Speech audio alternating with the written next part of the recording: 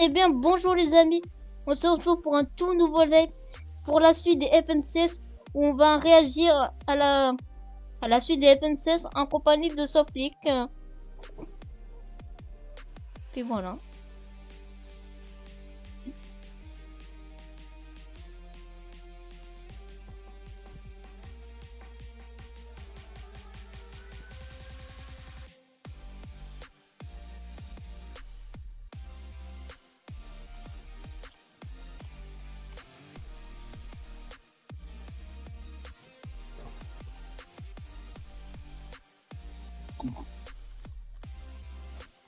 Est-ce que vous voyez le truc que j'ai rajouté pour encourager les Français, les amis, hein?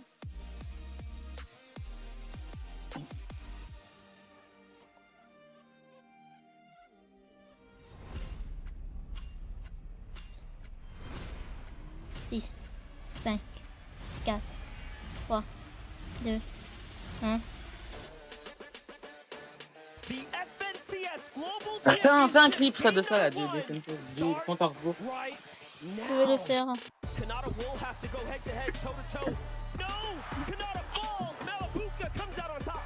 It's all or nothing now. The end game is already theirs. The clutch is possible. And Vino wins the game. This is starting to look a pretty familiar monster. Queasy and Venom. And just like that, we are right back in it. Stain and Data's landing directly on top of Seti and Cammy. Cammy finishes the job. They strike back. J-Cord, he knows he's got a couple opportunities here. It's all or nothing now. One shot will be it, but no. And Shari take home the second game now. Zaf, t'es sur mon live? Attends. Parce que si t'es sûr, tu peux me dire si on va bien le pseudo des Français que j'ai mis pour les encourager. Je sais pas, je suis occupé. It just takes one big game to get yourself inside of that top 25. Who does it yet again? Oh my gosh, what did we just witness from King? Does he go back to back? This man is on fire. Sphinx and Poyo. J'en peux plus, je vais la fin, mais il m'a And they fait. take the game. NA on top thanks to Poyo and Sphinx. Let's get this last and final game underway. On the high ground, it's Yamzo and Rise, but Threats does it yet again, trying to go ahead and keep him and Booga's dream alive. And we are seeing one of NA's finest with a victory royale for the day closed. Remember, we want to end the day in top 25. C'est ça qui va causer problème avec Bon, aujourd'hui, il est censé avoir mon drama, donc Attendez les gars, on va le dire, je vais décaler le truc et l'agrandir. And from there, the bottom 25 moved on here. Not only will we see them compete, but the 25 duels from the Last Chance Major will also take the stage. And once again, the goal is the same. Top 25 to make it to Grand Finals. Joining me here on the analyst desk is Vivid, it's Mini Minor. My boys, how are we feeling in day number 2? FNCS Global Championship. We have officially made it. Of course, day number 2, the lower bracket. Manny, I don't think I could have asked for a better day number 1, right? We pretty much got everything that we Bon, ça commence dans 32 minutes, les amis. We're just packed full of stuff. il y a les drops là-bas, c'est l'attente des drops. Je peux pas regarder, j'arrive pas. And it delivered on every party yesterday. Today's going to be even more crazy. We have the lower bracket, the final chance. Tu peux enlever ta caméra ou je ne sais quoi, parce que ça fait bug mon Discord. Because the energy in here already is electric. Il y a des trucs activants, mais bon, Here in the arena, y'all have been absolutely amazing. Thank you so much for coming out. Oh non. Not only have you made the experience Ah, ça va pas for changer. the players, but for us and everyone back home, Quoi, they can Bon, mon hear Discord, your il... roar. So if you guys C'est get bon, j'ai hyped, d'activer ma cam all du of you Discord. people from home, they will Moi, get je sais pas, hyped mon as Discord il est bugué, j'arrive pas à quitter l'appel ou changer de truc là. Parce que là, mon téléphone il bug en plus. There they are. That's right. Y'all feel free to go wild. Faut pas quitter. Bon, quitte l'appel, fais-moi déconnecte-moi, tiens, mets déconnecté.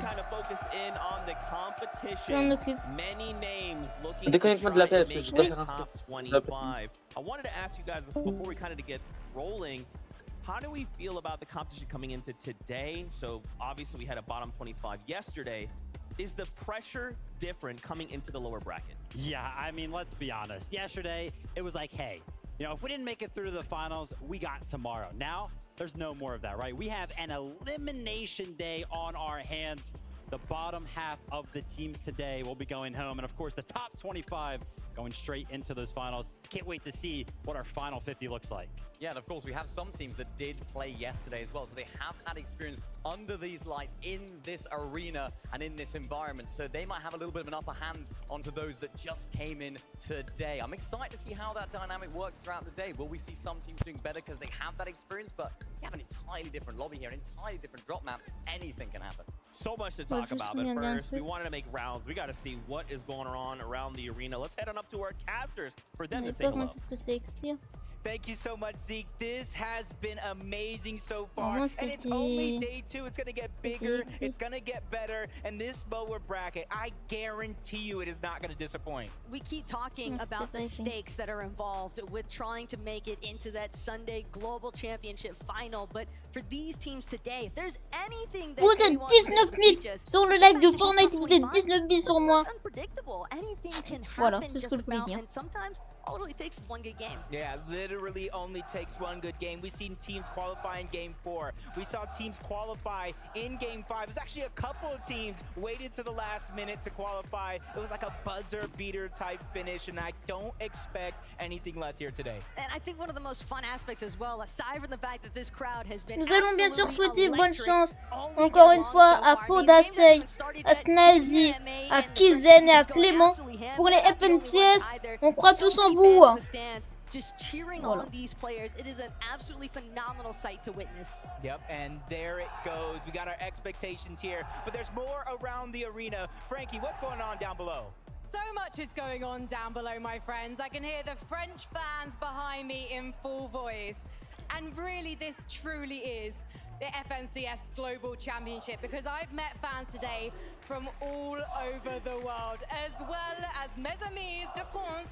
I have met someone from Italy, in fact, a whole Merci pour les cœurs dans le chat. Je vous en fais plein de cœurs. We've of course got so many Danish fans who've turned out for Lucia and Steno today. Also just across the pond, well, across the Brunn, we've got fans from Sweden, from the UK, and I can't wait to also hear what the fans from Japan and North America are going to say when their favorite duos take to the stage in just a short while, because everyone here is united by their love of Fortnite. And earlier, before the show kicked off, we had a practice of some cheers, and I think we should have a practice right now, Royal Arena. Can you give me a cheer for my friend Levin2k, please? Should we see if Levin2k heard you, Copenhagen? Because I believe he's in the Creator Lounge. Levin, are you there? Can you hear us? I am in fact here. I am in fact here, Frankie. The cheer was all right, guys, but I want to hear a bit louder later on in the show. Look, it's exciting to be here right now. I'm chilling in the Creator Lounge right now. I'm going to be talking to some of your favorite creators who come from all over the world to speak to us today. Very, very exciting times for sure. But even beyond that, right? Yesterday's competition, wow. I was absolutely blown away. The fans were electric, like Frankie's been saying. People from all over the world coming up to watch this competition. The players themselves were super hyped. Some of the high-level play we were seeing, Akon and Cold, blew away the competition throughout the day on the mid-ground, low-ground layers, what they were doing. But when it comes to today, everybody I've spoken to so far in the crowd is saying, we want to see clicks, we want to see clicks, we want to see Mr. Savage. Everybody's waiting for their favorite creators and pro players to show up big. And I really think those guys will. You know, when you look at how they've been able to perform throughout the year, they've had their ups, they've had their downs, but they've shown that they can perform under pressure. And there's so much pressure today. You know what they say, right? Pressure either makes diamonds or it bursts pipes. And there's a lot of pressure to be dealt with, but these guys can do it better than anybody else can. I want to see more hype from the fans. Of course, we've already shouted them out. I feel like we shout out the same people. The M8 guys in the crowd, unbelievable. I want to hear them making some noise. But look, for me, it's at the Creator Lounge. Back over to you, Zeke. Thank you so much, Levin2k. Yeah, I mean, as Frankie stated, as all of us have stated, this is what this is all about, right? Coming together on one stage, six regions represented, players from just all over the world, different walks of life, all coming together for one thing, their love and their passion for Fortnite. And on top of that, at the end of the weekend, we'll have global champions.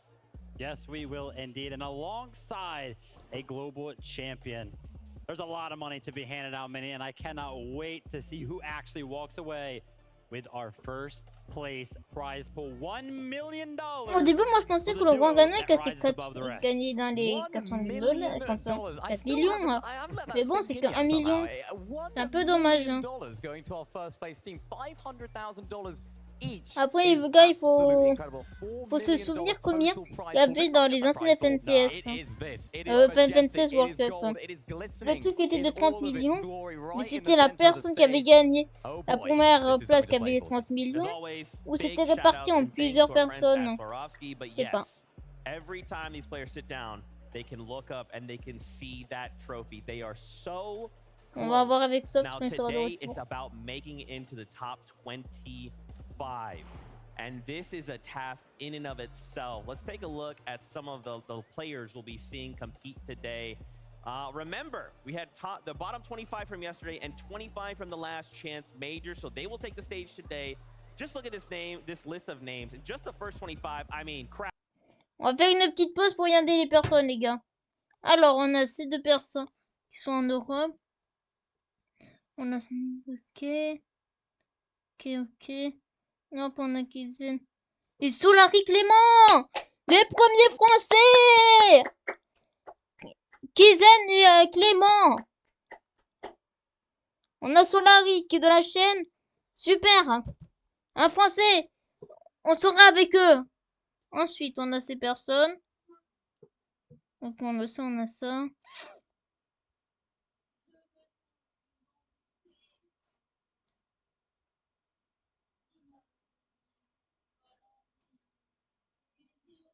Attendez, il y a une couille. Il est où les autres Français?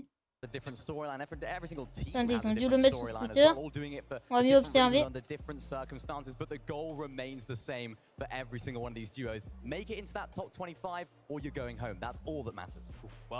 let's start focusing this up. Let's talk about some duos. Let's start with BR. Why not? Ok, c'est ça là. Will be competing here today. Talk to me about what their journey has been like coming out of yesterday. Bison and Kitos, we got to talk about them. Yep. This is one of only Changement de miniature, les gars.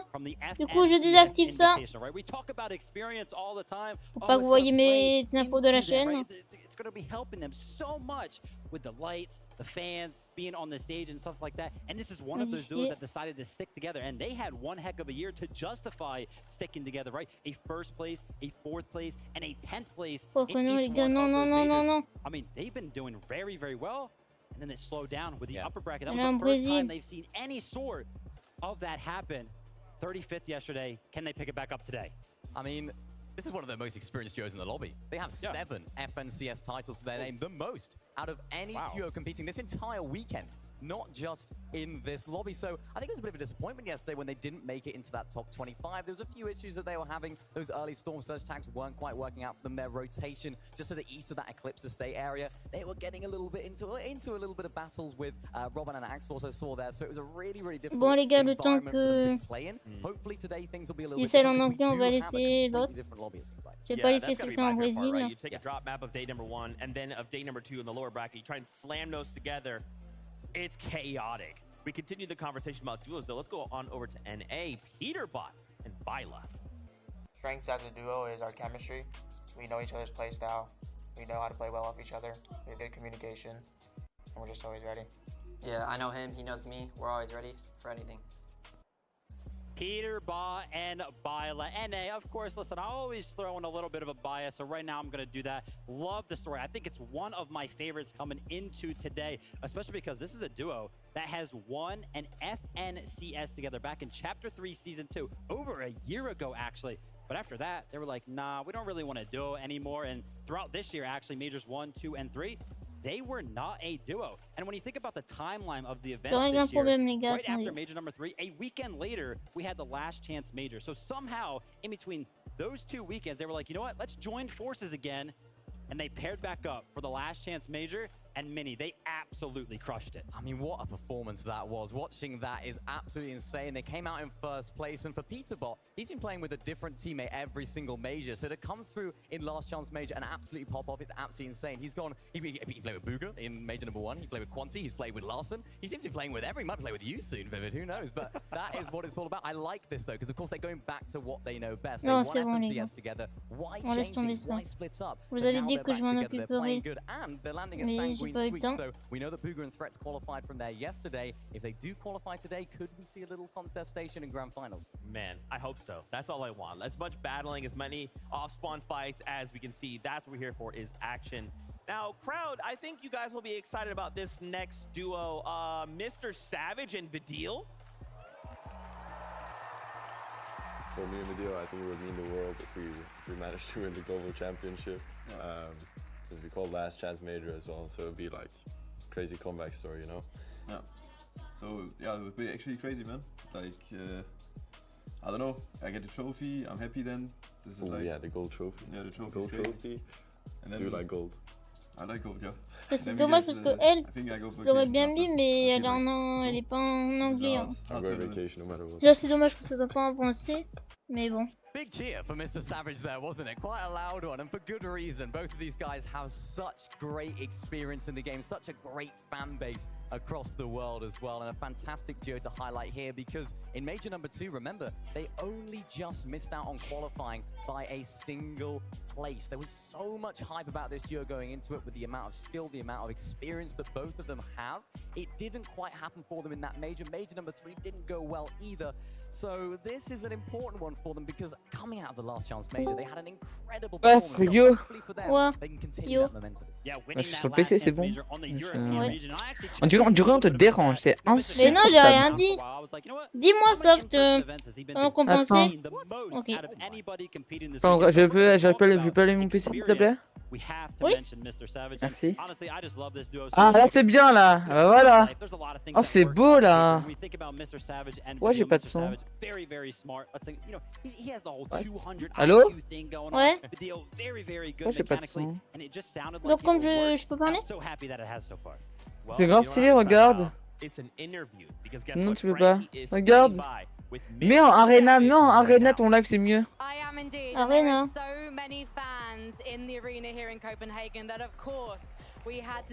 Arena, c'est quoi Arena? Dans le truc drop, là, va sur la droite. Oui. Regarde, ça sera comme ça, ton Arena. C'est grave beau, wesh. Ouais. Clean sheet, c'est quoi? Je vais pas. Il n'y a pas de son, je sais pas. Ah là, il y a du son. Ah là, c'est bien là aussi. En clean feed. En Europe, ça fait quoi? C'est pas pareil. Donc, c'est ce que je vous parlais de ça hier, les gars. Vous avez des t-shirts ici et tout que vous pouvez acheter pour la somme de 60 €, 24 €, 24, 30, 40, 22 €. Tu te mets là, là c'est la peau des fesses. Hein. Putain. Je vous jure. C'est pas donné. Attendez, on va essayer du coup. Le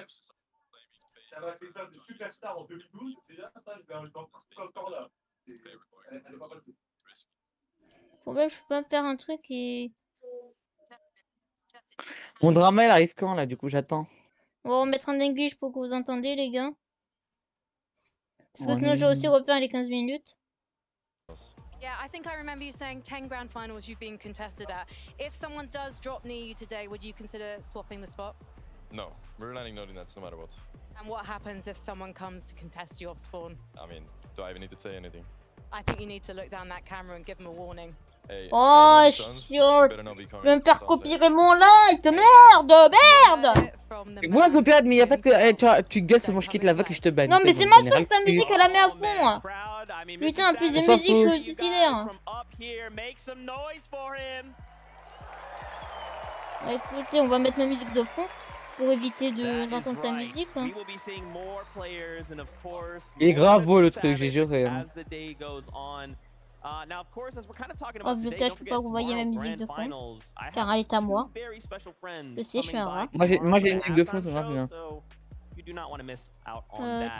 Let's talk about the format. What does this look like? So, if in case you missed out, Est-ce que vous voulez la musique de fond, les gars? Parce que ça risque de vous gêner. C'est ça la musique de fond. Today, the top 25 will move on to tomorrow's grand finals. Again, pressure is on. For some of the duos, they're already coming in saying, okay, we didn't make top 25 yesterday. We have to go into tomorrow. Players in the lower bracket. Du coup, vous la voulez? We've now watched you play. Dites-moi-le. So when you come to Toi aussi, sauf dis-moi-le, savoir si ça va gêner. Je vois pas ton live, je m'en bats les couilles de ton live. Non, je vais pas le mettre, sinon... Parce que je m'en fous de ta vie, là. Tu monopolises la conversation. Tu es casse-couille. Je sais. Voilà. Eh ben, tu vas arrêter, parce que je vais te bloquer. C'était marrant tout à l'heure, puis maintenant, là. Oh là là, insupportable comme gosse. Insupportable. Donc comme je disais tout à l'heure, je dis qu'on a parlé quand tu seras là. Là c'est une World Cup, ça s'est passé comment? C'était les 30 pilons pour Bouga, ou c'était réparti à plusieurs places? C'est-à-dire il avait pas gagné 30 pilons. Mais je te pose une question. Je m'en fous de tes questions, je suis occupé, tu parles. Je suis occupé. Ok. Didn't really play for the mid-match objective. I mean, yesterday we saw a solo player claim Rift Island, just completely uncontested. Why do you guys feel like this isn't prioritized more? Is it maybe just more of a grand finals thing? I mean, yeah, throughout the majors, right, we saw a lot of teams actually being willing to contest for it, but it seems like now there's just a lot of respect given. Maybe the strategies haven't really been built around Rift Island because they don't want to go for something that is as risky. So usually whoever's the first one up there, they just get it. It just comes down to experience, I think. It just comes down to experience on that island. You don't want to be trying to do things new. Les suceurs sur le jeu d'Alex-League. That's worth 15 points. Should we try it? Should we give it a go? It's not worth trying to do that right now. Ils ont reçu un autre code.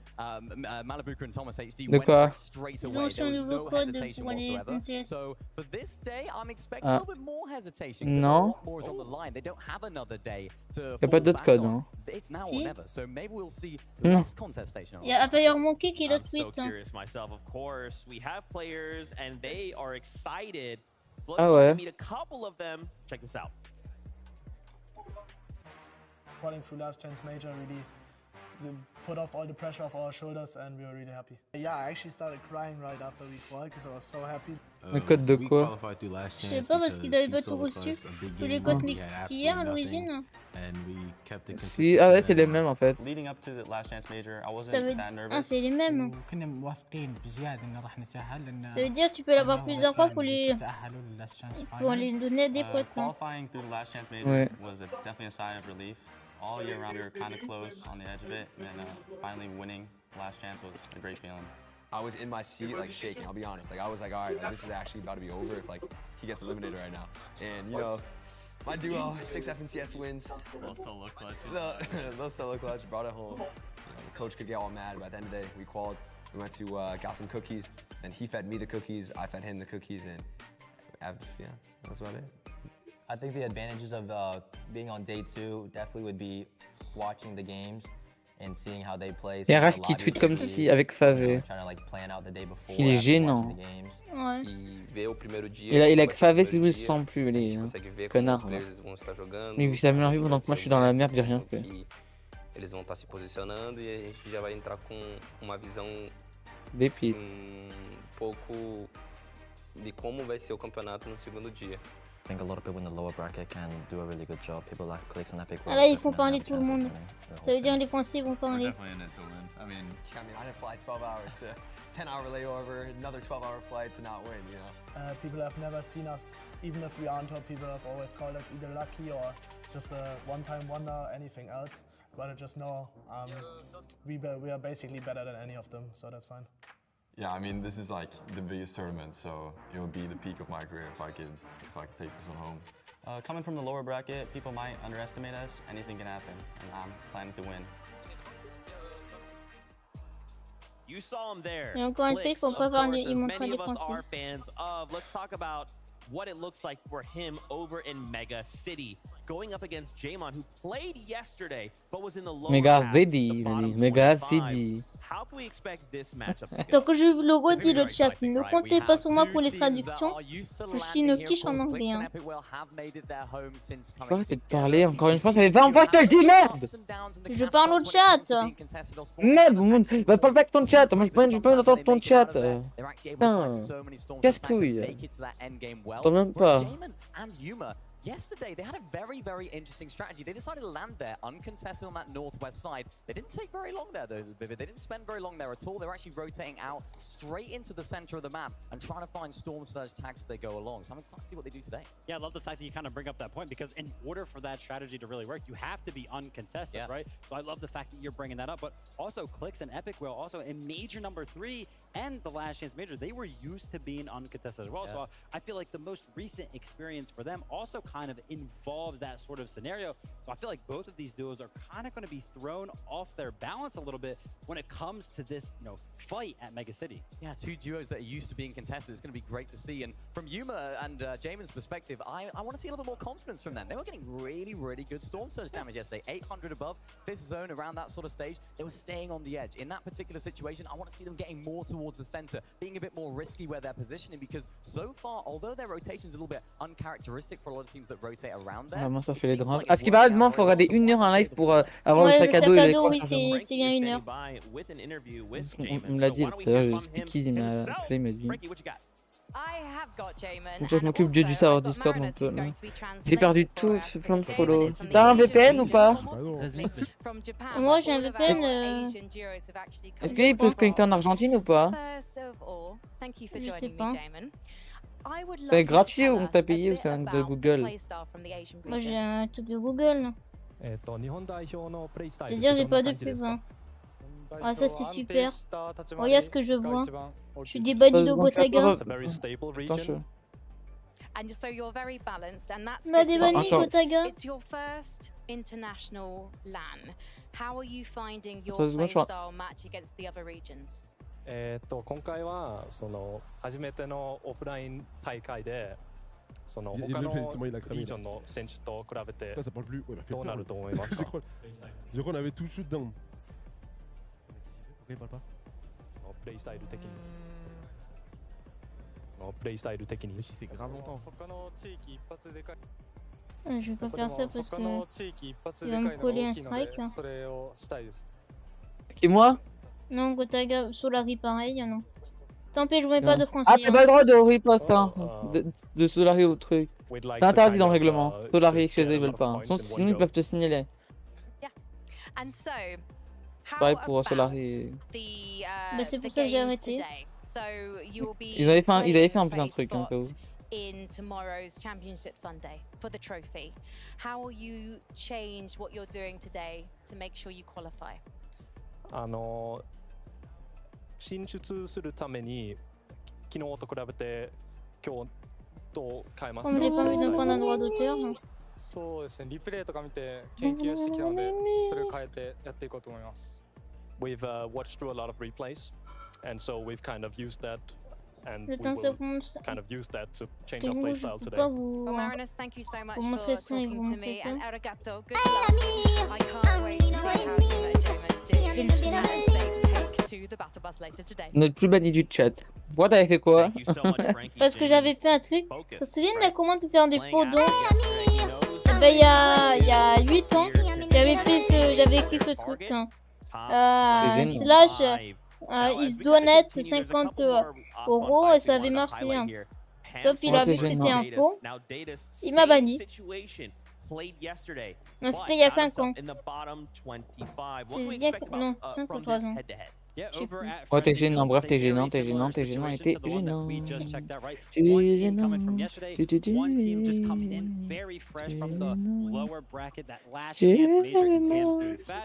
And I'm going to be excited to see how this one actually plays out, because if we look at how Datus and Stain performed yesterday as it pertains to the all-spawn situation, game number 1, they won against Damian Seti, right? And that was actually the only game where they actually made it into the end game and got any amount of points. After that, we saw in game number 5, they tried to switch it up as well.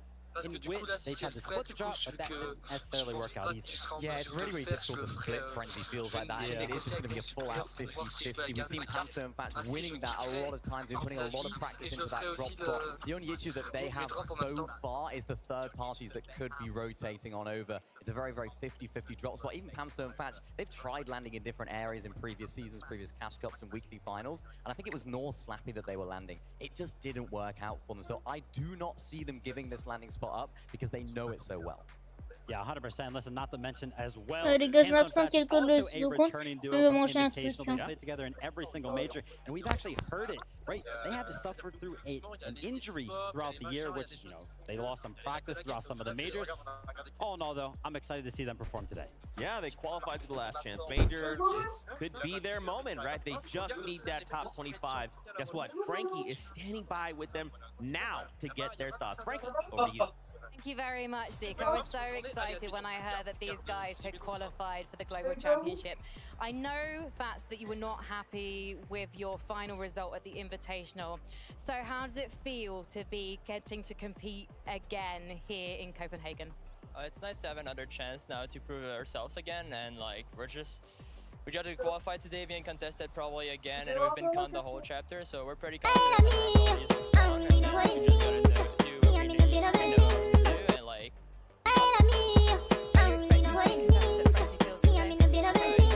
I think we're very ready for them to contest us, so we're not really scared or anything. How do you practice for being contested off spawn? I think it's just by winning a couple of 2v2s at Frenzy. We did that last night, so I don't think we're gonna have a problem today. The two of you have been playing together for nearly 2 years, which is actually so rare in the Fortnite competitive scene. What is it that's kept you together?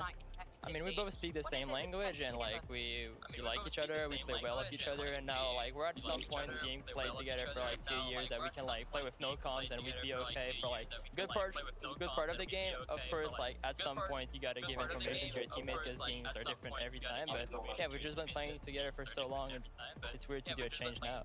That sounds like we're Quebecois and there's not many of us, so we have to stick together. But I know that there's genuine love between you two as teammates. Can you tell me, Panstu, about what it was like when Fatch did start to get his wrist injury at the end of last year, because he had to take a month out, but you decided to wait for him? Yeah, Fatch had a wrist injury like around December. When he told me about it, I was kind of like upset. Donc il va faire la gueule, lui. When we come back, he will always be good, so I wasn't really stressed or anything, and I just waited for him patiently. And now here you are in Denmark, and I know that you would like to say something to the fans watching around the world, and there are some French fans in the audience. Maybe you could win them over, and I know you'd both like to speak, so if you'd like to take the middle spot, I'm gonna let the two of you speak to your fans. Let's go les Québécois et les Français, on va gagner pour vous. On va essayer de mieux vous représenter au Québec, puis envoyez-nous de la force, puis les Français aussi, si vous pouvez nous aider un petit peu à passer aujourd'hui, ça pourrait aider. Merci. I think you might have won the French fans over as well as the ones watching you at home in Canada. Thank you so much for talking to me. I do believe our friend Levin2K right now is in the Creator Lounge, so let's see who he's got. Thank you very much, Frankie. Yes, we are in the Creator Lounge, and I'm here with Squatting Dog, but I can't... here he is, there he is. Squatting Dog, such a funny fella, such a funny fella. It's actually your birthday, right? It is my birthday, in fact, yes. How are you celebrating your birthday? Hopefully with Mama Benji Fishy and Kanata, because we're all sharing it. Oh, wow. Wow, lots of birthdays today. Well, hope you're having a wonderful birthday, a great place to be on your birthday. Tell me, how's it been so far? How are you finding the atmosphere here in the arena? All the fans, you met any crazy fans so far? So many crazy fans. Everyone out here is fantastic, all of you. So fun to be around. The screen is massive. And like, I think this is gonna be an event that we will all cherish for a very long time coming. So if you are here, we're so stoked you're here. This is a blast. It has been really, really fun in there. I have to ask you though, is there anyone in particular you're supporting? Anyone you got your eyes looking out for? Of course, today is the lower bracket day, right? It's a lot more on the line. You know, some teams are going home after today. How are you feeling about that? Who are you supporting? There's a lot of pressure on the players. I think I'm looking for Kanata up there. Fan favorite of mine. And then I think when I talk to a lot of people out there in the crowd, they're saying Clicks, you know, and I think that's a common answer as well. So we hope the best for him as well, yeah. Yeah, 100%. Clicks is, you know, the guy that everybody wants to see well. I have to ask you though, right? You know, people want me to ask this, so, you know, this is coming like, it's a very important question right now. Sure. How do you think you'd fare in a competition like this one? like this one. Yeah.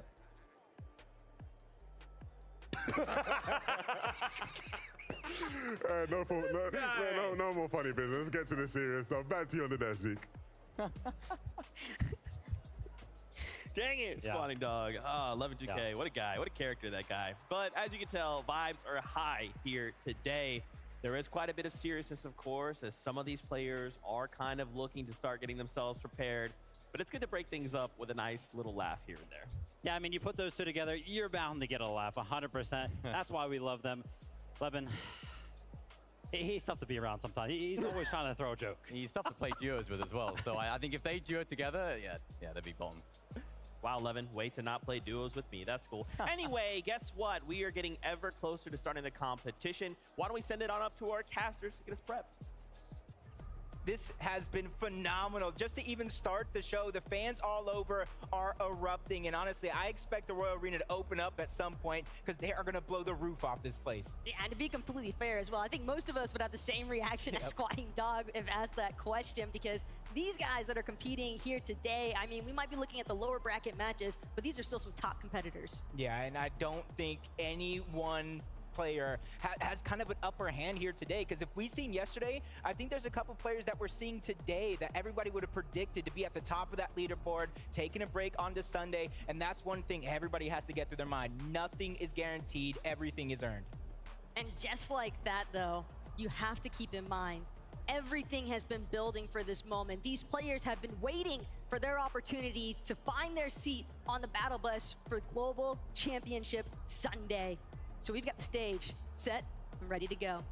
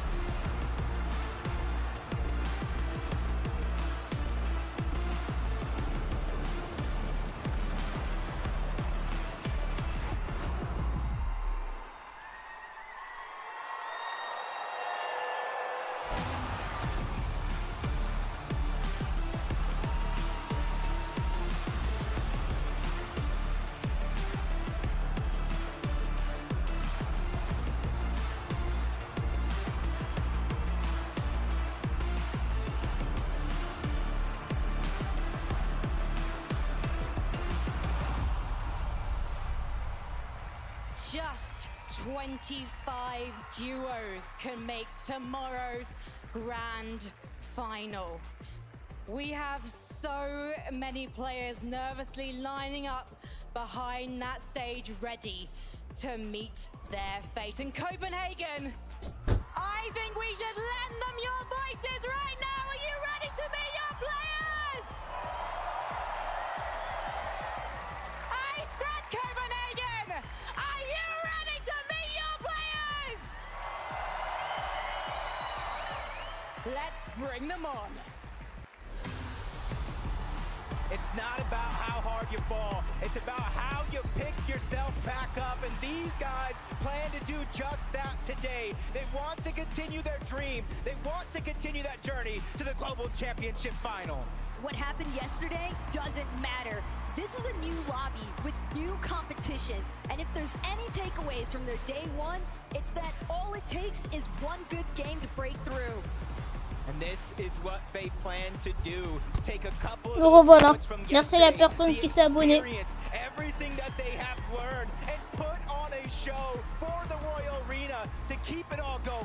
Second chances do not come often. Everyone wants today to be the start of something great, and it all begins with this competition. And this is it. Lower bracket. Everybody's ready to C'est take la their soft. seats. They're ready to start to play the game. You hear the chants of the crowd going loud. They're ready to make some noise. So take it all in. Enjoy the walk down. You've taken your seats one time before already, but this time, you don't want to make it your last.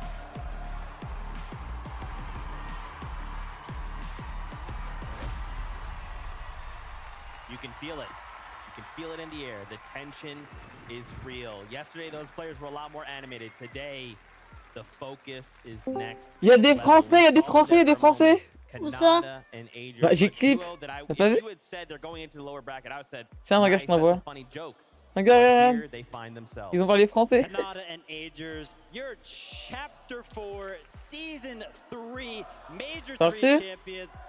J'attends, j'ai pas encore reçu. Ah, c'est bon. Je vais regarder sur mon thème. Sinon, ça va faire un doublage pour lui. Pour ça, je regarde sur mon thème.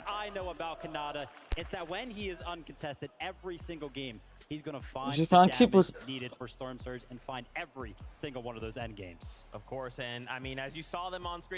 C'est tellement magnifique la vidéo. Oh là là. It's Podesai, it's Snazy finding themselves here in the lower bracket, but the fight's not done. That's right. Make some more noise. Mini-Miter, what can they do? Les Français! Podesai et Snazy! Voilà, pour Snazy et Podesai, c'est les Français. Putain, ta gueule, j'écoute. Twitch Tracky, ah ouais, il y a Tracky sur le chat. Il y a Tracky. France, ah, il parle de la France, mais ils disent quoi, putain? Ils disent la France, je sais pas quoi. Toi, t'as pas ouvert ta gueule, là, t'es grave chiant. Putain, quand par hasard, quand il y a des Français, ah ouais, il y a le truc.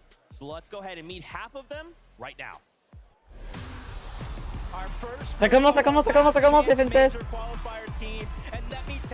Podesai. Easy. Et les Français les premiers. Ah voilà. Enfin, nous on est représentés en premier, t'as vu? Ils parlent des Français. Podesai Snazy.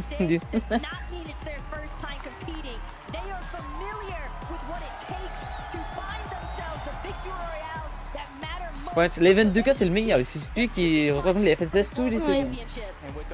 Donc il y a Snazy, Podesai, Kizen et Clément. Clément Solar et Clément? Oui. C'est grave moche Podesai, affreux. Il a une de ses sales gueules. Ah y'a Click, c'est le mec de la map là.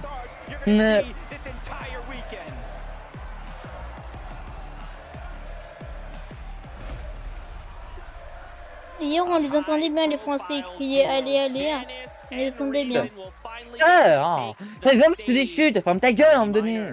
Putain, j'écoute. C'est insupportable ça. Hein. À chaque fois, pareil, tous les deux secondes, tu jacques. Ouais, bah, là, toi, tu te mutes, bah. Là, c'est lassant. Non, mais t'es chiant, tu parles trop, tu parles trop. Clément qui, tu es Solar et Clément? Oui, Solar et Clément. Je vais aller dans la chaîne Solar et Fortnite. Ah ouais, Clément. Et Kizen, ah ouais. Il live pas le Clément sur sa chaîne? Si, il live. C'est quoi sa chaîne? Mais sur Twitch, c'est Solari. Hein. Mais non, mais sa chaîne à lui, j'ai dit. Non, mais peut-être t'écoutes pas mes phrases en entière. Je sais pas, moi je sais que son groupe il live. Je sais pas si je sais que je suis sur leur live, je suis pas con. Ouais, je peux pas aller sur leur live sinon je me fais copyright. Hein. Et oui, surtout que moi je vais leur envoyer, je vais dire que tu reprends leur live sans me demander. Non, non, non, non. Je montre pas leur live, arrête. Hein. Bon, j'enregistre le clip où il dit les Français là pour la pareil. Ils sont grave beaux les clips, hein. Ça doit être insane d'être là-bas, wesh. T'es à la Coupe du Monde Fortnite, wesh. T'as les Français, t'as chaque pays qui est représenté. Oui, quand même, c'est bien rentable. La moitié des gens qui jouent, ils ont jamais joué à Fortnite, les présentateurs. Depuis hier que je stream FNCS, j'ai gagné 5 abonnés. C'est rentable de faire tout le temps ça maintenant. Hein. The last half of the duos from the last chance major arena. Give them a welcome. Leven to car. Et moi je fais des drops mais ça marche pas. Non, sur plus ça marche pas, il faut. Non mais sur le site, non. Mais je suis, mais je. Oh t'es chiant, oh, insupportable toi. Tu t'assures mieux que moi. Tu suis quand même à ton live, c'est bon. Je supporte plus. J'ai déjà des problèmes de tout le monde. Bon bah trouve-moi leur Twitter si tu veux parler là. Attends, Fortnite. C'est bon, j'ai le drop. Moi j'ai toujours le drop d'avant.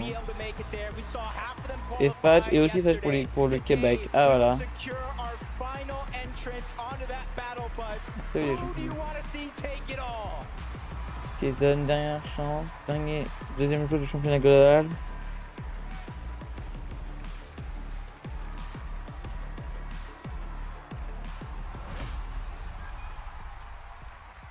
Tiens, regarde si tu veux dire que ça a marché sur Twitter. Hein. Pour l'instant, je vais chercher leur Twitter. Non, c'est bon, j'ai trouvé. Sur le site de Fortnite. C'est où j'allais aller. Hein. Now, we wanted to highlight one in particular here for you. It's Kirby and it's Wikasi. Now, originally, they were part of 2 separate duos, but their duo mates couldn't make it. So now they've been allowed to come together and form one duo for the Global Championship. This is a really interesting storyline. Kirby and Wixie, of course, coming from different regions, a little bit of a language barrier potentially there. So they're going to have to sort of use the in-game tools to communicate. Landing it to the north side of the map, just to the west of Sanguine Sweets. Really interesting drop spot. I think they might have a few issues with Storm Surge. C'est stylé les trucs comme ça, les caméras quand ils prennent. Faudrait prendre des assets en vidéo là, des petits clips d'assets. Ouais.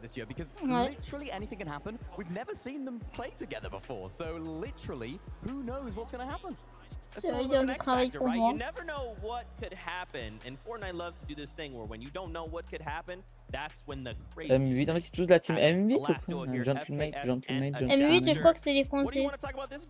Mais oui, c'est les Français. La Fortnite compétitive, ils ont un rebase. Ah, ils ont un rebase des Français. French, les Français.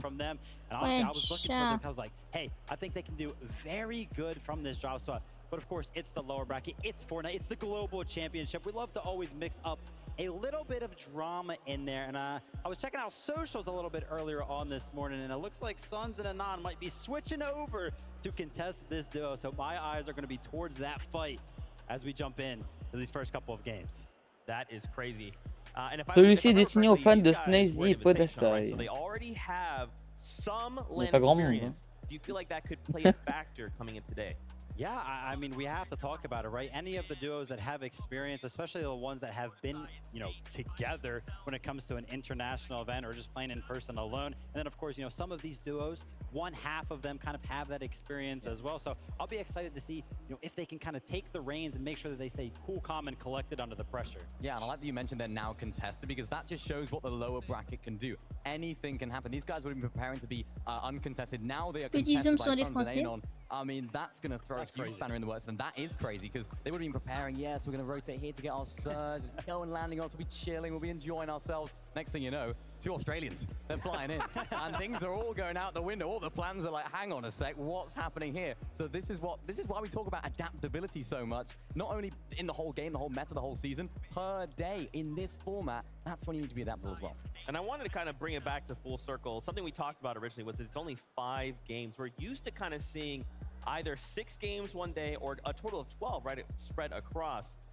Only 5 games, though it's 1 less. It sounds like, it's just 1 less game. It's actually that much harder. Yeah, I mean, it's extremely tough. And one thing that I want to talk about, right, when it comes to the mentality that the players must be thinking about to qualify to the global championship, right? For these upper bracket teams, you pretty much had to place bare minimum top 10, right? And that's EU. That was a very, very large region. But for a lot of the smaller regions, it was a lot tighter for that, right? So they're used to kind of like winning or placing very, very high. Yesterday, they had to get bottom 25, right? So surely that's kind of affecting the mental a little bit. But then those last chance major teams, they're used to clutching up. I mean, they made it all the way to the last event of the year, right? The last one to actually make it to the Global Championships, they clutched up. Today is a clutch situation. Yeah, and one team that is synonymous with clutch, Steno and Lucy. I was speaking to a few people earlier, a few people were around me. I was like, who do you think is going to win today? I think they were Danish. They said Steno and Lucy. And they're Danish as well, of course. This is a fantastic, I'm excited to see how this duo, yeah, give it a little round of applause. Wow. Cheer, why not? Yeah, give it. Because, I mean, these guys are fantastic. I really love watching them play. They just seem to know how each other plays so well. They vibe off each other so well as well. And, of course, they have LAN experience as well. They did so great at Game of Day. I think it was last year they did les so Français great. on est représentés. See if they can continue and bring that LAN experience, that chemistry that they have in a LAN environment to this event, because I mean they have the fans for it.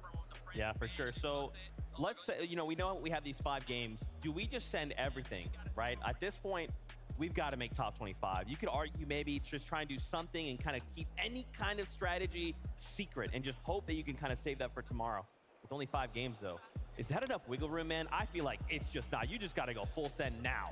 Nah, I mean, if you're holding back now, I think you're trolling a little bit, honestly, right? I mean, full send for sure. And that's the thing, though, about Fortnite. And I love the fact that you're talking about strategy, because I feel like we have 2 major different play styles, right? People who like to play a little bit more passive, and then we have those aggressive duos, ones that are looking for those one pop-off. Ah, là, on va encore un épisode où il envoyait jamais. I'll be excited to see which duos kind of pull out each one of those strategies. Yeah, and of course, I think you have to just use the strategies that you practice Navy. in the first couple of games. Il parle que sur ce Navy Podassa, je l'ai vu, on est que sur eux. Wesh. Alors qu'hier, il parlait même pas d'eux. Hein. On de fou. De l'hypocrisie à l'état pur, hein, la Fortnite. Ils ont dû voir mon live hier, moi qui m'énervais, parce qu'ils parlaient pas des Français. Hein. Mais là, il parle, attends, mais il parle que des Français, on est bien. On va pas se plaindre. Du coup, ils ont dit quoi pour les Français? En vrai, on comprend pas. Des sous-titres, ça aurait été bien pour les Français. Hein.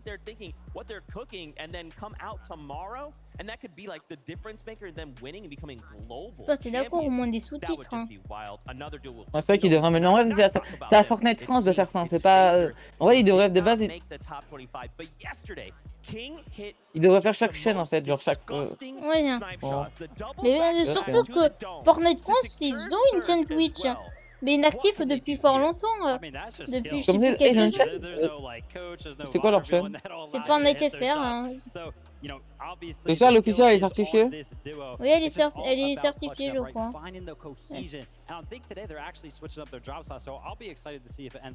Attends, je vais regarder. Hein. Switching up the way that they drop all the way down there at the relentless retreat. We saw them sort of contesting a team there yesterday. It was Cal Gamer and 7man. They're both still going there, but they're doing it in a different sort of way. I'm interested to see how that all spawn goes. I think for both teams, it didn't really work out. They were both sort of stuck in no man's land. What's going on? Are we going to try and fight? Are we going to try and disengage? I didn't even know what was going on there, so maybe they're going to try and be a little more. C'est quoi ça, Kenyo Annoteur? Qu'est-ce qu'il veut? Il va faire une collab avec moi. Ils sont inactifs depuis la saison de la guerre. Let's bring it back, okay? Kanata Agers going up Quelle against saison c'est? yesterday. It felt pretty one-sided, right? They had a couple games off spawn. Are they contested today? Certes, ils sont pas certifiés parce qu'ils n'ont pas assez d'abonnés. Hein. Mais je me souviens, c'était bien eux dans les temps. But Kanata, you know, he had the socials. He was like, yeah, we only made it off spawn 2 games, and both of those games. Headshots. Yeah. Headshot snipes actually were the ones that actually ended up closing out their games for them in both of those scenarios. So maybe there's something they have to switch up a little bit there. Maybe a little bit of an adjustment. Maybe they're not used to dealing with those snipers, but I'm sure they can do it. I mean, the biggest problem for this team throughout this whole year was Storm Surge coming out of that racetrack spot. And they were uncontested in Major Number 3 Grand Finals. They fixed their Storm Surge problems and... Il n'y a pas l'assertif. Hein. Oh, je t'ai dit, ils sont pas assertifs, mais c'était les vrais. Oh, they won, that's right. So hopefully today, if they can find that same mentality, that same way of playing... Je vois pas l'intérêt de clincher si on peut pas mettre...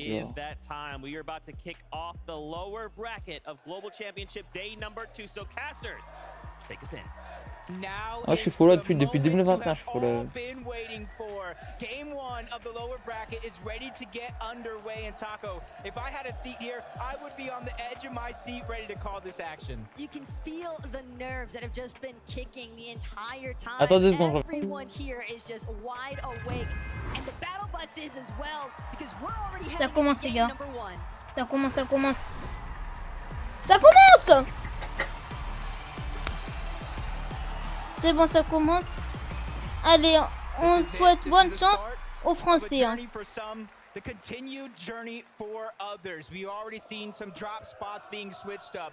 Other players are sticking straight to the plan. But we're going ahead and looking at some of these contested battles right out of the game. Les Français sont là. Les tendances englantées levées. Les tendances englantées levées. Tournez-vous dans vos compagnes. Far north side, Giannis immediately heading for this crude harbor drop. It Qui seems as though viennent Giannis dans nos maybe with bras, the intentions of not trying to égorger early vos surge fils et damage, vos but as you compagnes. can tell, the 50-50s, they have begun. Teams that got the better drops already letting their opponents know. Chubbs with an early two-piece eliminations to start the game. Yeah, this is his continued journey from yesterday. He fell below that top 25 threshold, looking to make up for it here today. Pam's doing Fatch on the other hand. They thought they were going to have a huge contested battle. We saw it yesterday. They don't want to go ahead and hold on to one spot, and as soon as they realize it's safe, they go back to the game plan. Maybe farm north side. A moment to reconsider things given how the circumstances went up against Setting and Cammy yesterday, but here at Kenjutsu Crossing, Adapter, KS, trying to be careful. They know that they've got pressure looming elsewhere inside of this POI. It's going to be Suns and Anon, who've actually seemingly switched up. Initially, were appearing as though Suns and Anon were going to head towards Naughty Nets, but because of Adil and Savage's presence, thought otherwise. Yeah, they had it uncontested yesterday. Did not work out for them. So I feel like they're just confident. They're ready to take whatever challenge is going to be before them. They want a little bit more loot, a clear path towards the middle of the zone. C'est dommage, il a raté sa soft. Mais bon, je vais lui envoyer le clip. Party shots already interrupting this off-spawn battle. That's going to force Adapter back, and he might have to go ahead and loot. He only has one combat SMG and not much to work with. But while they giving him time, that's FKS. They're trying to put the pressure on so that way his teammate can get a better loadout. But at the same time, they're just letting the capture point go for free. And in fact, it seems as though there is some danger hanging on over by Naughty Nets. Saw a nice collection elimination there from Steno onto Mr. Savage. That could definitely play some spoiler effects for game one. But if Fadil finds himself alive somehow, some way, you heard all the nice things Mr. Savage said about him, but make some noise. Clicks. Mais il est français, Flix. Contested over towards Mega City, but I feel like that's no different. All season long, they've been contested about 2 or 3 other teams, but there's so much space to work with. There's so much loot to share. As long as they don't get caught off guard, it's business as usual. But at the same time, there is so much traffic inside of Mega City, and as far as the vault is concerned, there's definitely something worth fighting over. You have to expect that regardless of where that high card spawn is at, people are going to be looking to make sure to take out whoever actually secures that vault key card. Oh, wow. Actually, they weren't necessarily contested.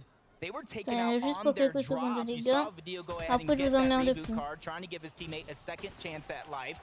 Oak is here, ready to put some respect on his name, already getting 1 elimination. He's looking for another, but first, he has a stop to make. Let's clean up this loot. Let's try to get as jam-packed as possible.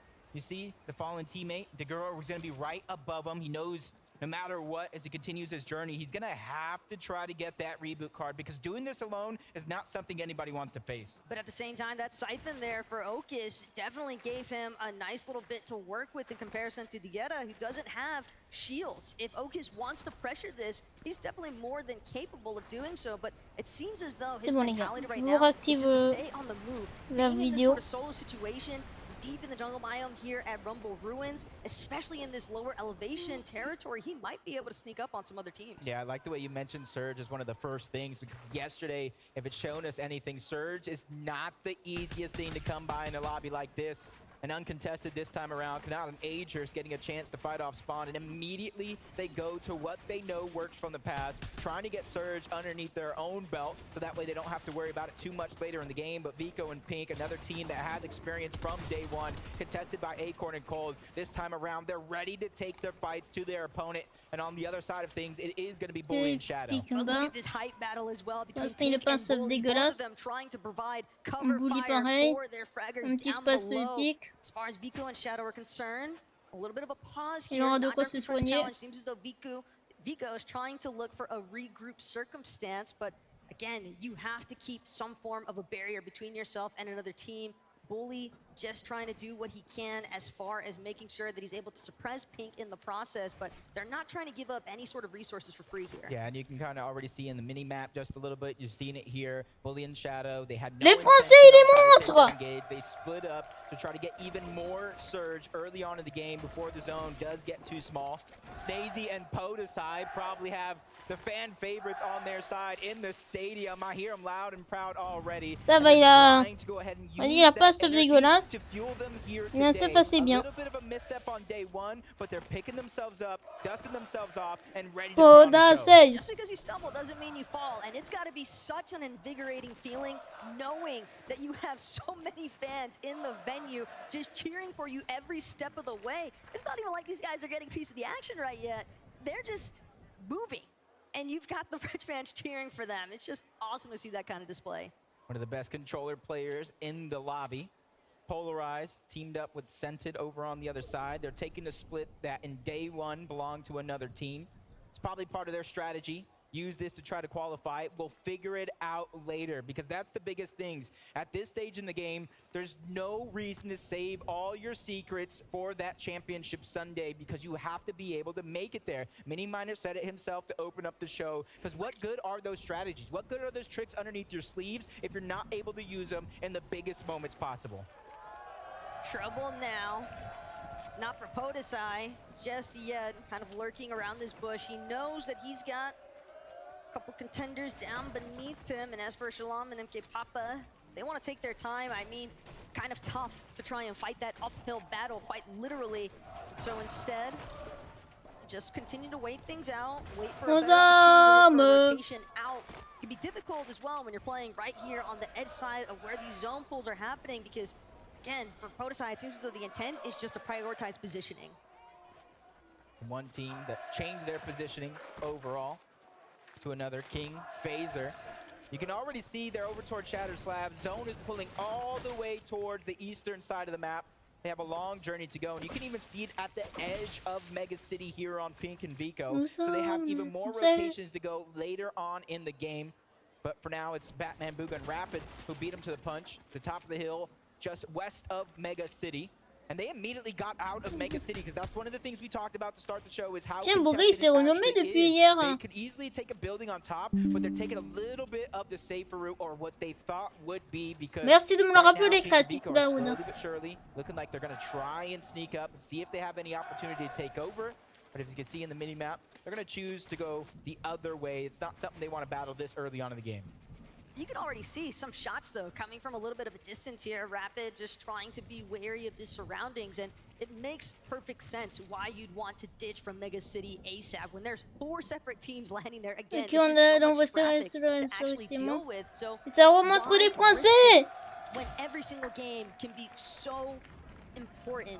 I think for Rapid and Batman, allez, Kaizen. Not necessarily getting max resources, max materials. Solari. It's not as bad as it might initially look, because they can always find the refreshes after the fact, because again, Storm Surge strategies were definitely an issue for a lot of teams in day one.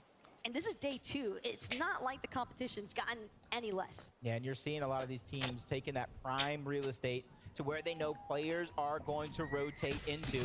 The deal, we've seen him go for the reboot card onto Mr. Savage. Uncontested Northati Nets. That's a no-brainer that he's going to get him back into the game, back up as a duo. But as you can see in the minimap, they are split up. They called out this strategy to start the game. They're trying to cover more ground. They're trying to take more space away. This also allows them to get better lines of sight around the map for their Storm Surge. They already know what has happened in the past when Storm Surge is lacking. It forces you to make plays. It's almost like you don't have control over the game, and they are trying to do their best to keep control of their own destiny.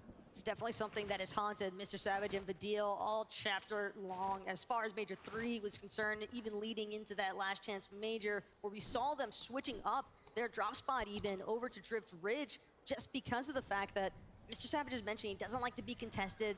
Sure, they got it uncon then, but it's still never easy whether you're uncon or contested, as far as establishing a solid Storm Surge strategy. Yep, Fnayan and Moneymaker. Moneymaker probably one of our youngest players competing here today, showing that anything is truly possible as long as you have a chance, and they've given themselves just that, an opportunity on the biggest stage in the world when it comes to Fortnite. And you can already see the augment that he's choosing out. First Assault, Scope Salvo, two of the biggest ones that are needed when it comes to Storm Surge. It's going to allow them to keep their distance and keep hitting those shots. Like seeing this from Kitos as well. We're talking about augments, but right now the prioritization's onto Snazy. And it's looking good. Trying to see if they can push forward in this box fight. Shots being taken by Podesai as well, just to even trade out so far. No real damage inflicted by either side just yet. But Yuma and Jaemon, they can definitely feel the pressure, and Podesai definitely aware of the fact that they've got more company coming.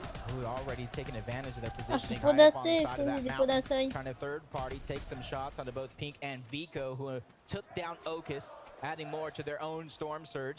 Weapon cache are going to be there, and you can see Yuma and Jaemon probably share that same weapons cache, so they're going to be forced to wait till Snazy and Podesai leave off of this spot to try to pick up the scraps, figure out whatever is left along. But a team that, you know, taking a lot of time towards Slappy Shores. My only question for them is how is their surge? Because a lot of the teams are on the western side of the zone for now. They haven't begun to rotate over towards Slappy Shores. Not a lot of teams landing here right out of the gates. So for them, that's probably what's on their mind right now. We've looted up, we've gotten everything we need. Now we just need Storm Surge. And hey, we're talking about Storm Surge so often for Pink and Vico. This is going to be a massive factor, getting that elimination onto Okus, just taking full advantage of that 2v1 situation. And that's something that's not necessarily going to be easiest to come by at this stage of the game.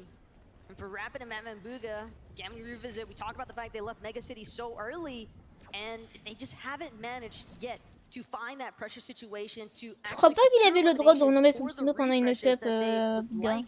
They don't necessarily have time to just farm resources either, because there's other teams moving in at this point. There's other teams already establishing good positioning off of earlier rotation. So if you trying to expend your time farming resources, you're just going to keep getting lit up.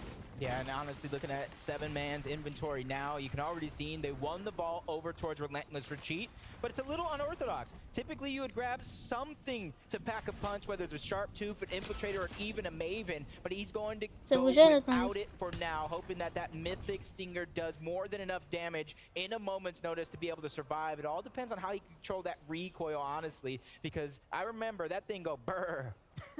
It's so obvious that the intention, though, is that up-close and personal battle.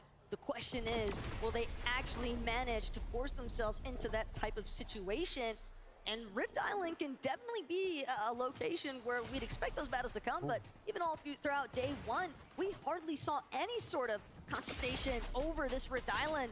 Sending on the way up, though, definitely having some issues as far as maintaining his shields are concerned. Those are going to be completely depleted. Granted, they have ample shield potions to make up for it, but it's going to be Hen, it's going to be Bask actually looking to contest. They don't want to let this Rift Island objective points go for free. If only they saw the damage that was put on both of these players before they even touched down on the island.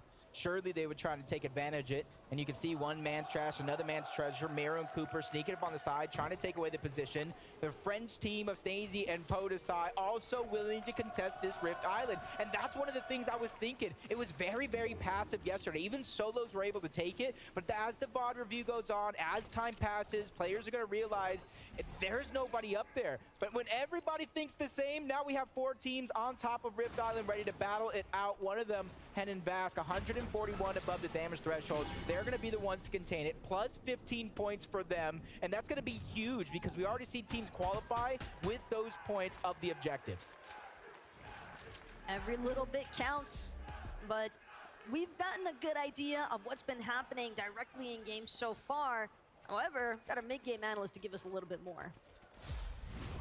Thank you so much, Taco. I just want to catch everyone up on our hometown heroes of Steno and Lush, who were able to get an elimination on Mr. Savage before he even hit the ground.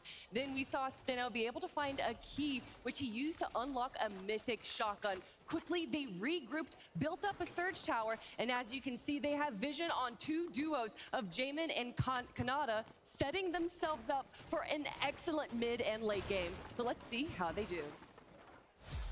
Only time will tell to see how it pays off. They definitely got themselves a good spot in the zone thanks to those plays.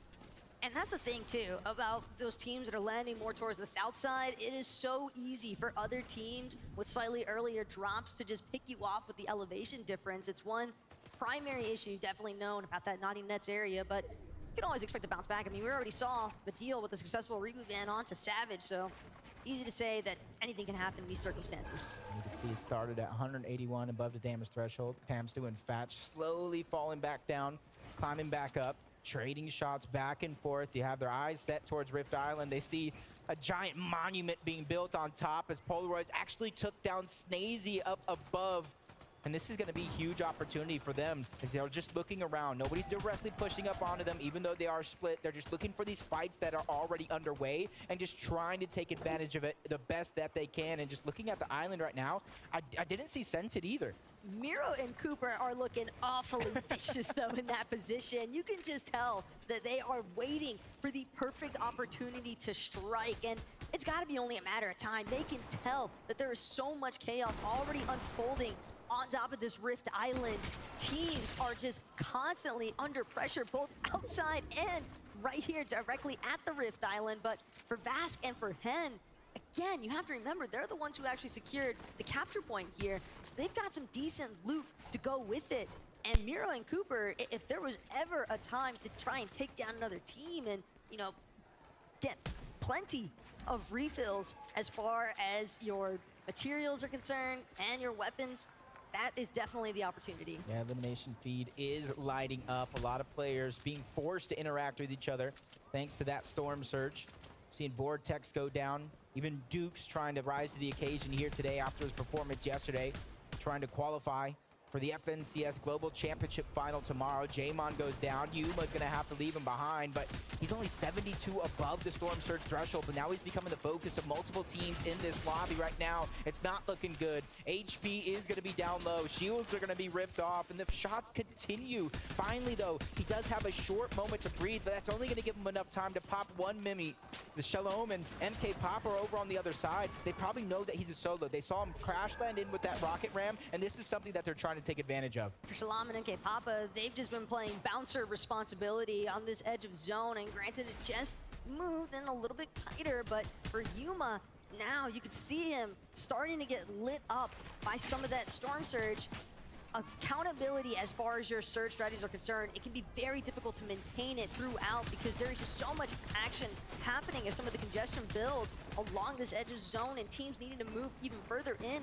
Players like Yuma are bound to get caught out on those later rotations. Yeah, you can see they're even willing to risk it. Shalom and MK Papa, they got the elimination, or at least they saw it towards the backside of zone, but they didn't have very many materials at all. So it was almost an all or nothing situation if they want to keep as best chance as possible for them to try to stay alive. I see a Vico. I don't see Pink. Got to imagine, yes, he is by himself as a solo, and he's suffering to surge right now. 13 below the threshold. Now he's in zone. Everything crumbling down. Only a few seconds to try to land the shot that matters, and he's not going to be given that opportunity. Down goes Pink. Down goes Vico.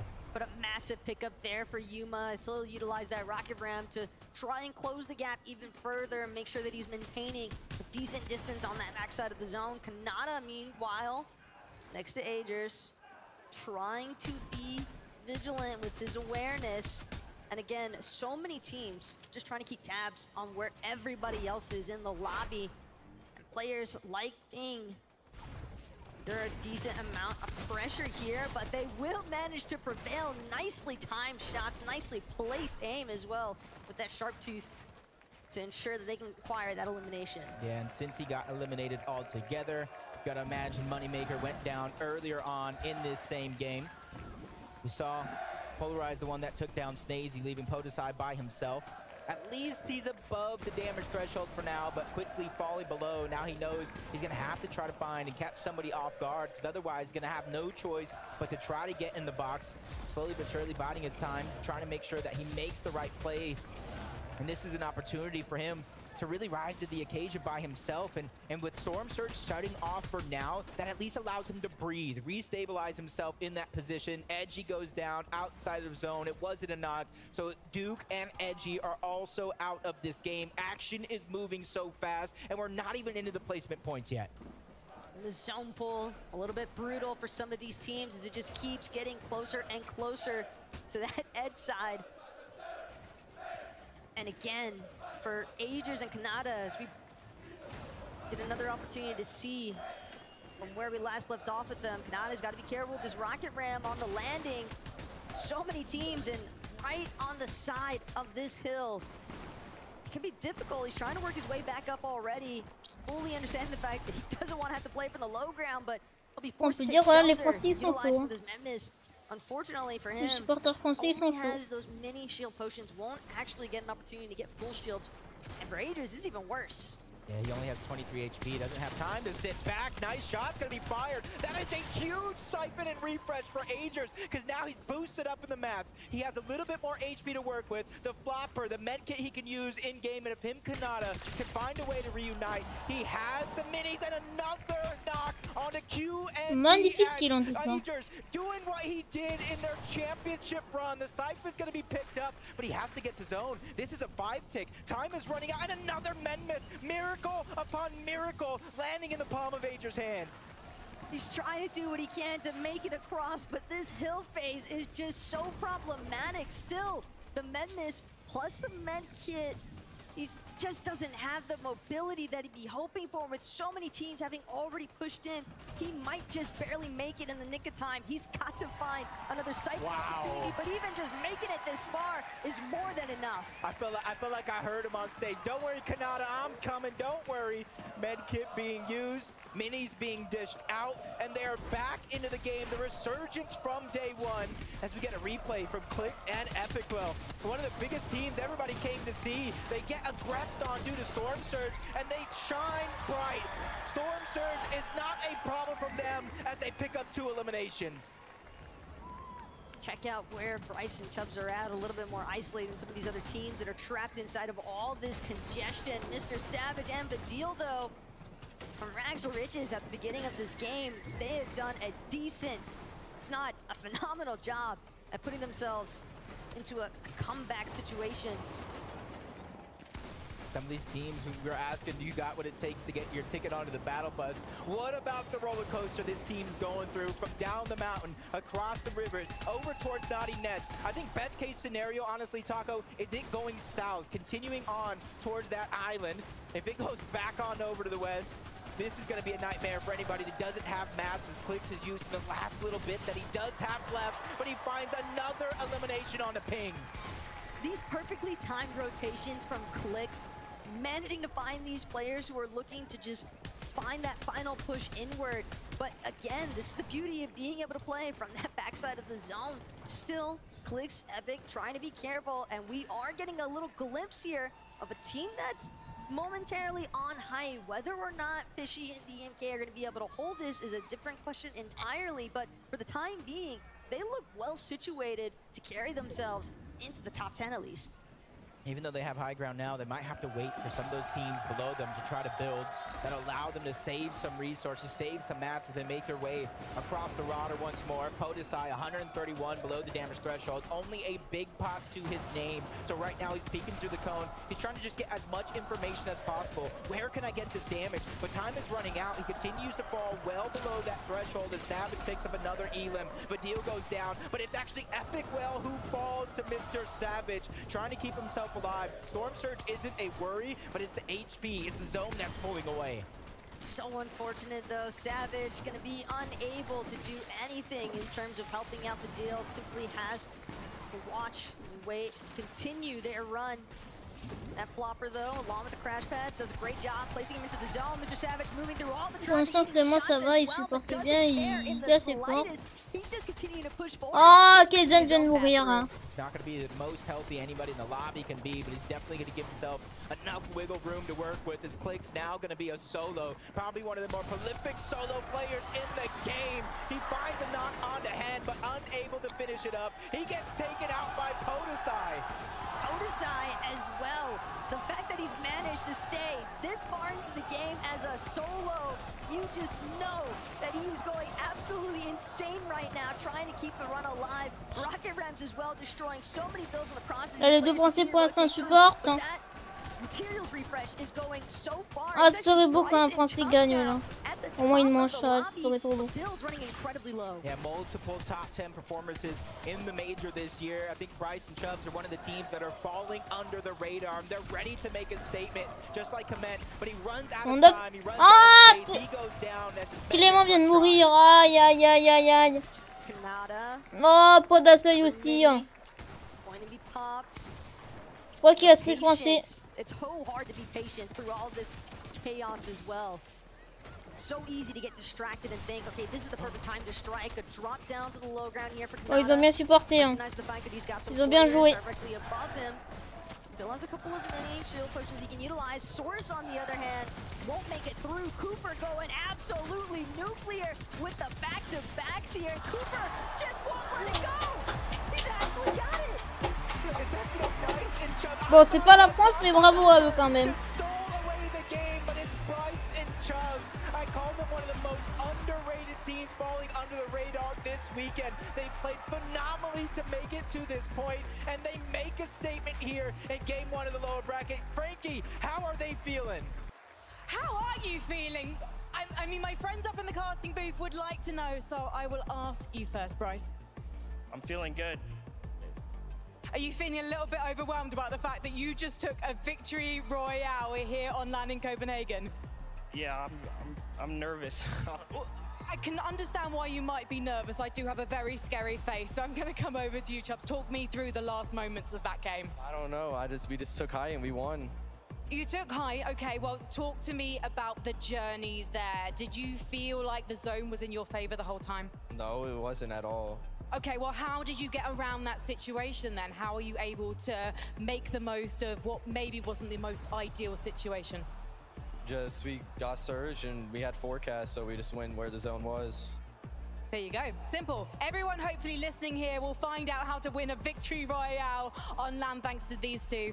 Just before I let you go, do you think you can overcome the nerves and pick up another victory royale today? Yes, I think we can. Brilliant. Well, you know what? Now you've said that, I think you can too. Copenhagen, please give it up for Bryce and Chubbs.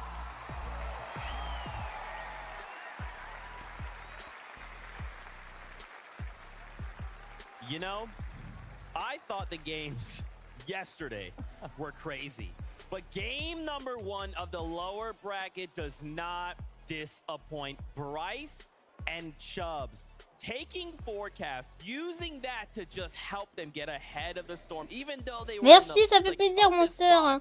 It didn't matter. They were able to adapt. Yes, there's some nerves, but they overcame. I love that interview, right? Thank you. You feel like the zones were in your favor? No, they weren't. I don't think they were in anybody's favor. I mean, a zone pulling over to Naughty Nets and then pulling back to the mainland. That was a ride.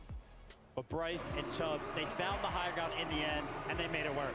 I mean, these guys land all the way to the north of the map, even more north than Creaky Compound, so high up there. Of course, as they mentioned, they had the forecast, which helped them get the step ahead. And I really love the way they took height right there. A little rocket ram play to knock out Towels and Fishy, who were up there for seemingly a long time in that end game. And from that point on, they were just riding out all of their materials, all of their heals. I think at one point there in that end game, I think I saw Bryce with a fishing rod. You know when you're carrying a fishing rod in the last zone? Things are looking rough, but it didn't work out too bad for him, did it? Absolutely.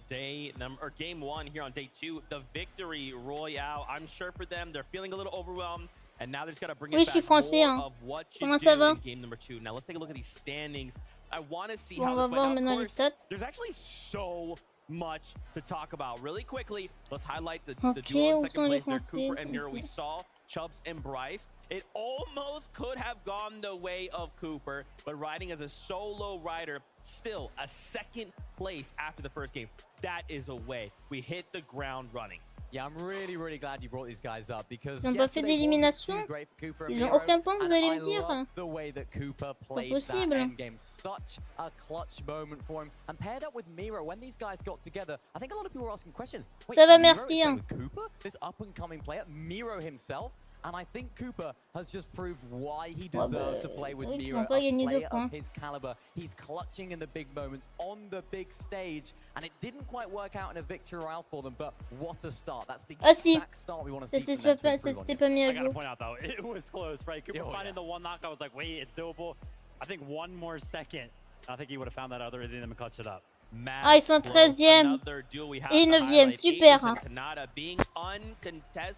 Pour l'instant, ils sont qualifiés pour la finale. Navigated that last little bit of end game there. I just love how kind of brave Kanata went. Like, I don't know if brave's the right word. Maybe just like crazy, right? Like, let's just rocket ram on the side of this kind of cliff and we'll just see what we find. But once again, man, you're going to do what you have to do. And for him to have this start, this is the surge we need. You're going to say, oh, the way that they traverse the end game. No.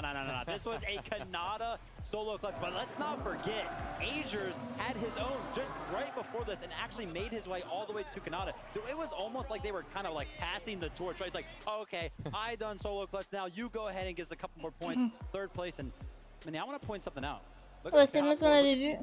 Il est 9e. Il était pas 8e. Of the leaderboard right now. Yeah. I mean, they're doing good. Good to see. I like it. You know, they're doing very good. I mean, we still have time. 4 more games to go, right? I have big expectations of people like Janice and Reason. Even, can I remind you, who took control of the island in that last game? Was it an EUGO? Yes, it was. I'll give you the answer straight away. And that was something that I was really surprised at as well, that island contestation. Yeah. So many more teams went up for it, it seemed like, but no one wanted to go all the way and try and claim it. It was Hen and Vasquez who ended up saying, you know what? This is ours. It doesn't matter about anyone else. I think everyone else kind of like half went for it and think, you know what? I'm getting off this. What's odd though is like, yes, for like one moment, right? They're right next door. And then suddenly it's like, you've got Snazy Podesai rifting on up. You've got people kind of hopping over old builds. But why did no one want to take this fight, right? If we're all going to take and burn our resources or do whatever we have to get up there, why didn't we just give that to them for free? You know, me and Minnie, we were watching sort of the west side of that zone, and there were so many teams that actually ended up being contested on that side of the zone, which means that all of these teams that were actually up on the Rift Island, they were happy with their position because they were getting free damage, right? Free shots off on so many teams below them. So why would you go ahead and take the fight? I mean, sure, you know, the capture point is worth those 15 points, but when you can get that much surge and actually traverse it into the end game, you might as well take that opportunity. Yeah, exactly. And we were speaking about these sort of storm surge strategies. We often see teams build storm surge strategies depending on how the lobby works. Who's landing where? How can we rotate and get as much damage as we can? These guys haven't had very long at all to prepare for this, right? They haven't had time at all, so I'm expecting some more drama in the next few games. Absolutely, and why don't we hear from the players themselves? They have their own thoughts on mid-match objectives. Take a look. The mid-match objectives are really important towards the game. That could be the difference between you winning and you getting top 5. Big risk sometimes, but if you're good at fighting, it will make the game so much more easier. For the first objective of the game, the forecast tower, there's a lot of reward. I mean, you get 2 slurps, a gold AR, and you can see the future zones. Você pega uma torre que ela prevê a safe, né? Então, isso é uma vantagem tipo ridícula. 電波塔は取ったら1取れるぐらい重要です。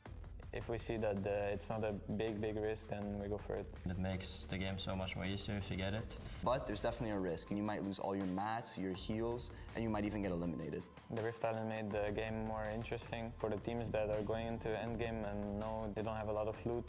It makes the game more aggressive. The risk is that many people go for it because of the points. It can be up to like 8 to 10 people on one island all fighting in one really close area, and it gets really hectic. The fights at the mid-match objectives are going to be intense because of the high reward, but it can be the downfall of some players if they get eliminated. It gives you max mats, it gives you everything that you need to win the game. The sacrifice is that everyone can see you if you're up there. It's a finals lobby and people are probably going to be scared to go for it. Towards the later games, like when people really need that jump, if they're trying to place as high as possible, the reward will be a lot higher, but the risk is also be a lot higher, so we'll see how it turns out. 命をかけて電波塔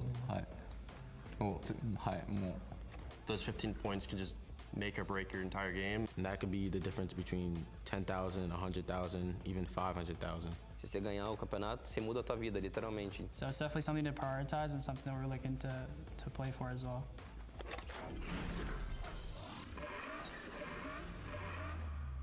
The 2 takeaways. Forecast towers willing to put their lives on the line for it. And if you get the forecast towers, you're probably going to end up like Bryson Chubbs there in game number 1, finding their first victory royale of the day. Yeah, and they got 3 points for it, even though it was Hen and Vasquez that were able to get the 15 for Partagez un maximum le live, likez, abonnez-vous, ça me ferait énormément plaisir. But also have a plan B just in case things go wrong. But the right thing is Parti game pour la number suite. 2, and it's about to start now.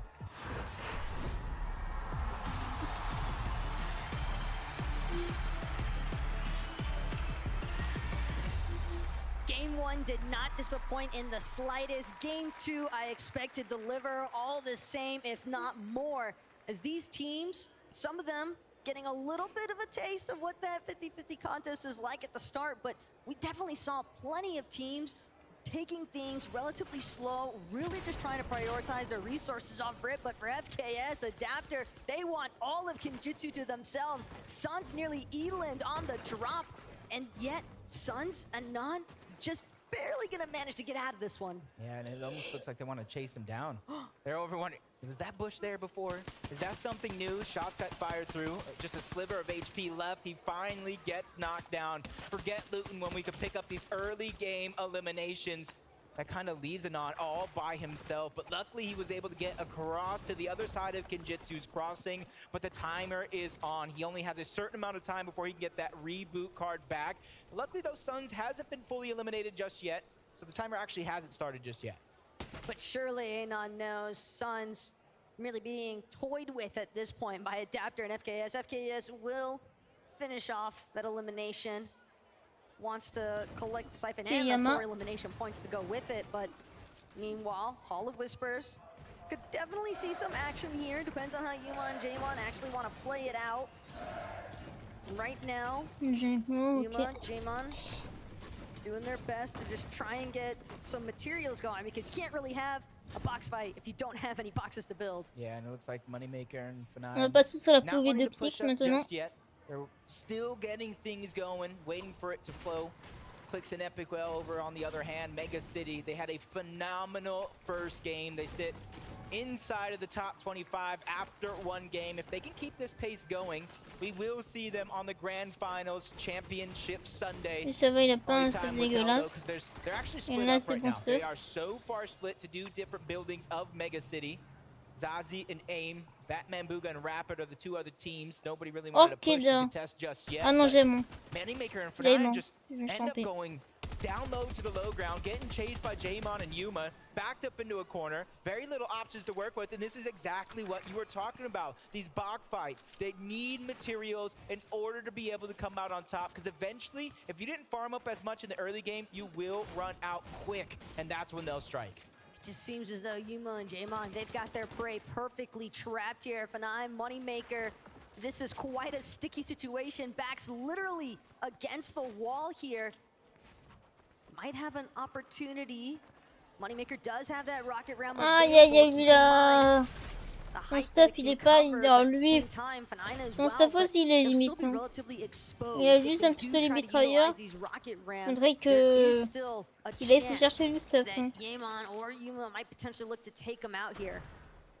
See them using the EMP grenades, trying to just at least sniff off some. Snazy! Not very many left in their back pocket. Snazy, Podesai over on the other side of the map. Ça va, il a vraiment un assez bon stuff. Hein. Il a une air, un point. Et de quoi se mettre dessus.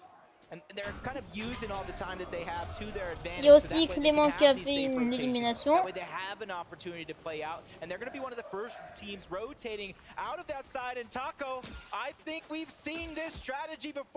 FHD and Hero might be doing something that only one region has done so far on the weekend. Ça va en faire combien quand ils vont le soigner? Somewhat of an inspiration, one might say, as far as this strategy is concerned. And we can see Bing trying to crawl away here, but à tous les coups, c'est les mêmes d'hier. Hein. Qui soignent l'autre. We talk about surge strategies all the time, and hey, if it works, it works. Right now, he's got to be able to capture the other one, but it does look like Gon was able to kind of get his team eliminated. No free search for you anymore. Ça va, il a un assez bon stuff aussi. Un sniper, un pompe. Et il range comme moi, bien sûr. Pareil pour Kizen. Il range de l'air et le pompe. L'air avant le pompe.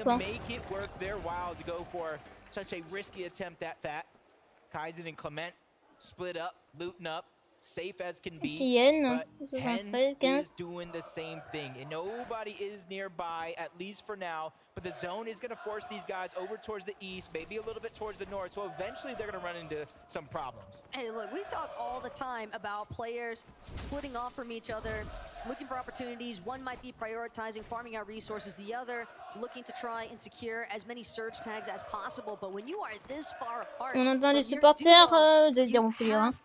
Les supporters français. You're not going to have some unexpected companies spring up on you, because if that's the case and you're not able to actually provide that backup that you would like, it could be a very quick downward spiral before you have a chance to recover. Phaser. King and Phaser, on the other hand, though, they're just looking to stick together. Death and Tahi, looks like they wanted this fight. It's a bird, it's a plane, no. It's just Death and Tahi trying to go up and over King and Phaser. Didn't work out.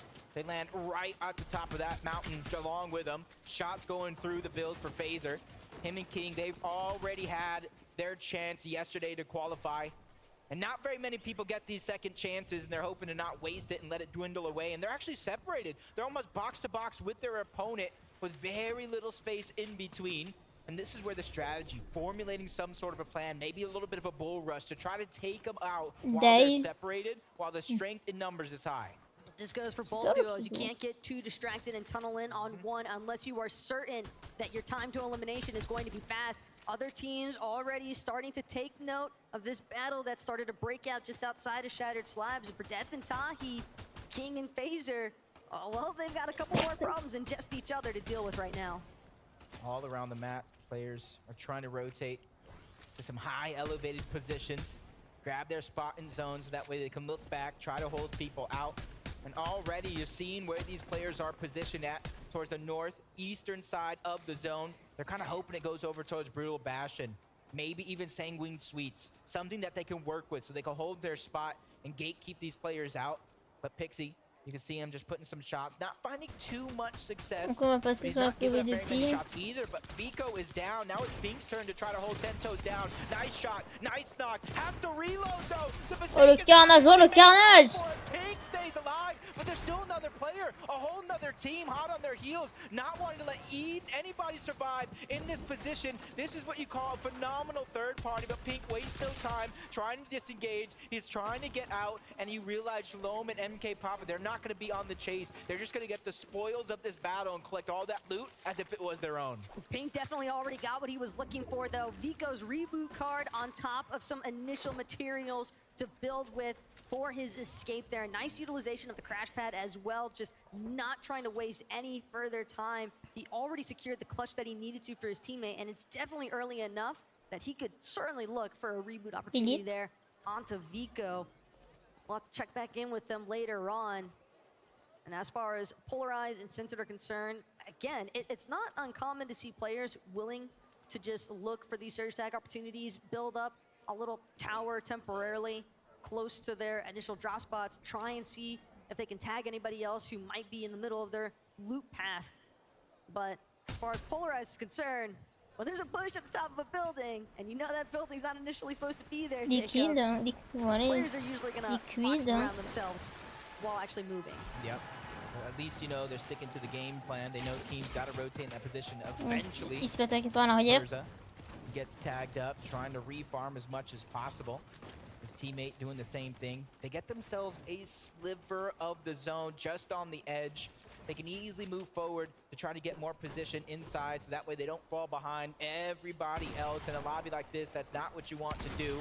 But down goes River. Skid's trying to make up for it. His teammate's very low HP. He's trying to give him time to breathe. The elimination and the siphon's going to go through, but it goes to Skids, who already was full health. River's trying to battle back with a little bit of that high ground, but he goes down all the same. Skids and Soraf are able to stay on top in that exchange, and now they get so much loot for their efforts. 5 eliminations, by the way. Already 20 points collected for Skits and Sora. If you add that with a relatively decent placement, and these guys could be having the game to really mark themselves on the leaderboard. But the fact that they've already seen so much action, I'm curious as to how well it's going to translate in terms of how well they're going to be able to prioritize their positioning, because you have to expect that their surge damage is definitely well above the threshold. Yep. And phenomenal. Pour l'instant, ça va, il a un stuff assez bien.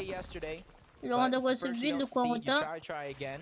Fully in shadow, you saw them kind of contested. And you can see that North America has won 4 of the 6 matches played this weekend. NA is showing that maybe it's not as EU strong as it once was at the Invitational, but this is only the first 2 days. We haven't received or played in the grand finals on Sunday just yet. Things can change because we know the EU region likes to go ahead and bother. They like to practice. They like to save some of those secrets, if I may say so myself. Still, NA definitely looking like a decent amount of animals for the time being, and Canada Majors hoping to keep that trend going. Keep in mind their day 1 certainly did not go the way that they would have hoped by any means. But the fact that they made it this far is already a testimony to the fact that day 2 was definitely looking better than yesterday's. You can see how well it's going for them. This time around, Canada and Agers off the drop, uncontested, but quickly moving around. With the zone pulling towards the east side yet again. It's only a wonder what happened and why they made an opposite decision of what they made last game. But I trust them. They're the ones who made it here. I'm the ones just in the stands. La team de Solar Clément. They're not too far off where Canada and Agers once just were. Son stuff, ça va, ça va. Ce qui est dommage avec Solar Clément, c'est que il a pas de balle de pont de snipe. Peut-être voir avec son coéquipier pour qu'il donne des balles de snipe, parce que là ça peut être assez problématique en plein de fight s'il veut mettre une balle à quelqu'un. Solar qui est 8ème, il est bien qualifié avec 54 points. Aim's the one that's trying to disengage. In the distance, another team on top of Mega City just trying to get their surge themselves. He has plenty of heals to work with. My only worry is going to be that men miss the HP because Zone is going to be pulling forward, so he only has enough time for so much. This array of heals, though, that aim just keeps conveniently strolling through. You almost have to wonder if this was initially somebody else's base center. Rester dans la zone, ce serait un peu une problématique s'il chope le mal de la tempête. Donc ça serait un peu être disqualifié. Pour moi, je vais retourner vite vers la zone. Noxia, qui a un stuff super bien. Il a donc un contre stun, il se prend une belle balle.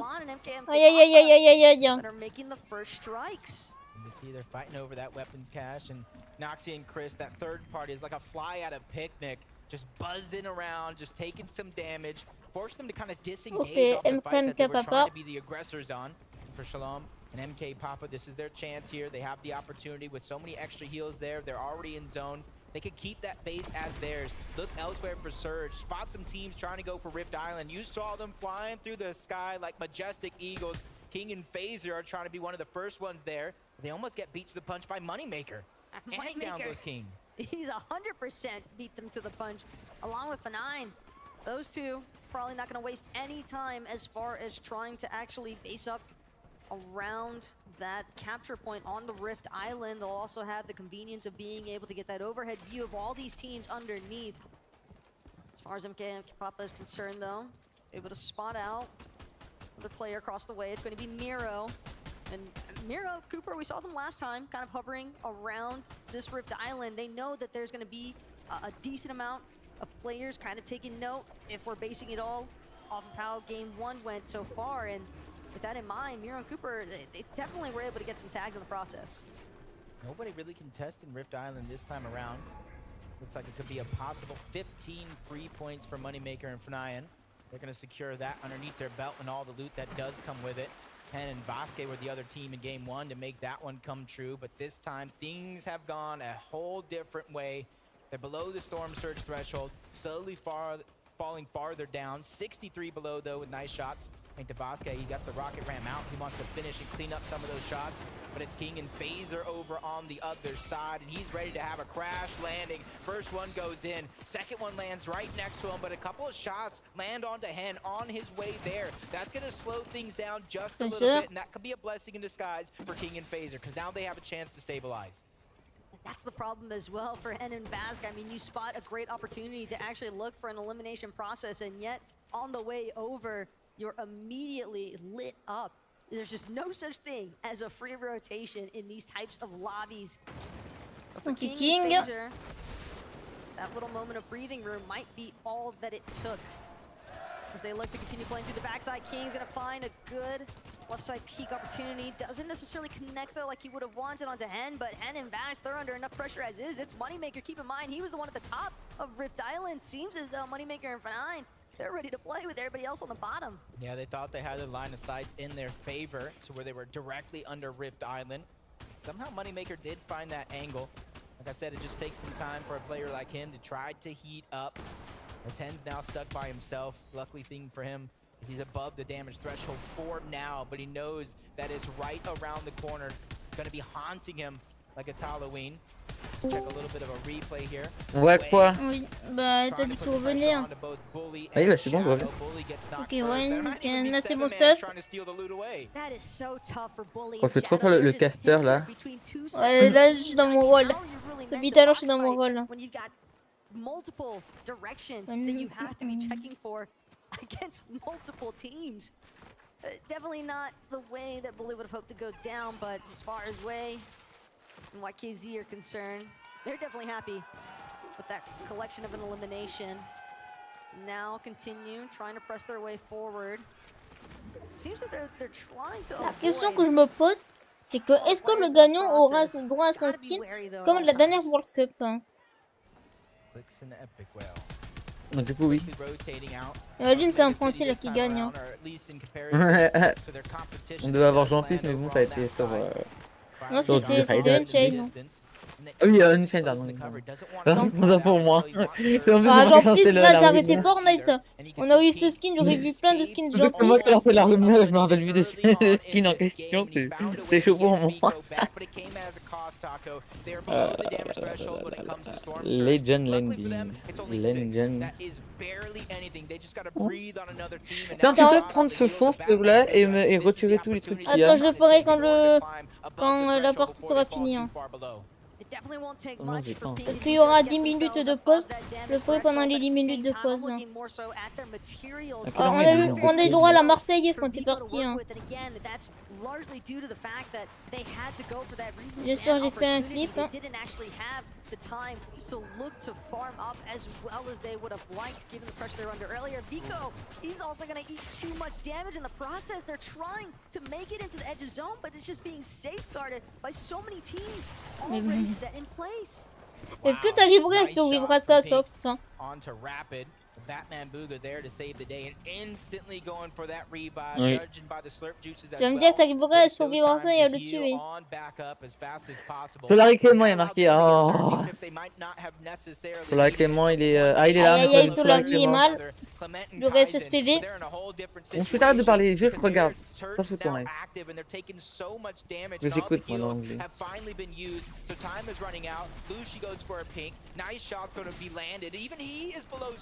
These are two teams below Surge going at it. Clement tries to go ahead and bull rush into the box. He gets denied that opportunity. Lushi with only 20 damage to do. They box up Clement. They get that elimination and a huge amount of damage to boot. It was just a moment of desperation there from Clement, but what other options do we realistically have? And even for Steno and Lushi, they collect that elimination, and it's still just barely going to be enough to put them above that damage threshold. This lobby is moving and not in the direction that they would have. Atlantic Staino, Atlantic Staino, non, il va crever une chalique. Le mec qui a le seul. Bon, tu racontes quoi toi là? Pour l'instant, rien. Là maintenant tu peux parler. Ok. Qui fait que les Français. Bon c'est bon, on va parler pour ça. Je peux parler mais pas pour ça.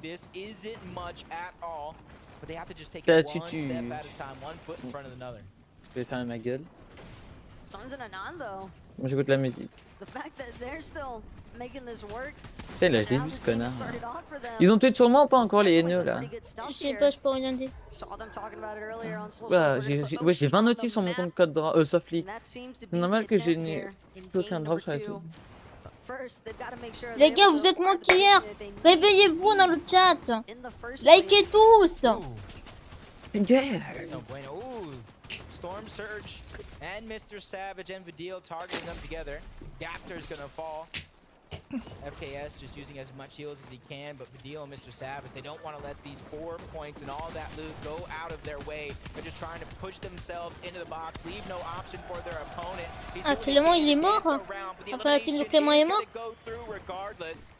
Even though they did take some damage along the way, they've got some heals, the exotic slap splashes to try to get themselves back up to tip-top shape. And they're gonna need it. This rotation is going to be far. We're going over towards the side of Brutal Bastion. For some teams that are already there, it's gonna be easy. Everyone else is gonna Il reste Sulazy Podasek qui vont être dans la POV.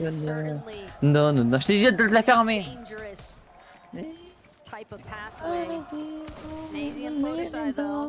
Que je te Sauf que mon live, je l'ai aussi bien malvoyant, c'est-à-dire je dis ce qui se passe. Hein. Oui, mais non. T'as pas besoin de le dire. Mais pour les malvoyants, au moins ils savent. Hein. Non, mais non, comme s'il y a des malvoyants qui vont regarder ton live. On sait jamais, hein. Arrête de faire genre, s'il te plaît. Ça va juste m'énerver encore plus.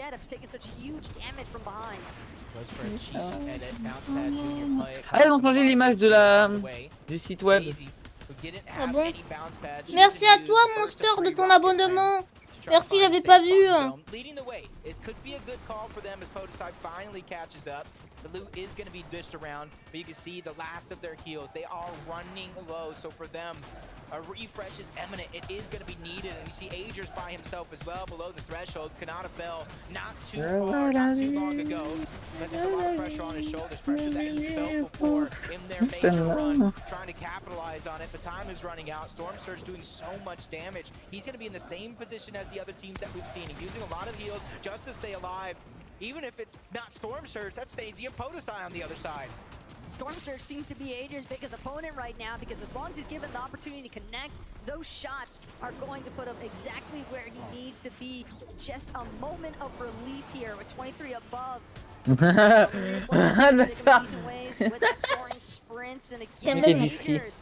C'est quand même la première fois dans l'histoire de ma chaîne que je vais faire pendant 3 jours 5 heures de live. Pour une fois, c'est intéressant du coup. Ouais.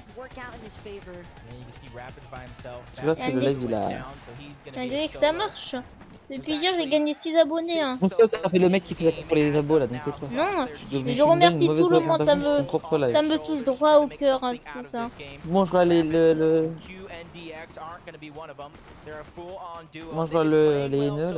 Les tweets des haineux. Oh non, mais c'est. Oh là, il y a un nouveau tweet encore. By Rapid and QND. It's sneaky as well. This underbelly type of play over here at the Brutal Bastion. Podesai now looking to work his way through these builds. Ah, Sneezy vient de mourir. He has this heisted accelerant to work with. He's got to be quick with the action, lands the shots, gets the enhanced effects, but just keeps it moving instead. Doesn't want to stick around for too long. Doesn't want to risk the backup opportunity from some of these other duos. He just wants the tax. He just wants the damage because that's gonna buy him more time. I feel like I got deja vu all over again. Podesai solo going into the end game. He made something of it in that last go around. Can he repeat? 164 above the damage threshold as well. Not too much to worry about. That's part of things. It's all about just staying alive. You don't want to run into the wrong duo, maybe one that's on the other side of that Storm Surge threshold. He knows so many other teams are below him. They're on top and everything. And look, this is almost like a repeat. Price and Chubbs on the high ground yet again. They said it's simple. They said it's easy, and they're ready to prove it be. Nobody else is going to try and challenge for height. Bryce and Chubbs will be all too happy to. Oh, je suis fort, wesh. Qui a envoyé ces screens, ce mal papillon? point, trying to work his way back up, but so much fire being applied to his build. He's down to just his last 2 remaining. He needs a refresh of some sort, but whether or not he's going to be able to find it is a different question altogether. 16 plays so far. Half of those points come when you reach top 10. Tu peux me donner les commentaires de ce truc parce que je vois pas, ils m'ont tous bloqué. Oui, je vais te le faire après le match. Si je quitte la page, ça arrête la diffusion. He falls as well, but at least they got some points for their efforts. Consistency is key, but it's Agers as the solo who was able to find that elimination and keep him and Kanata alive within contention of that top 25. We're talking about consistency, and right now for Bryce and Chubbs, so far they're consistently holding on to that high PH Zen. Kitos trying to tart through some of these secondary high layers. So far, haven't managed to encounter anybody just yet. Agers, though, breaks through the build and he doesn't want to find himself behind.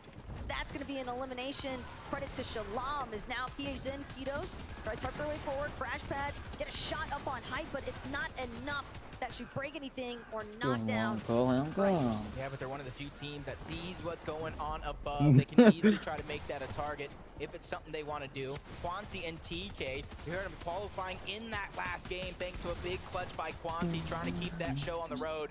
Bon, et j'ai pas un compte fake là. Elimination's going to be found. Runs out of build, runs out of map. That's Noxy who's going to be able to Désolé. take him down. On va voir les hypocrites qu'il y a dans les commentaires. Alors, je suis sûr que j'ai quelque chose. Hein. Nobody else quite discovering them just yet. PH Zen and Kitos though. C'est quoi ça? Bon bah. On dirait bien que Pédo, ça y est mort.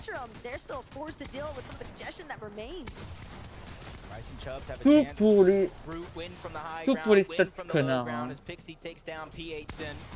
Saving that siphon for later. Now it's going to come in handy. As soon as somebody else does eliminate it, that is going to be TK who cleans that one up. Only one player here left as a solo. Quanti going around, goes for the high ground. That's Kitos, the final solo. He gets dropped in the palm of his hands, but he dunks on him as Cheatin picks up that elimination onto TK. Quanti falls top 2 situation with Cheatin and Pixie being our final duo left alive. Kitos on the other hand. Non mais regardez, Nomni ici mais...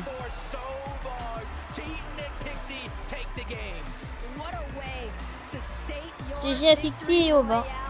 Cheatin and Pixie wasted absolutely no time with taking over the low ground, and we've got Frankie standing by to get into their minds. I do. To be honest, that looked like quite a calm victory from you, Cheatin. How did it feel on the lobby today? It's really nice. Like, we are full sec the whole game and just played it out. Yeah, you did play it out. You almost made it look easy, but it's not easy to take a victory royale in front of a very loud crowd here in Copenhagen.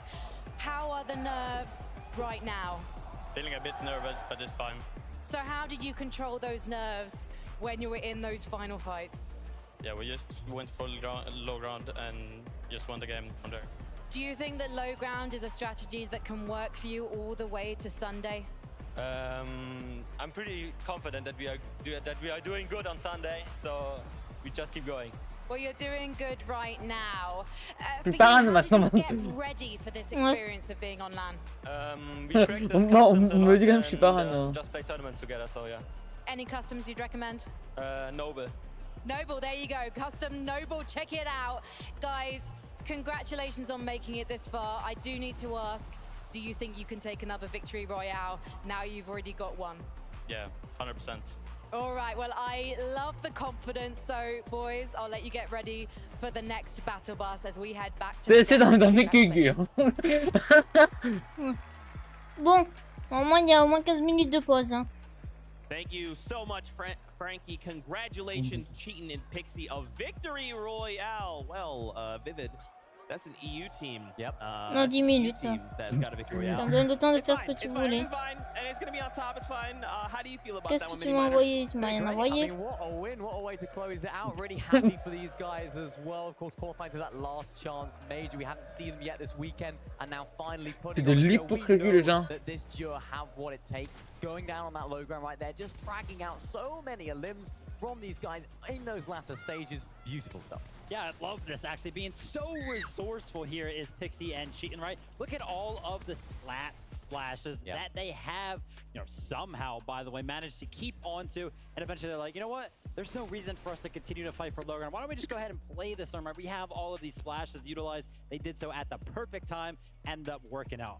Yeah, it really did. And I love that from this duo. It just shows the brain that they have. Just knowing, you know what? Let's get into that zone. Let's close out this game because PHG and Ketos did a very, very good job there, taking height at a great moment. Didn't quite work out for them getting second, but great job from Cheatin' and Mixie.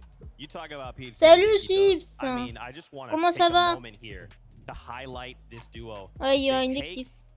Qu'est-ce que tu voulais que je regarde? Ice. You can't build up there. You C'est bon, can't je l'ai fait. like we're up here. I don't know On va voir les stats maintenant. Alors, Boga qui est deuxième. That shot, he lands. He's going to fall. Builds are broken. He's coming down. It's either me Équipe or française. him. And for him, it was Il est 9ème et l'autre Yeah, 14ème. Pour l'instant, tout va bien. On est qualifié pour la finale. Qui aura lieu demain.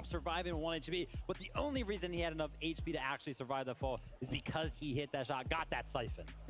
So disgusting. Here are the standings as we take a look. Remember, if you're just joining us, we're looking for top 25. That's where we want to end the day. Chubbs and Bryce picked up game number 1 in the VR.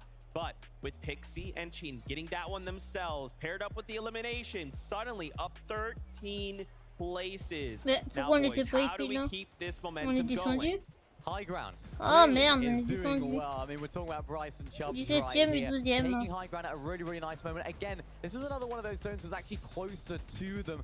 Of course, they're getting that forecast tower in some of the games. In this game, it was a very, very nice zone for them. We saw in the first game, it was not a very nice zone at all, so far away. So this just brings excitement for me when it comes to this duo because they performed when the zone is absolutely miles away. And yet again, they performed with that 3rd place finish right there. It's a really, really exciting duo if they can keep it up. Yeah, they figured something out because every time I'm watching from like 5th and 9th zone, I'm like, oh my gosh, Je peux pas t'envoyer, sauf on va faire un truc. On va créer un salon sur le Discord avec tous les best-of des Français de la World Cup. When it comes to how many materials I have no idea how they're doing it, but it is working out great. And then obviously the transition into the height takes so good. What's crazy to me is after game 1, Bryce and Chubbs, you could tell they were definitely nervous. It's a little bit overwhelming, but pendant 5 minutes, je me cherche un truc à manger. Man, they look so on form. I mean, if they can bring that tomorrow, how far could they take it?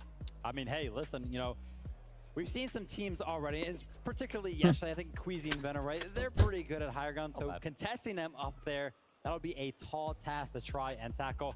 We still got 3 more games to go through, though, so I'm excited to see who else maybe tries to contest them up there. Well, let's take a look at the high ground. Bison, Ketos, we got to come to the Brazilian region to take a look at how this all unfolded, but from their own perspective. Once again, just disgusting play we are seeing. And what I love so much about the competition, boys, it's not just one duo. There's so much action across the map, so many duos all looking to perform. Yeah, I mean, I was looking at this duo right here, going for so many of these little pre-edit refreshes. That's how they were able to get, of course, the builds to go all the way up on high ground. You can see what it means to those guys. Of course, not quite closing out the victory, but they know exactly what happens when it comes to those end games. If you can consistently make 1 or 2 end games in this 5-game tournament, or this day, I should say, I mean, they're looking good for qualifying to tomorrow. Ça me dépite, hein, vraiment. Fantastic stuff. Guess what? We have Levin 2K. He is standing by. Let's go see what he has for us. Yes, Zeke, I am here in the arena with M8 Nikov himself. Nikov, you've got to tell me, man, how you feeling, how you enjoying the event so far? Hello, I'm happy to be here. It's very good and it's very loud. You can say that for sure. Tell me, who are you supporting for? Of course, you're representing M8, so I'm sure you're supporting them. But tell me in particular who you're looking out for. Oh my God! Gentlemen, look this new jersey. It's very beautiful and the best crowd. Look at them. Look at them. They are the best crowd, it feels like right now. You've obviously had experience playing on stages like this as well in your career. You competed at the highest level before. Do you have any advice for any of these players on this stage here right now? I don't know, but I think No, just focus on yourself and your game, and that's it. Huh? Advice for his favorite players. Everybody else, you know, he doesn't really care too much. Fair enough, fair enough. And I guess the only thing for me is, do you have anything to say to the ultras? I know. What can I say? Like, this is the best community in the world. French, look at them. Allez les bleus, as they say. Back to you, Zeke.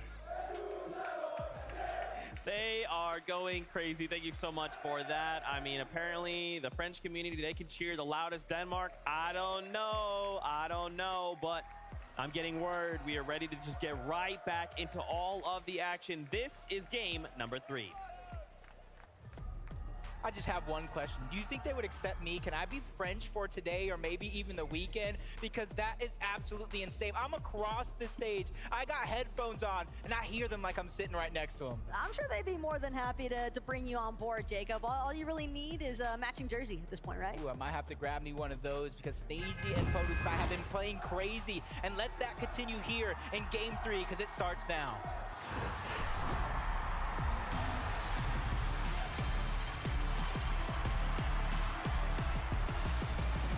This is officially the halfway point. Game 3, where teams will have their backs up against the wall if they don't reach inside of that top 25 or as close as humanly possible. I say humanly though, because some of these guys are playing like they're robots. They're like insane out of this world. And hey, for some of these teams, keep in mind, entering game number 3, the cutoff threshold right now for that top 25 is looking to be 36 points. There is a decent amount of ground to cover, and game number 3 would be the perfect opportunity to try and find your place on the leaderboards if you haven't already. Yeah, quick to the punch. Moneymaker getting one side of Mini Bastion, getting some minis. He at least got a silenced pistol. You see the shield getting C'est pas possible, il faut partir 6 minutes. Ça va sortir là.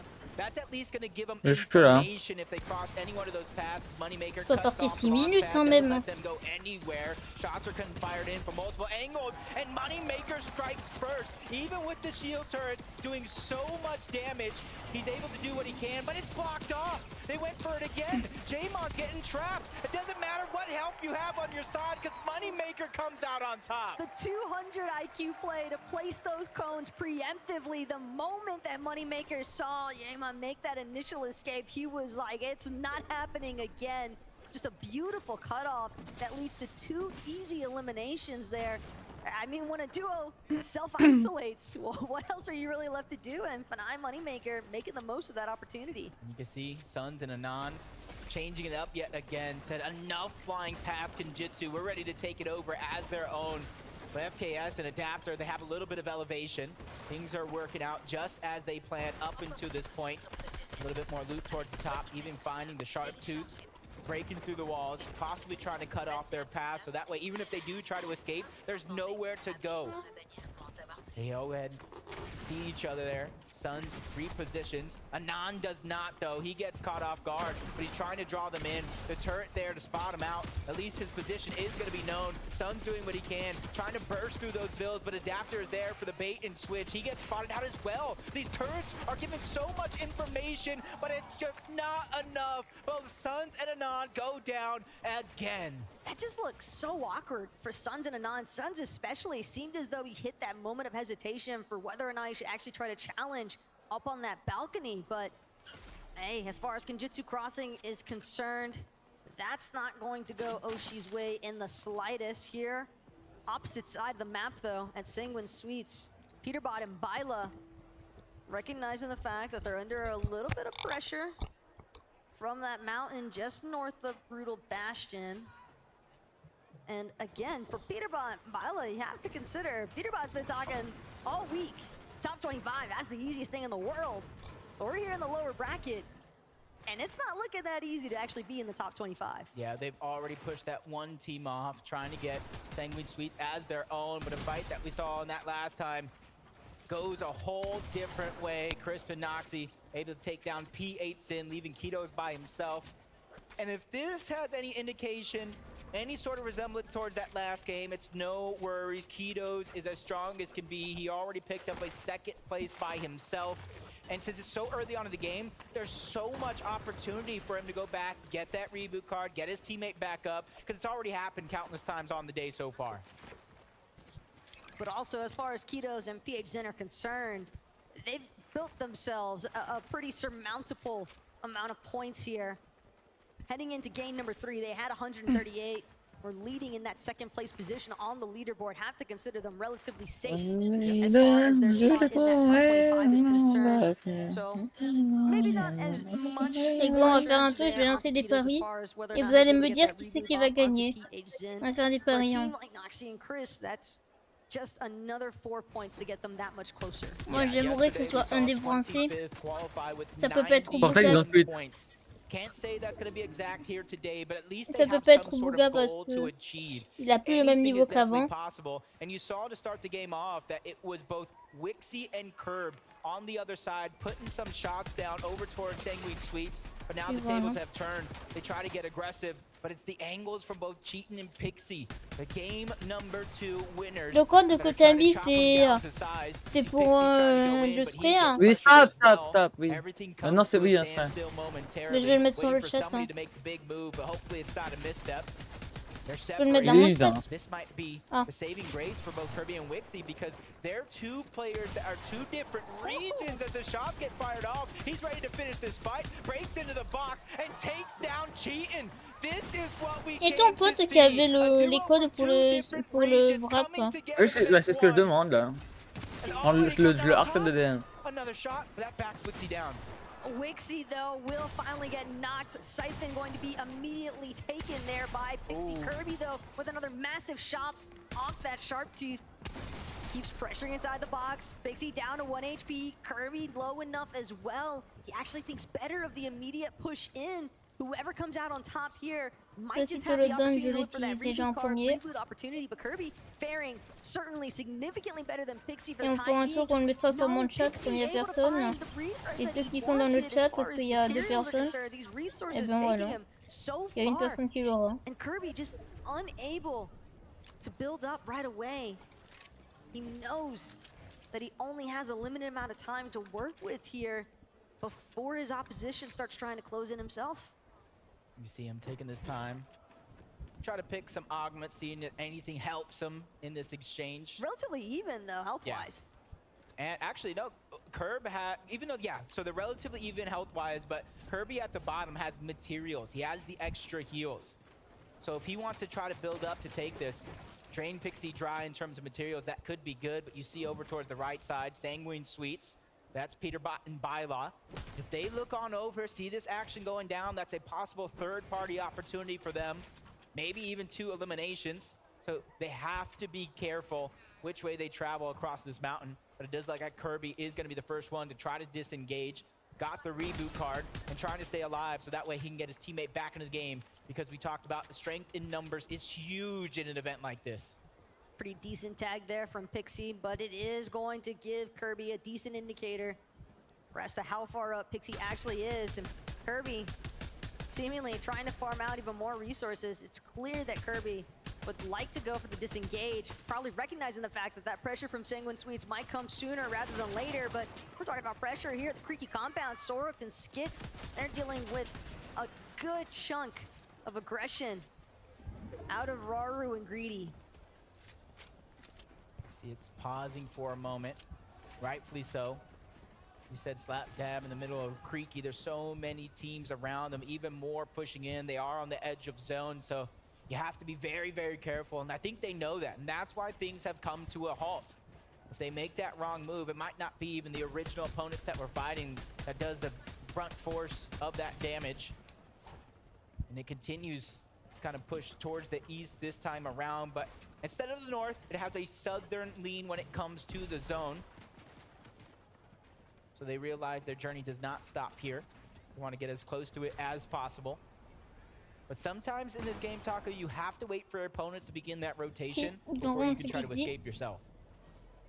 As far as rotations are concerned, though, for Pixie, it seems as though he's willing to take his time here on that mountain just north of Brutal Bastion. The problem at this point, though, Jacob, definitely starts to become just how much time is really worth investing here. because it seems as though Kirby is definitely cool with just letting this go through and disengaging entirely. But I guess we do have a listening to get more insight for as to how the players are really thinking. Maybe we can sneak on Billy. I'm down. Shall I come now? Get this fast? Yeah. Okay. He was here. Come. Run. This is all like. On me, on me. 40. I'm crash fighting on him. Yeah, I'm on you. Going from right side. Cracked him, cracked him. Dead. Nice, bro. Don't worry. Got him. Nice find by both Pink and Vico. Fortnite, ils sont lâchés. That's a team. When they went down in Game 5 yesterday, they were in 24th place. They were forced to watch every team that got into that top 25 pass them and send them down to the lower bracket. King and Phaser, they're trying to have a second chance at life. Skits and Sorf is another one. Yesterday definitely wasn't their day. Today is a whole new chapter in their story, and this is one that I'm excited to see finish. But they're still stuck around both Greedy and Raru. Neither team really able to rotate just yet. And I think when push comes to shove, at least Greedy does have that rocket ram to try to get out of a tight spot. But if Raru doesn't have one himself, that could be possibly why they're waiting for the moment that the players above them try to rotate first. And everybody in this position is going to have to rotate because we get another far pull to the east side. So this is going to be huge. At the same time, though, you can tell that Skits and Soar, if they want a piece of the action, if they can make it happen, they know that their surge strategy has definitely been difficult to come by. So 1 or 2 eliminations right now would put them in an excellent position to just prioritize positioning. Rotations can just be so make or break at this stage of the game, especially when you factor in that there are going to be teams throughout the match looking to acquire those forecast towers that have been such a huge help as well. And you saw that stat that popped up. First and 25th, the exact same amount of points through these 2 matches as they were yesterday. And if that continues, you got to look at that threshold from when they qualified. 25th yesterday in the upper bracket, had 91 points. So that's the threshold they're looking to come close to, even past, to give themselves the best chance to reach our global championship final. First place is a $1 million split between 2. That's more than enough money even I know what to do with. Well, it depends on who you're asking. Ouais. True, I might just buy food. $1 million worth of food. Noxy, Chris, trying to make up for that last game. At least they have the Rift Island under their belt from game 1. Ah, c'est avec qui? 15-point boost. Non, j'ai pas quitté, c'est quelqu'un qui a joint. Je suis là. C'est que je parle pas, je reste sur Twitter. Voilà, les haineux là. Mais qui c'est qui a rejoint alors qu'on est dans le VOC staff? Un staff du coup. C'est qu'elle ne t'appartient pas à la pote. Je sais, hein. Ah voilà. Je suis un staff, moi.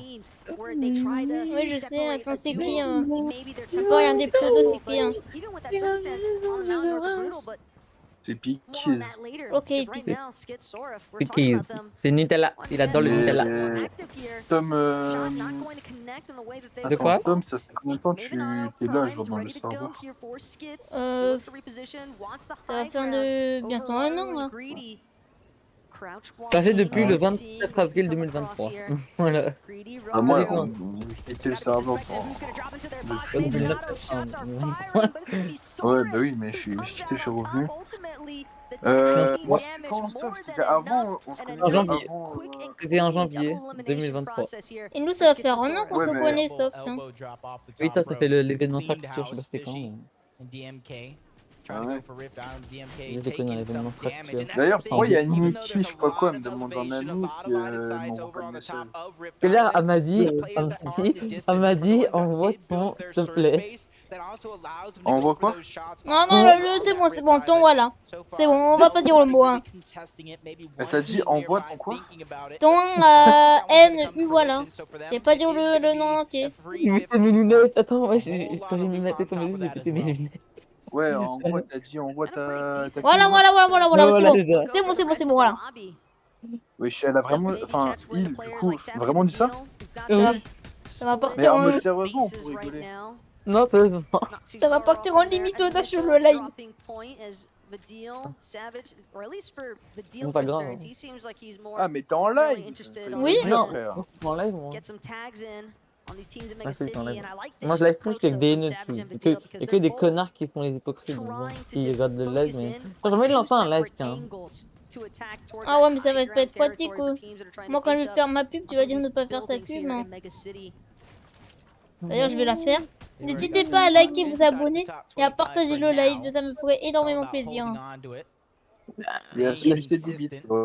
C'est bon de sucer des bits. C'est bon pour la santé. Du coup, faites comme tous ces haineux de soft click et sucez tous des bits, les refs. Oh punaise, non, non. Ah, vraiment, ça commence à me saouler, hein, vraiment. Notre troll, ça commence à me saouler. De quoi? Sur Twitter, là. C'est-à-dire qu'on voit l'hypocrisie dedans. Ils veulent vraiment, genre, je sais pas quoi, mais ils ne veulent pas me lâcher. Hein. Ils ne veulent pas me lâcher. Limite, je me souviens de quelqu'un qui avait dit c'est bien que t'es rentré chez toi quand t'as été au Maroc. Hein. Ouais, c'est vrai, ça, ouais. Oui, avec l'avion, là. Du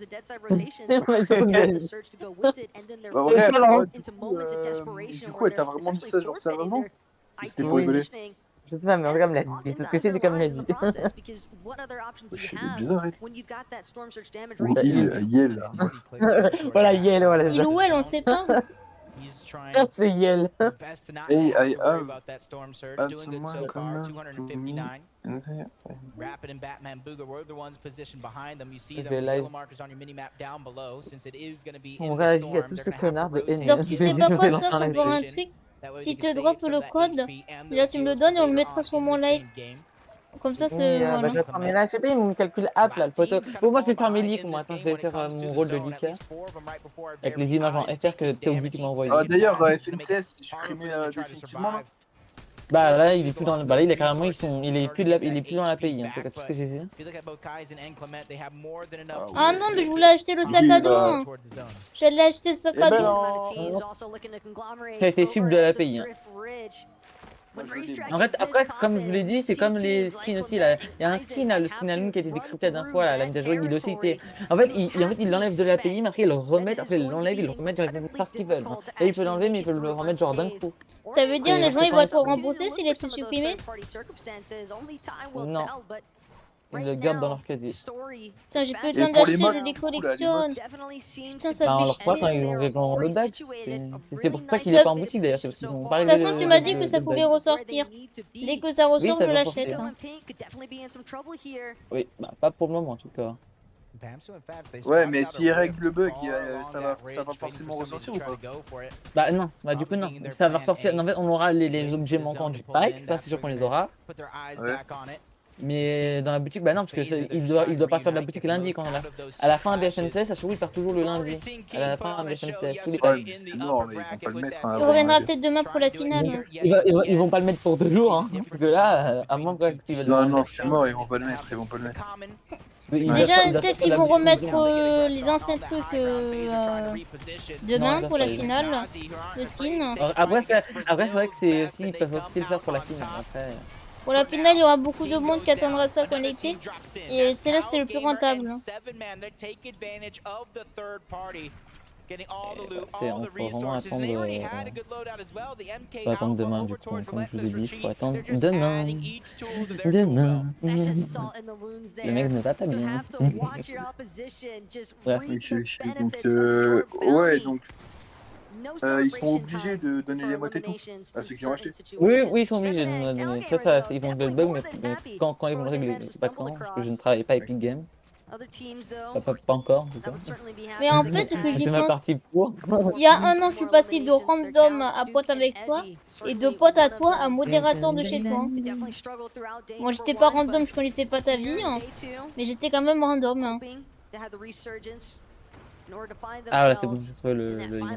De quoi tu dis quoi, Magie? Il y a un an, je suis passé de random à pote et de pote à modérateur.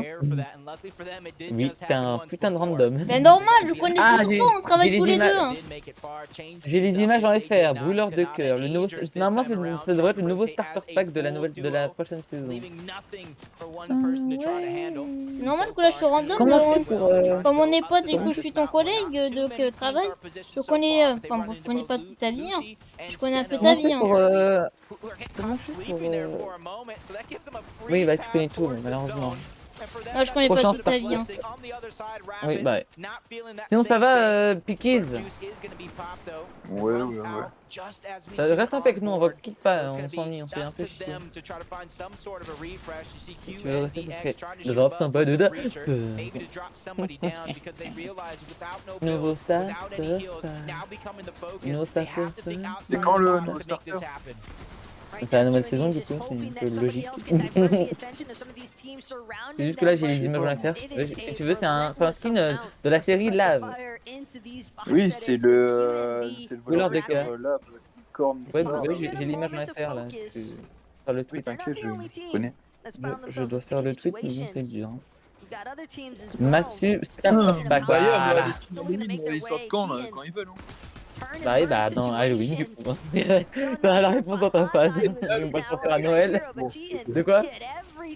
Enfin, c'est Halloween. C'est pas Halloween, mais c'est presque Halloween, là, ils devraient sortir. Hein. Ils vont commencer sûrement vers le 20 octobre. Ouais, vers les vacances. Hein. C'est vers là qu'ils sont. C'est dommage que c'est plus comme les anciens événements Halloween où il y avait les fantômes. Quand tu mourais, t'étais un fantôme, le fantôme de Midas.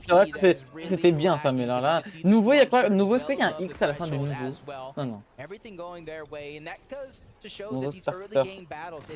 Ça, j'adorais ces événements d'Halloween. Les événements d'Halloween, c'était des meilleurs. Le premier événement Halloween que j'ai connu, c'était l'événement avec Midas. Ah non, moi j'en ai connu plein d'événements comme ça. C'est le seul que j'ai connu, le premier en tout cas, pas le seul que j'ai connu, mais genre le premier que j'ai connu. J'en ai connu plein, on a la saison combien, la saison prochaine? Je crois que c'est saison 27. Hein. Saison 5. Hein. Même qu'on va retourner dans le chapitre 1. Hein. Ah, c'est saison 27 maintenant. On va même retourner dans le chapitre 1, mais bon, je pense pas qu'il y aura de phase de combat. C'est pas possible, un mois pour finir le phase de combat. Ça va, Piki, t'es là? Ouais. Toi, Piki, tu crois quoi? Qu'on aura phase de combat? Parce que tu crois que la saison prochaine on aura phase de combat? Parce que un mois de saison, c'est impossible. Non, un mois de saison, c'est impossible. En plus, c'est la même saison du chapitre 1. Chaque semaine, on va passer à une nouvelle saison du chapitre 1. C'est-à-dire, on va être au chapitre 1 saison 5. Une semaine après, chapitre 1 saison 6. Une semaine après, chapitre 1 saison 7. Jusqu'à qu'on aille à la chapitre... C'est officiel ça? Ouais, ça a été mis par des liqueurs. Hein. Oui, c'est par des liqueurs, mais c'est pas Fortnite. Moi, je ne mets pas cette merde parce que j'ai déjà fait de drama pour du fake, je sais pas quoi là. Oui, c'est par des liqueurs, pas par Fortnite. Parce qu'aussi, j'ai vu ça le tweet. Les liqueurs, ça fait 40 ans qu'ils ont dit ouais, on retourne au chapitre 1. Non, mais aussi, j'ai vu ça. Et comme j'ai un pote, qui est face de Nanas, il m'a envoyé un clip de lui qui le disait. Hein. Tu de la voque, hein. Vers le cul, hein. Tom, tu laisses jamais parler les autres, mais tu avoir raison. Ce mec, c'est une sale merde. C'est tout ce que c'est. Mais je sais, c'est mon pote qui m'envoie les clips. Hein. Ça y est. En gros, personne peut savoir à part Fortnite, arrêtez, wesh. À part si c'est moi vraiment je le crois pas, Nanas, mais c'est mon pote qui m'a envoyé ça. Mais ouais, non mais... Nanas, c'est le... Moi, y a rien qui est sûr tant que c'est pas dit officiellement. Moi je dis ça, je dis rien. Voilà. Y a rien qui est sûr de sûr. Enfin bref, moi j'y crois pas au truc de... Ouais, on va revenir au chapitre 1, non. Enfin, j'espère pas qu'ils vont faire ça. Il y a Fortnite Brésil, ils ont mis ça, hein. Ils ont mis un truc chapitre 1, je sais pas quoi, la saison X. Ah ouais? Ouais. Bah après, ce sera peut-être un... Bon, ce sera peut-être pas la même, tu vois, mais ce sera peut-être un retour en mode... S'il faut, c'est juste le retour... Bah c'est peut-être possible parce qu'il y a la machine à remonter le temps. C'est pas la machine Doomsday ou c'est les refs, vous voulez pas laisser les bons souvenirs où ils sont, frère? On va revenir sur le chapitre 1. Si on revient sur le chapitre 1, je suis désolé, mais ça va puer sa mère. Hein. Franchement, vous allez... Ça sera plus moi, comme tous les avant. souvenirs que j'ai au chapitre 1, ils sont excellents. Et vraiment, genre, si je reviens sur le chapitre 1 et que je suis déçu, franchement... Moi pareil, parce que je vais t'expliquer. Si on revient au chapitre 1, ça sera plus les mêmes niveaux des joueurs. Ça sera plus le chapitre 1 qu'on a connu. Hein. Chapitre 1, personne ne savait jouer. On aura des putains de tryharders de merde là. Ah oui, ça c'est chiant. Déjà que sur la map, chapitre 1 machin de l'autre, je sais plus comment il s'appelle. Dans le créatif 2.0, c'est des tryharders. C'est pour ça que j'y joue plus. Ils ont tous, par contre, ça a vraiment flop hein, les maps de Defend. Les FN, pardon. Ça marche même plus cher les gameplays des skins. Ils ont fait une mise à jour de l'application, c'est insupportable. Vous avez vu, il y a des Français au FNCS, ils parlent français les gens. C'est des Québécois, t'es que les Québécois. Enfin bref. Bon, on est sur la POV de Kaizen. Aïe aïe aïe, il est mort. Hein. Ferme-la. Majority of the placement points have already been picked up to this point. But if you want to make sure you qualify, you gotta continue going. Là, sinon, Kiki, Louis, ça fait longtemps qu'on n'a pas joué ensemble. Hein.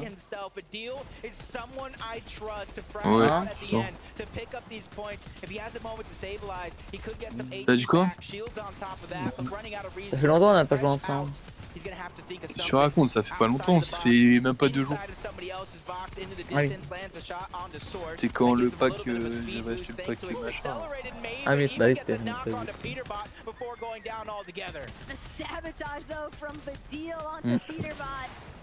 That's going to stop Peterbot's run for the time being. Kanata, though, still keeping things moving right now, all by his lonesome. Vraiment du vu et revu, hein, quand même, les trucs. Hein. C'est insupportable. Hein. Elle est tellement belle, cette meuf, c'est une dinguerie. C'est forensic, graduate, on se dit, bref. On la connaît pas. Elle est trop belle, sa mère, vraiment. Envoie une photo. Bah cherche, attends, je vais t'envoyer sur Insta. Ouais, on va aller guetter ça.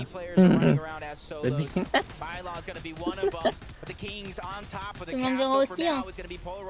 Non mais ouais. As they fall down below, Calgamer was another one. A nice shot there to land with no resources to continue to build up. Moi aussi j'ai envie de voir. Hein. They put the pressure on. A lot of damage and the siphon goes through. Skin. Skin. Bylov flies next. 2v2 situation. NA versus Duke and Edgy versus Polarized and Scented. But this is going to be drawn out just a little bit. The building of Mega City, it's indestructible. It's hard to break through. But Duke finally finds the wall that he Elle a pas Insta, je jure, la vie de ta mère, elle a pas Insta. Resources left. Ok, est-ce qu'elle a Twitter? Je suis le tweetos le plus connu de Twitter. En mal. Ils ont dit qu'ils vont faire un thread sur moi. Tu sais ce que c'est un thread? Ah mais c'est pas son vrai nom qu'ils ont mis, c'est enculé. Sur la vidéo. En fait quand on voit la vidéo YouTube, pourquoi je me fais chier. Moi je trouve vas-y j'envoie dans le groupe. Bravo à Dick Duck et Ed de Gueule. Avec les gueules là, par contre, ta gueule, c'est bon. C'est insupportable. Je t'ai dit quoi tout à l'heure? J'ai rien dit, je dis juste qu'il sait qu'à gagner. Je leur dire bravo.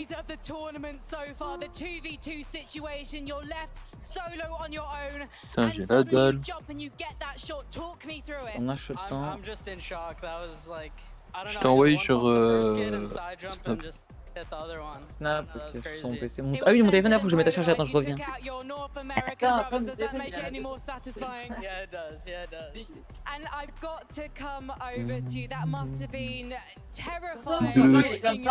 C'est vraiment du tête, elle est incroyable. Par contre, le corps. Ouais, non, ça va aussi. So Edgy, what's happening then when your partner is solo? Are you talking to him or are you just letting him feel and listen to what's happening? Allô, c'est pas une meuf avec qui sortir, clairement. On va voir ceci. Même si elle est incroyable. C'est pas une meuf avec qui sortir parce que genre en mode vas-y, trop belle, tu vois, genre. Du coup, genre, ça y est, tu sors avec elle, tu sors dans la rue, t'as des mecs qui regardent et tout, vas-y, la flemme un peu.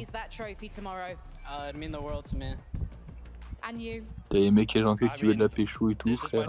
Forensic graduate. Ok. Alors attends, on va aller voir. Ah, c'est un short. Là, la meuf au début. Hein? C'est la meuf qui marche là? Avec les cheveux longs? Ouais, sûrement. Maman, il y a Tim elle est affreuse. Elle est affreuse, frérot.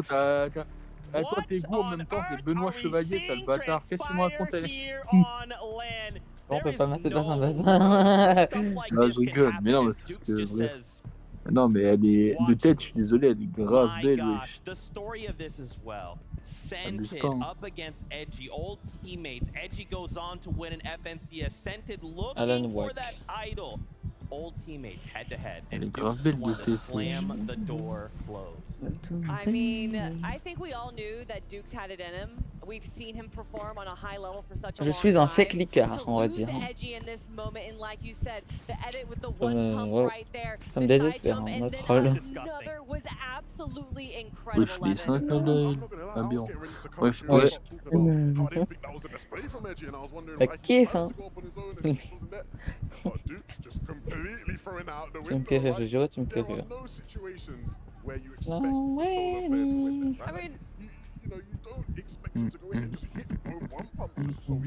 You saw Duke's reaction. I don't even think he expected to be able to do that. So I cannot wait to see how far they're going to be jumping up now. And that was just such an incredible end to that game. You know that's going to give them the confidence boost that they need. NA going head to head for that last victory royale moment. Now, of course, I didn't forget one big key factor here.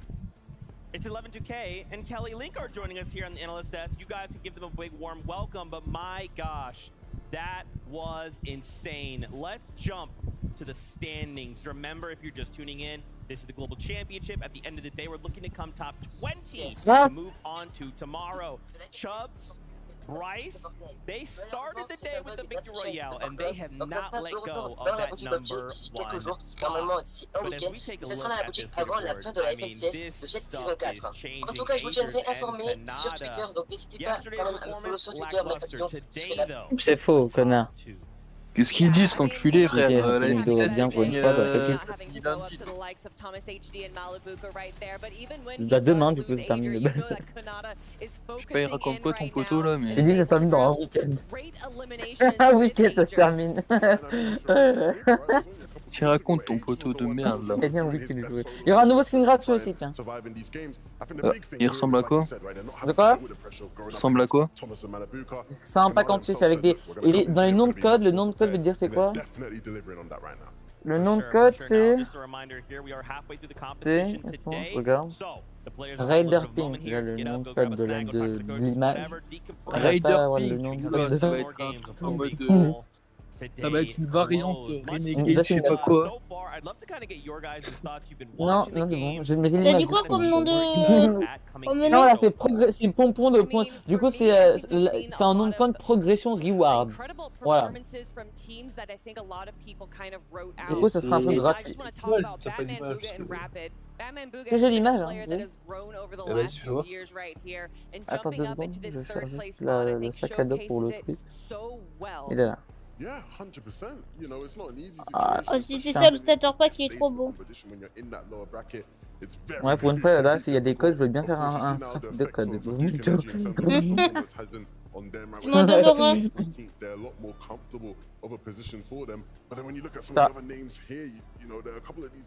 Ça, le nouveau skin. Ah non, j'ai pas enregistré le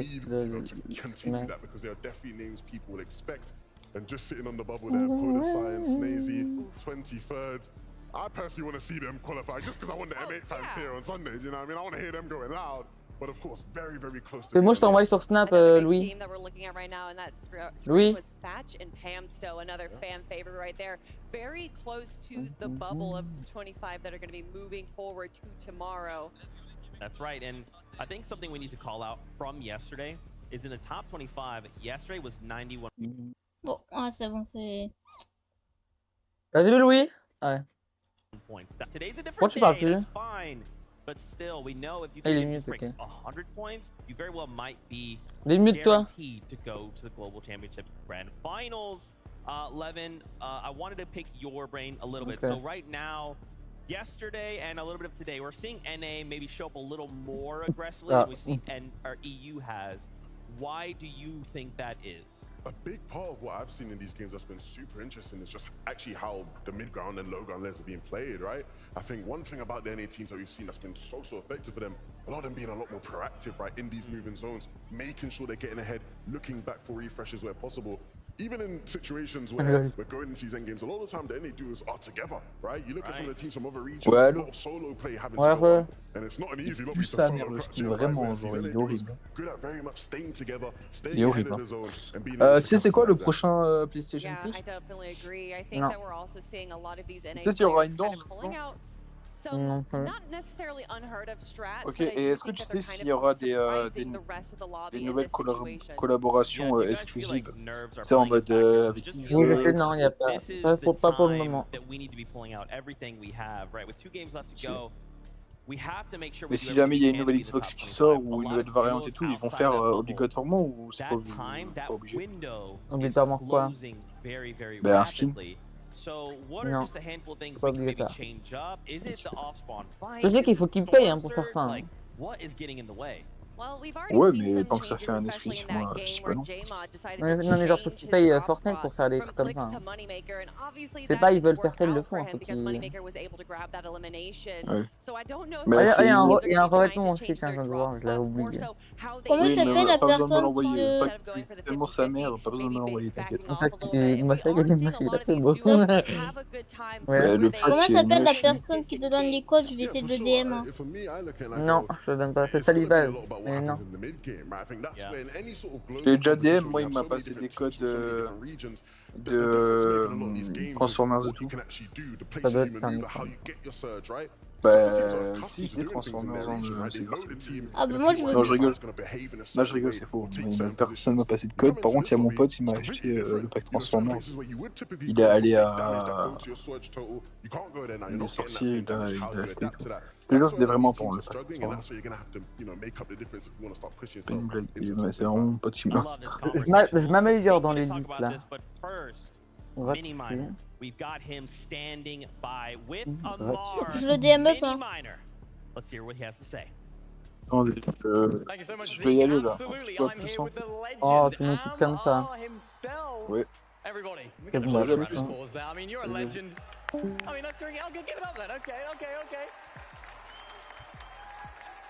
He's a legend. I mean, we don't need to tell you that. But, I mean, you are a legend in the EU scene, right? It's a global competition. For those that don't know you, what do you do? What is your role in the community?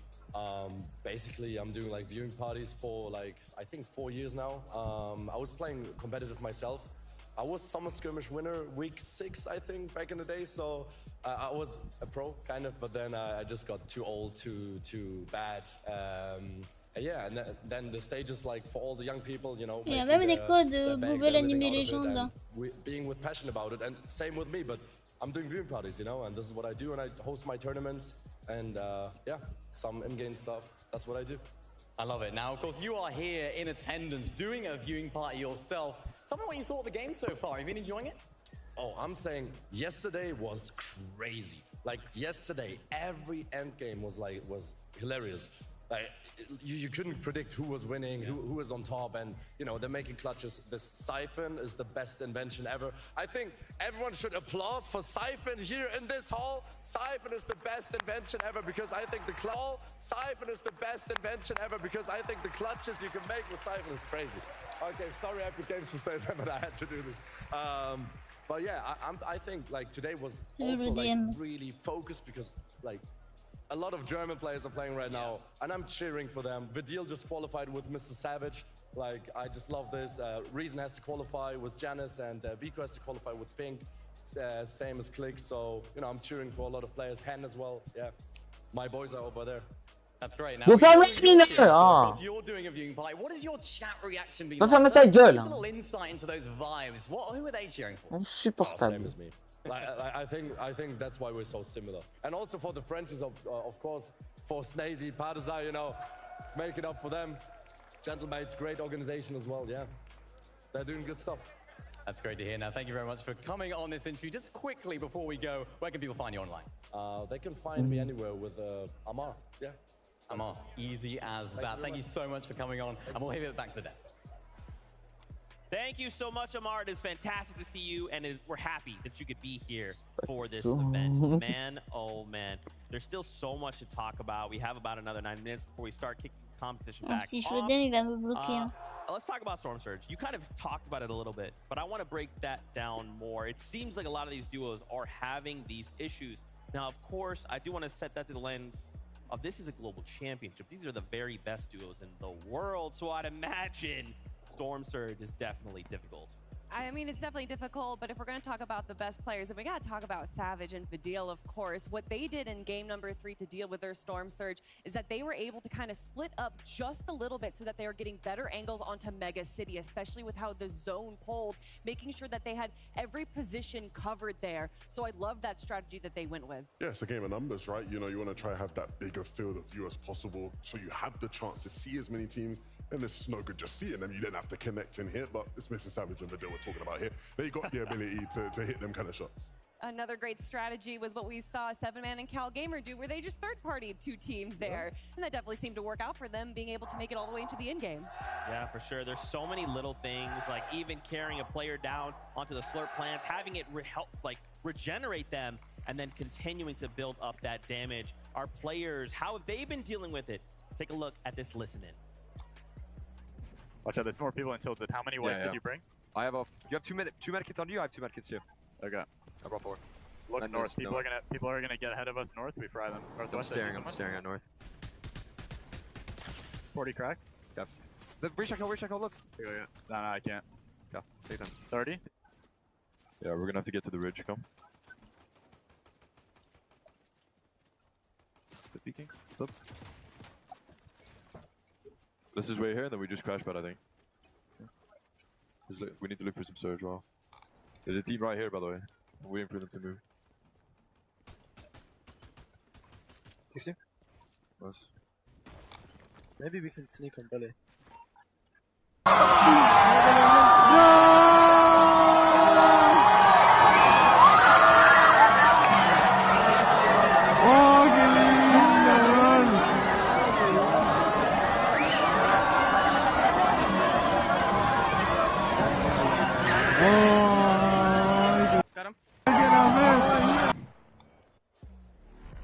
Crazy stuff. Storm Surge, all types of ways of dealing with it, but you have to deal with it. Yeah, 100%. I think that was the key, right? All the different types of ways, right? We saw certain players making these sneaky plays where you're trying to sneak up on a team you know is not maybe going to be aware of where you exactly are. You have teams just basing up, straight up. You have players actually just waiting for anything, right? When you're shambles with Surge, you'll just take anything you can get, right? We saw that kind of situation as well. So many different ways to deal with that. Fantastic. Oh, there we go. Well, guess what? We actually have a very special interview. French community, I feel like y'all are going to be really excited. We got Frankie standing by with Stacey and Photoside. I do. Stacey, what's it like hearing your fans out in the arena? Yeah, this is amazing. Yeah, thank you, gentlemen. Thank you, all the fans. He says merci. And they hear him and they love it. I've got to come to you, Podesai. I need to ask, what went wrong yesterday? Yesterday we have a problem with the Storm Surge, and we didn't play our games, so we did a bad game, and today I think we play already better, but it's not finished. There is 2 more games, and I hope we qualify. I hope you qualify too, because pourquoi tu parles en anglais, mon frère? T'es français. You're currently in 23rd position.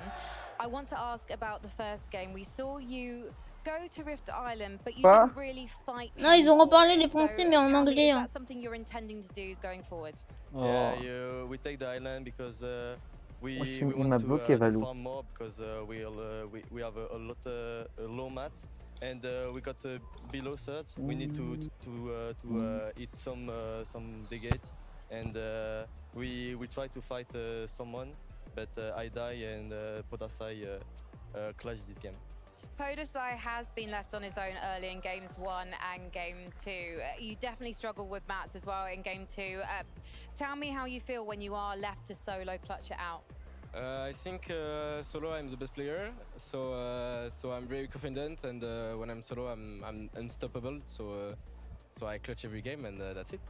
Well, I can't wait to see if you can clutch out a game later today. But before I let you go, because the fans are out there cheering your every answer, would you like to say something to them in French? I'll let the 2 of you stand side by side and share the microphone.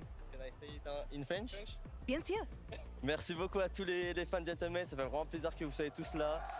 Vous nous apportez beaucoup de soutien, on vous voit tous crier quand on arrive et tout. Vraiment, merci énormément d'être venus. Et puis on va essayer de se qualifier pour vous rendre fiers. Une dernière fois les gars, gentle. He's going for the win. Merci à tous. Thank you so much. Thank you fans as well. Là, ils ont parlé français. Thank you so much, Frankie. What a fantastic interview. You can see the French community going absolutely crazy. I believe the saying is "Allez les bleus." Is that right? That's all the French I know, really. That's it. That's it. I hope that was enough for y'all. We love y'all. They're so passionate. So are the players. The fans here have been absolutely amazing. If you were able to make it out here, man. Oh, le vous mondial les bleus, le commentateur. Unlike anything else. And you have to feel that that's definitely inspiring the French duo with all these players, all of these fans respecting, giving them shout outs and everything. And I think that in an instance where they might have had some tournament jitters, I think those are now gone. Well, yeah, you'd say that, but then again, it's like they're 23rd right now, sitting just on the edge, right? It's getting close for them. They have to make good use of these last couple of games. I think they can do it though. I think they've shown today that in a clutch situation, one of them is going to step up. Of course, it's been Podesai a couple times, but I really do believe in these guys and their ability to make it through. I mean, definitely with that high-set accelerant shotgun right there, he was able to not just grab eliminations, but also move through the zone as a solo player. Mobility is so important. So being able to do that, being able to just get a few more points with that was definitely beneficial. For sure. Another duo that jumps to mind, Janice and Reason. Amar actually talked about them on his recent interview. Another duo looking to end the day in the top 25. How do you guys feel like they've been performing so far on the day? I think you'd probably say they're near enough safe, right? I think that's what Amar feels. I think that's probably what they will be feeling as well. Realistically, Janice and Reason are a team that I don't think should have been playing in the last chance major whatsoever, right? I think this is a team that is more than good enough to have qualified straight for the majors. In fact, if you rewind your memories all the way back in Major 1, after day 1 of the grand finals, they were in first place. Like, they should have been here when you think about it, right? And so I think, you know, these guys will be happy knowing that they've probably done enough to make it in there, and they'll have a big chip on their shoulders coming into Sunday, because definitely a team with a lot of pedigree, a lot of fans, a high status, and all the ability in the world. So you're already calling that they're making it into Grands tomorrow. Wait. Is that 11 2K guarantee? I can guarantee that Janice and Reason will be playing tomorrow. Well, we have proof. We have proof. The script is leaked. That's it. That's it. The script of the future is leaked. But of course, for all you fans, if you believe in duos out there, please just shower them in love and support. Tweet at them, send them, I don't even know, all kinds of messages on all social medias. Just support them, right? These are some of the very best players in the world. They've worked so hard to be there, be here. So please just send love their way. We are getting closer and closer, and all my heart can think about is that bubble, the pressure. If I am anxious, I know these players are. Well, I think a duo that's probably not too anxious right now is Chubbs and Bryce. And although they didn't have the best game 3 that we saw, I think they went around in zone 9, which again is pretty good after their performances in games 1 and 2 right now. I think that they're feeling pretty confident. Yeah, no, these guys have been very, very good today. And that's an understatement, right, when you're in first place. Chubbs and Bryce, they've just been so locked in, right? I've been to the player lounge a couple times throughout the event, and every single time I always see Bryce just there, grinding, locked in, ready, practicing, because they knew coming into today, they were not gonna let this moment slip past them, right? They came in with clear intentions, and they're showing that they're gonna be a formidable team come tomorrow. Yeah, is there anybody else that kind of stands out or you know, you would argue is going to kind of affect the lobby as a whole? I mean, Mr. Savage, the deal, right? Currently sitting in that top 10. Probably a lock. I'd say highly likely, 99.9%. Stop jinxing these My bad. Caster curse, my bad. Nah, they are locked. Yeah. They're cool. Is that 11? I'm just kidding. No. We're not doing that again, mate. We're not doing that whole spiel. But sure, you know, these guys being able to come through tomorrow, again, maybe a duo that probably should not have made it as far as the last chance, but it should have kind of gotten through before, but... One placement off, right? One placement off, in Major 2. How can we maybe see them affect the lobby tomorrow? I think honestly that they're doing a pretty good job showcasing their ability today right here. They've kind of shown a lot of strats that showcase why they are in the position that they're in the top 10 right now. I think they're doing a great job, and I think they just kind of need to keep going with what they're doing. It's interesting, right? Because when you talk about the effect they can have on the lobby tomorrow, I'm going to expect something very different from them. I think when you look at the way they've played throughout the year, the way they've even played here, it's been impressive in terms of then maybe shaking up what we expect to see tomorrow. I wouldn't maybe go that far, right? Maybe with the Chubbs and Bryce, it's different because we've seen in these games the way they're playing height is a bit different to some of the NA teams. You know, we've seen the EU teams dominate. Not many of the NA teams been playing for height. Those guys were. So again, when I see shake-ups in the lobby, I think, okay, how do these guys come into the equation?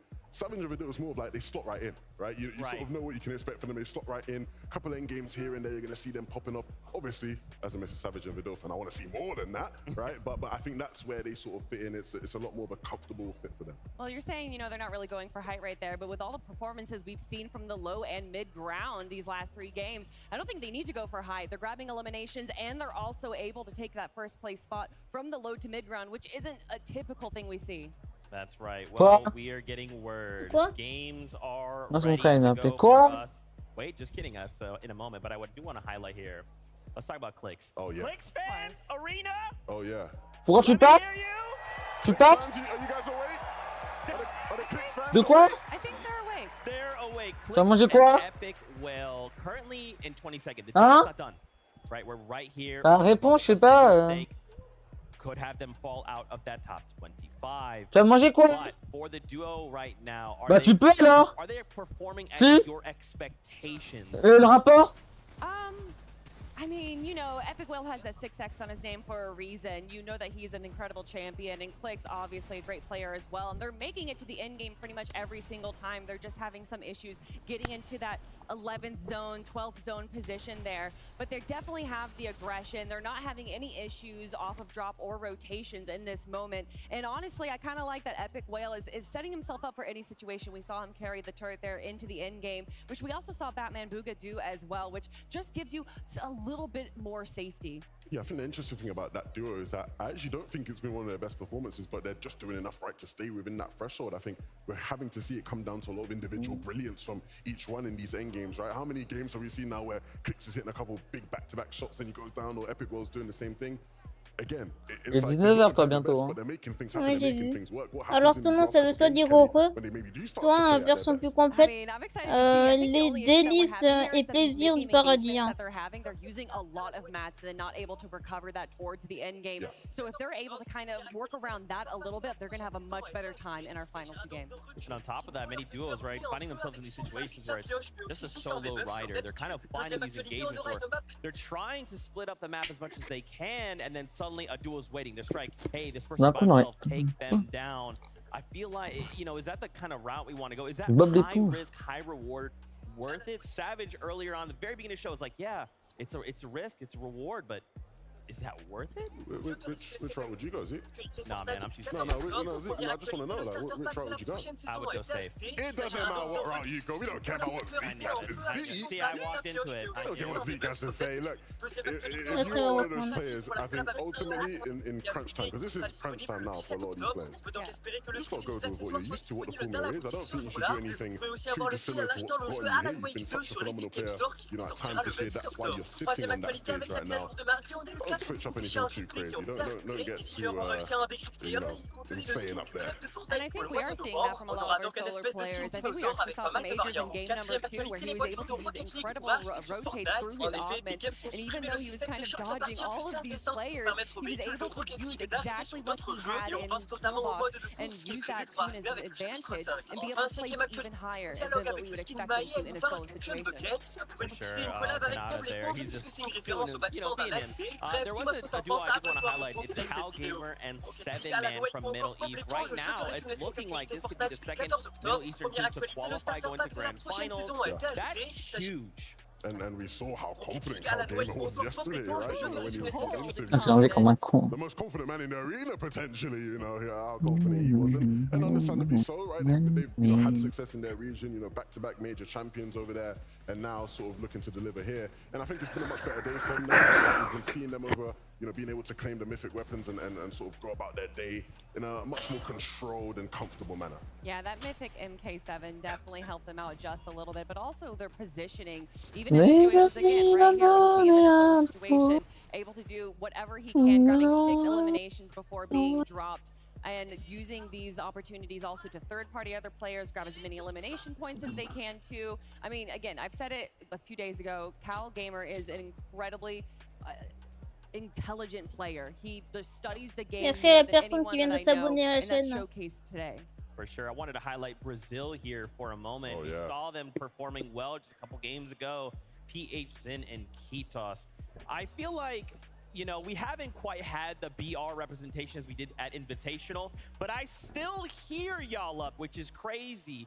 For PHN and Kitos, I want to see more of their play. I kind of want to see more of what they're capable of. I mean, we saw what they were capable of in game number 2 there, grabbing a handful of eliminations and finding at the exact right moment on the mid ground to make their move to the high ground. And that's what put them up into the very final moments of that game.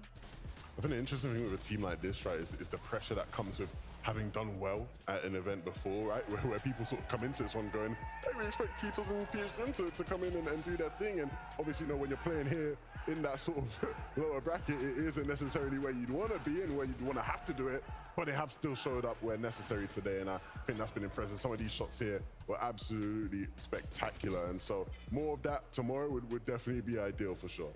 And of course, another Brazilian team, King and Phaser, showing up so huge. See, there we go. That's right. We got to give the French community a run for their money, BR. That's what this is about. Thank you. You trying to start rioting there, man. You gotta calm down. I just want, we all are here because of our love for Fortnite. And if that means we go crazy, we chant, we cheer, we laugh, we cry, I'm about that life. But for King and for Phaser, King has surprised me. I feel like for me, King is one of those guys, it just doesn't matter what his situation is in. He's like, oh, I've got nothing, doesn't matter. All I have is 2 sniper rifles, that's crazy. How about double headshots? Like, he just is so adaptable so quickly. I don't know how anyone could deal with that if they were to go all the way. I mean, we saw King set himself up for success as well, and I just think that it hasn't really worked the way that they wanted to just yet for today. Obviously, we saw the incredible snipe headshots yesterday, and we saw him again earlier on in the day today with, I think it was 2 snipers, so he's definitely prepping himself for that moment once again, but he's just missing the mark a little bit. Yeah, it's interesting, right? Because, again, it's like the highlight plays have been there. You know, no doubt. Compte me répondre quand là, Salival? Il m'envoie un message et il me répond jamais. La connexion est bug! Putain! Je suis câblé. Putain, pourquoi j'ai autant de ping là sur mon compte Surflick là? Oula, je sens qu'on a ping dans un drame. Pour faire un bug, j'arrive même pas. Tom! Quoi? On m'a ping au moins 40 fois. J'ai 10 pings dans son nom. Ah non, c'est pas un mec qui m'a ping. How about someone for NA West? You know. We talked about them yet. I don't know if we talked about them. Okay, all right. What do you want to talk about Batman Booga besides him being incredible? He's incredible. That's all I wanted to say. Any opportunity to bring up an NAS team. Let me just bring up a random EU team. Just bring up any EU team and let's just talk. That's why I have all of you separate. It's like I want to talk about NA. It's like, oh, Vivid, where is he? NA. Salut, viens vote avec Alex aucune insulte. On va juste parler tranquillement et discuter. Hier à 10h25. I wanted to kind of highlight here a listen in from Dukes and Edgy. Wanted to see and catch up with their comms and one of their plays. Voilà. 30 minis. I'm like pretty shammed. We just crash button from here. Okay. Look for Surge. 55 above. Look, hard left. Got cracked. 30 blue. Yeah. These teams are getting it. They're jumping. Look. Spray this. Spray this. 100. 33 white. Dead. Can you crash on us? Yeah.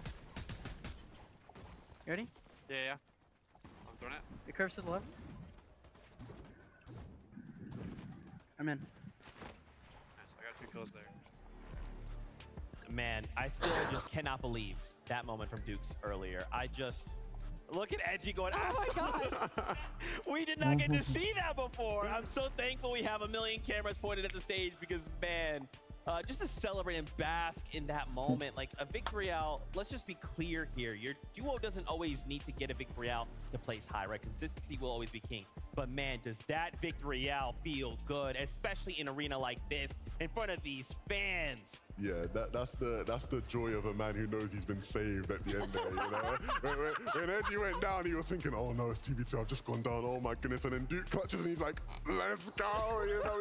He realizes in that moment, like, everything went to plan, you know, nothing wrong there.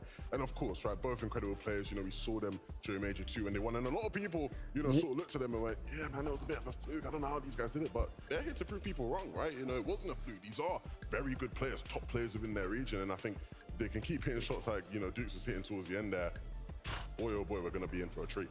Yeah, it was absolutely an incredible run. Dukes himself just didn't seem like he even knew what he did right there or how it happened, but he should be feeling good after that. Just like an instant, like instincts take over, snap headshot, victory out. Just another day in the life of Dukes. Now, a duo, I feel like y'all Danish fans would be excited about Steno and Lushi. Looking to qual here. Yeah, Danish fans, we got Danish fans, PR fans, French fans, we got like Infinity Stones, fantastic stuff. But these guys right now sitting in 8th place. Talk to me about this duo. Maybe some fans are just tuning in. They've had kind of a long day. You want to catch up on some Fortnite. Talk to me about it. Listen, Steno and Lushi started the day off strong, and I'm ready Ah, to c'est see fini les game FNTS? number 4. Non, pas encore. Typical Danish. Normalement, il doit y avoir 7 matchs. Very efficient in their actions and they're delivering today. Well, speaking of delivering, it is time. Game number 4 is upon us. Mais bon, il est long arrivé le 5e match. To take us in. C'est bon. Thank you so much, Zeke. Great games we've been having. I'm joined with the great Monster D face as well. Hey, man, listen, when you see us, you know the games are just about here, and it sounds like we're going to be gearing up here shortly. I can't wait, especially after those explosive clutch moments from Duke. C'est bon, là, les gars, ça reprend. Game number 4 is ready. Donc, il reste encore 2 matchs.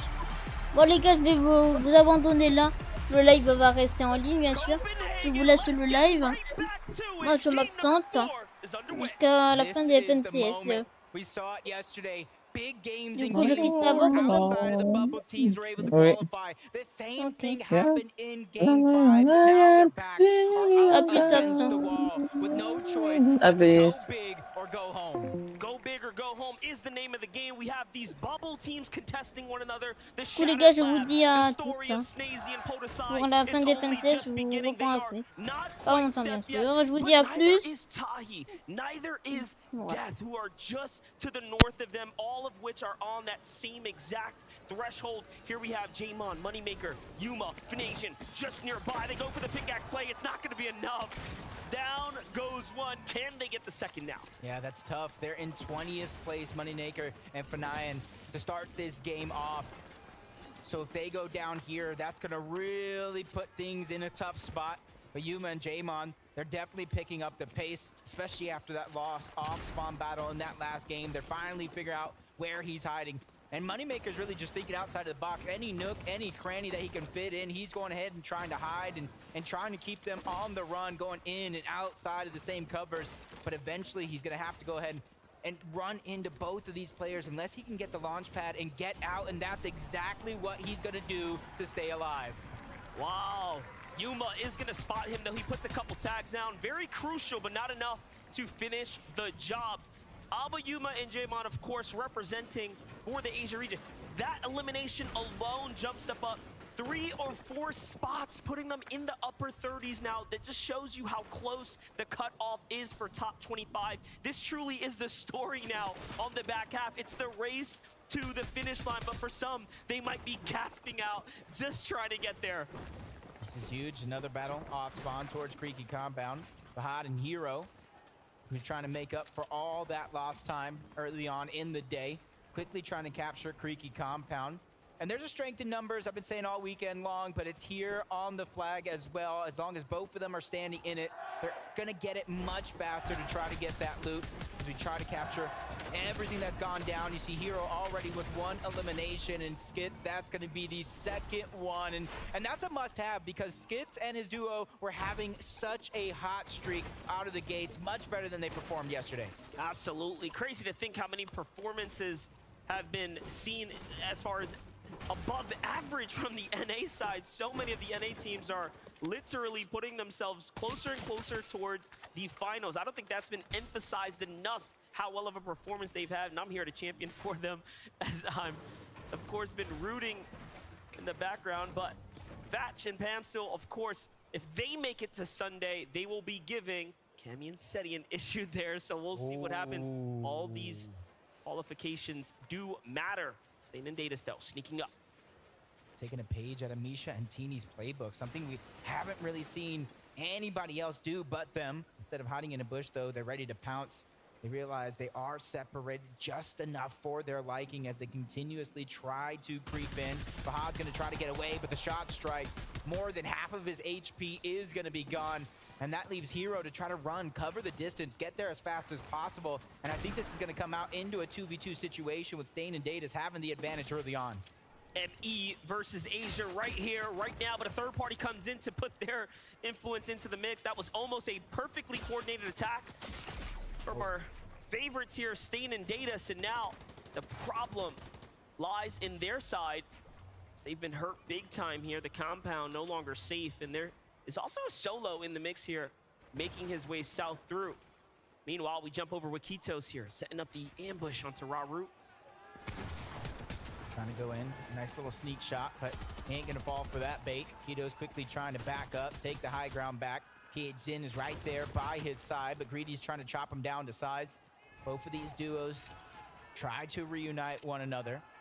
Jin, not very many heals left, and instantly it's Ketos who shares. Oh, but the snipe from the side. Wow. They forgot about the top of the mountain. Jin goes down and leaves a lot of pressure on the Ketos to try to clutch up. Raru and Greedy, they're the ones trying to take advantage of it as well. And the awareness from Raru to understand the snipe comes in and it puts them at a disadvantage. They didn't miss a beat there. They turned things around immediately. Talk about a lucky save for them, as they were on the backside for a moment there.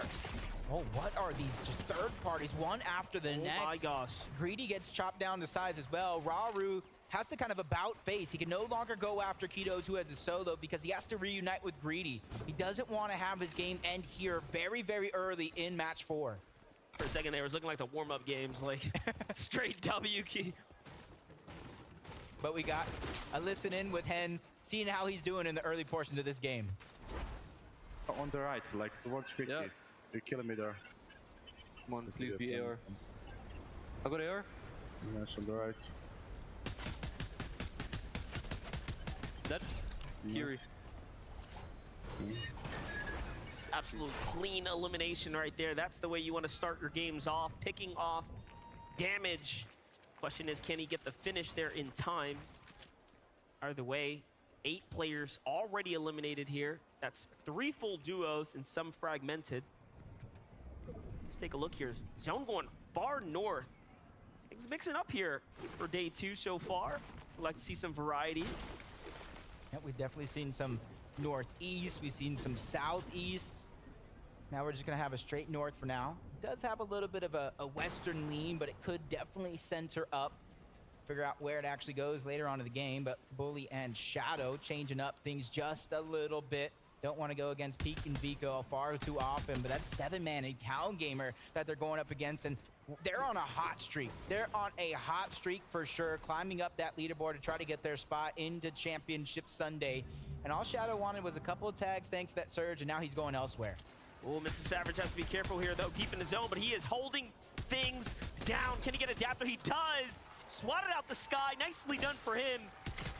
And FKS now back against the wall, hurt as well. Vadil, one of the best to ever do it. When he sees you hurt, he comes in and closes it. Makes it look easy. Let's see, Savage comes from behind here. Yup, he's boxed up. It's only gonna take one more shot.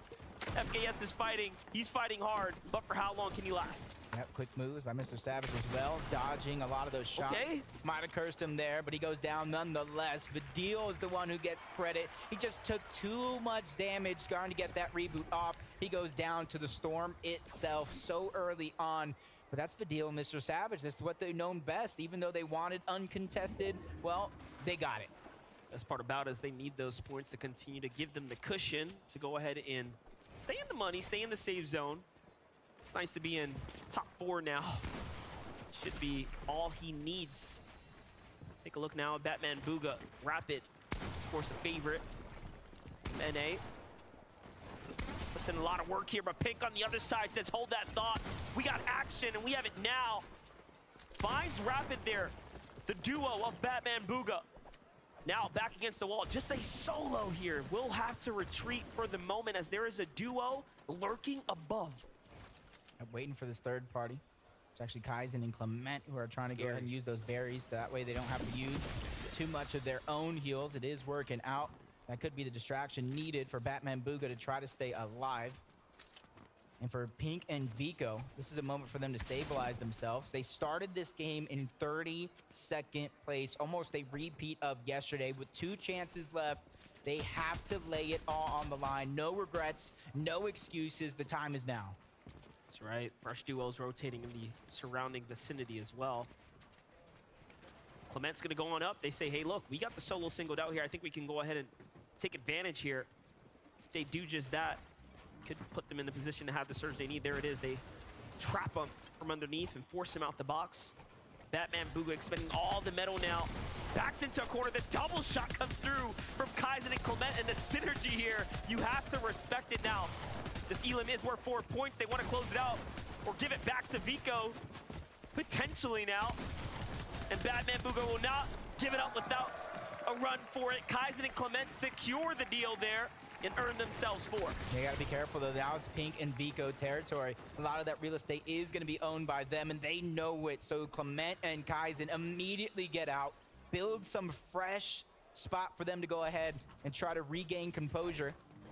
And with the zone pulling forward, a lot of these teams are going to have to continue to rotate towards the north side of the map, which means Pink and Vico, they have the advantage. They are full health as well. They have all the heals, so they either could stay, try to camp above Clement and Kaizen, or try to rotate first and hold them out nonetheless. Pink and Vico do need several more slots to go. You can see they're just holding that 30th placement.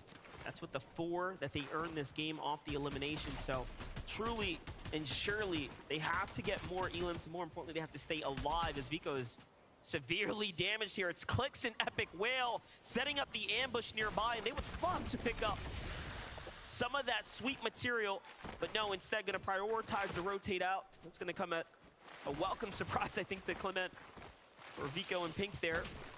They were definitely damaged. I will say I do like this change up coming out of both Clicks and Epic Whale. It was in that last game. They were stayed too far in towards Mega City to let all the other teams bypass them. So by the time it was their turn to rotate, they just got held out. They got separated and taken down as Chubbs and Bryce land a monster of a shot. They don't want to continue this fight as solos. Bryce is yet to go ahead and reunite with his teammate. So that's going to be Chubbs just backing up. Bryce, he has his shoulder. I'll watch it. You try to get out. And it's a fight for the forecast tower. So it's definitely something worth the risk if you're ready to gain that reward. Chubbs and Bryce have had an incredible showing, as have Shalom and MK Papa every single time I've tuned in with this duo here. Today just really has been them finding their stride here amongst some of the greatest. Already at 2 eliminations, a big 8-point game. I'd say this is definitely a team that is jumping onto the radar here now. That was Pam, Stu, and Fatch that they just took out of this lobby. Pamsu and Fatch have about 48 points, 29th place. The only place they can go from here, though, is down. They leave it up to the last and final game of the day to try to qualify. And from one fight to the next, they run into Pings, who quickly bounce pads out. He doesn't want to have any of that noise. He is a solo, so he's probably looking for a least contested part of this zone to try to go ahead and get his teammate back. Let's take a look at these elims here that MK Papa and Shalom picked up, because the significance here, they go from top 25 to top 20 here by eliminating Fatch and Pam here on the rotate around the storm line. A very significant pair of eliminations for them here. That could be the difference to their Sunday ride. But now with Fishy and DMK also at 3 elims turning online, they find Epic Whale, and that's a huge punishing blow, forcing them to stop now and heal. We already knew they didn't have many white heals. That's why they were playing the shrooms. So now Epic Whale is truly hurt. Yeah, this is going to be tough because they don't have the elevation as well. Luckily, though, they are by this Rift Island, so a couple of teams might try to contest it, which leaves an open path somewhere for them to try to find and try to get on track. They started the game in 15th, then they moved up to 10th. But at that last game, they fell all the way down to 22nd place. And the time is definitely ticking for a lot of these teams to claim their spot on that battle bus for the grand finals. Well, Jacob, let me tell you, the 3 or 4 duos I see nearby all absolutely need this Rift Island. And if you think back to that content piece, this is when it is the most dangerous. You have to be the most cautious going for the Rift Island right here, right now, because you know those 15 points are going to be worth fighting for right now. Datus and Stain recognize that Chubbs is hurt here. They try to go in, but Gap Zero's not missing a shot at all right now. A very, very great job. So far, so good. But remember, Chubbs and Bryce, they're good. They have the ride to Sunday. They're going to do okay. Just about practice for them. Still on the international stage. Every moment matters. You said it himself, he's nervous. Now it's time for him to shake those nerves, get ready for tomorrow. And you hear the crowd going wild. Bushi and Steno, they got themselves a nice bit of elevation, but just on the corner of the zone. And that's exactly why they're going to try to disengage off that spot, rotate deeper in. And depending on what teams have the forecast tower, they might try to beat them there, but it is across the map from that Rift Island. So you already know around the 4th, the 5th, even 6th zones, it will pull away from Rift Island. This is incredible. Snazy, Podesai, Clicks, Epic Whale, Stain, Datus. An incredible amount of variety here. Trying to play for the Rift Island. At the most dangerous time to do so as well. This is going to make or break a tournament run right now. Who will secure it? Even Chubbs and Bryce, they say, I want a piece of this pie. We may have won a game, but we haven't captured Rift Island yet. This could be our chance to continue to add to our lead. And they're ready to fight for it. You see shots coming down from a bottom. There's about 4 teams, maybe even 5 on top of Rift Island. Clicks and Epic Whale, they got pushed off of that flag, no longer able to contest it, but at least they have the position high above the rest. And it looks like they're going to try to fight for some piece control, some real estate, anything that they can get their hands on before they look at the edge of the island for more Storm Surge. A little too passive, though. They're playing the launch pad and not the actual objective. They do have to be careful. You have FHD and Hero looking right on down, slowly maneuvering their way inside. Clicks and Epic now second-guessing the decision to be here. Eliminations could be very well worth it, but securing a point seems unlikely at this point, as Chubbs and Bryce are like, hey, we would love to be #1 for the day. Why not put the risk on the line here? Why not risk it all? Literally have nothing to lose this situation. This is exactly what I thought Clicks and Epic Whale were going to do. They have just the edge of the zone to continue contesting it, and now they're looking on down below to try to get that Storm Surge, but you can see their awareness. They're constantly looking around. We saw Vasquez go down early on. PHZin and Kitos ready to finish off this duo, send them back to the lobby and try to jump up that leaderboard. That is a huge amount of confidence ready to be built. Vamos Quito and PHZin, well played. Big set of eliminations. It's gonna put them in a good spot. Here's Clement, Kaizen on the move. We already saw the very tough spot they were put in when faced off against Pink and Vico, trying to secure the elimination on Batman Booga. It cost them a lot of material, and now they're pretty much a foot behind. Meanwhile, Pink, Vico coming back here. They drop Miro, take down Cooper shortly after. Look at that. Already done and wraps, and Pink and Vico absolutely needed that one. Huge, huge pickup right there. And for Cooper and Miro, who are inside the top 10, I think they'll be all right, but they'll surely slip down coming into the last and final game here. It's definitely going to put them on the edge of their seat, and you can see what they're fighting for. Not only the 2 eliminations, which is H points, it's that weapons cache as well to try to bolster their loadout as much as possible. The main thing is going to be those slurp juices to try to keep them alive. They don't want to wait to the last game to make their qualification possible. Way and Frosty, they're stuck on the edge of zone, just outside as well. They got a couple of feet to cover before they find some safety with inside. But even then, once they get in towards zone, their journey doesn't stop there. The zone continues to pull towards the far north side of the map. The majority of the players are down here as well. Big congestion happening here. It's going to be a very, very difficult rotate for the bulk. See what happens here. But back to the Rift Island. It's still contested. To the most contested island. The island where all of the teams on the bubble lie. Mr. Savage has 2 elims. Guess what? One of them is Bryce. Can they get Chubbs here? Can they find their 4th elimination right now? Badil already working his way in. Looking good. Chubbs goes down, but it's not to them. It's to the hands of FHD and Hero here, a team that equally needed those elims. They needed those points, but who secures the loot? Yeah, I heard it get captured there at the tail end, but I don't know who actually got credit for the capture. We see the loot falling through. Badil and Mr. Savage trying to steal as much of it as possible. Might have been Fahad and Hero who grabbed that one. Clicks and Epic Well long gone off of Rift Island. You saw them cover up that bounce pad, and now they're trying to use it.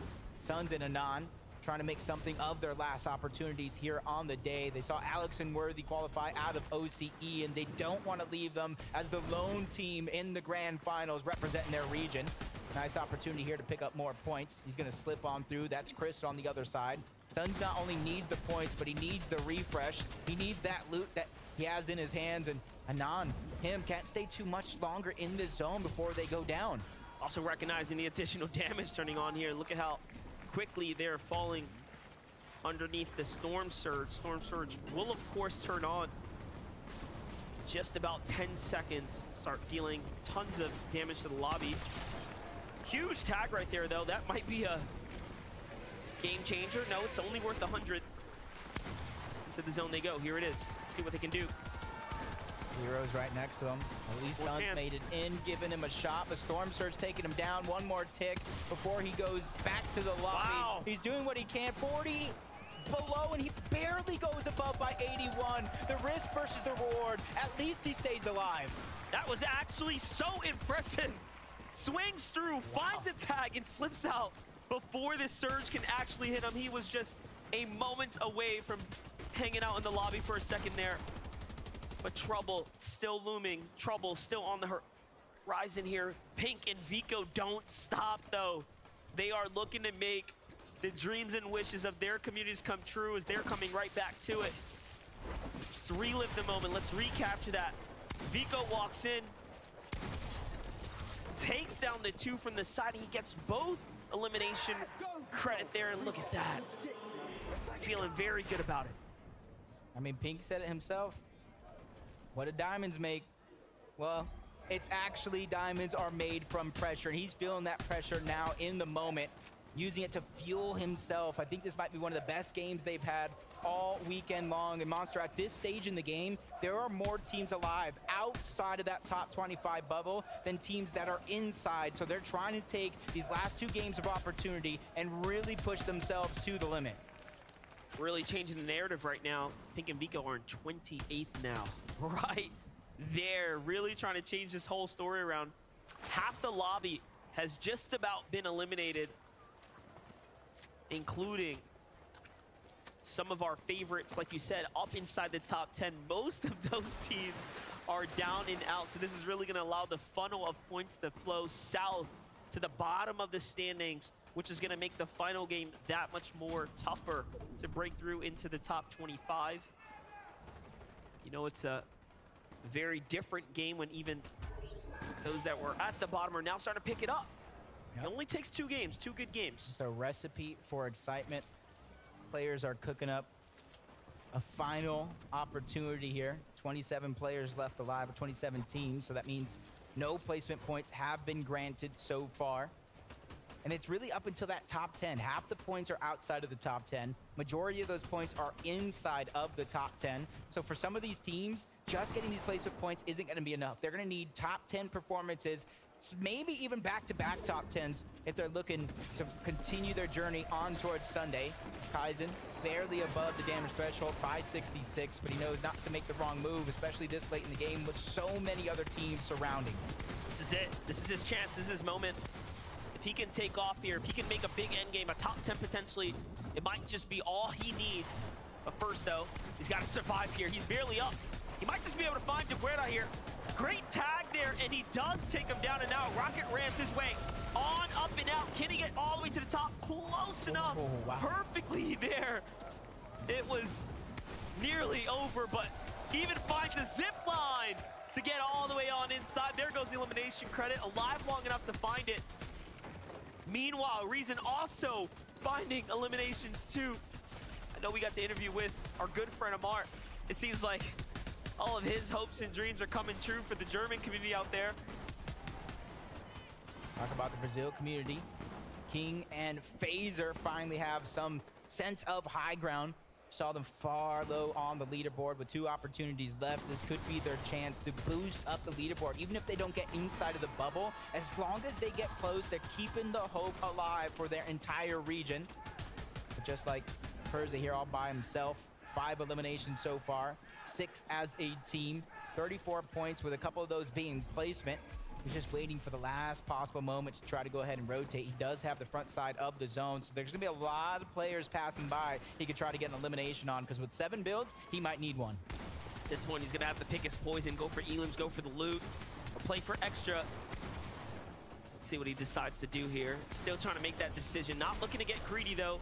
Instead, he's gonna focus on positioning here coming shortly. This is the last charge in his rocket ram. Meanwhile, Kaizen flying all the way to the front side of zone, puts himself in an excellent spot here.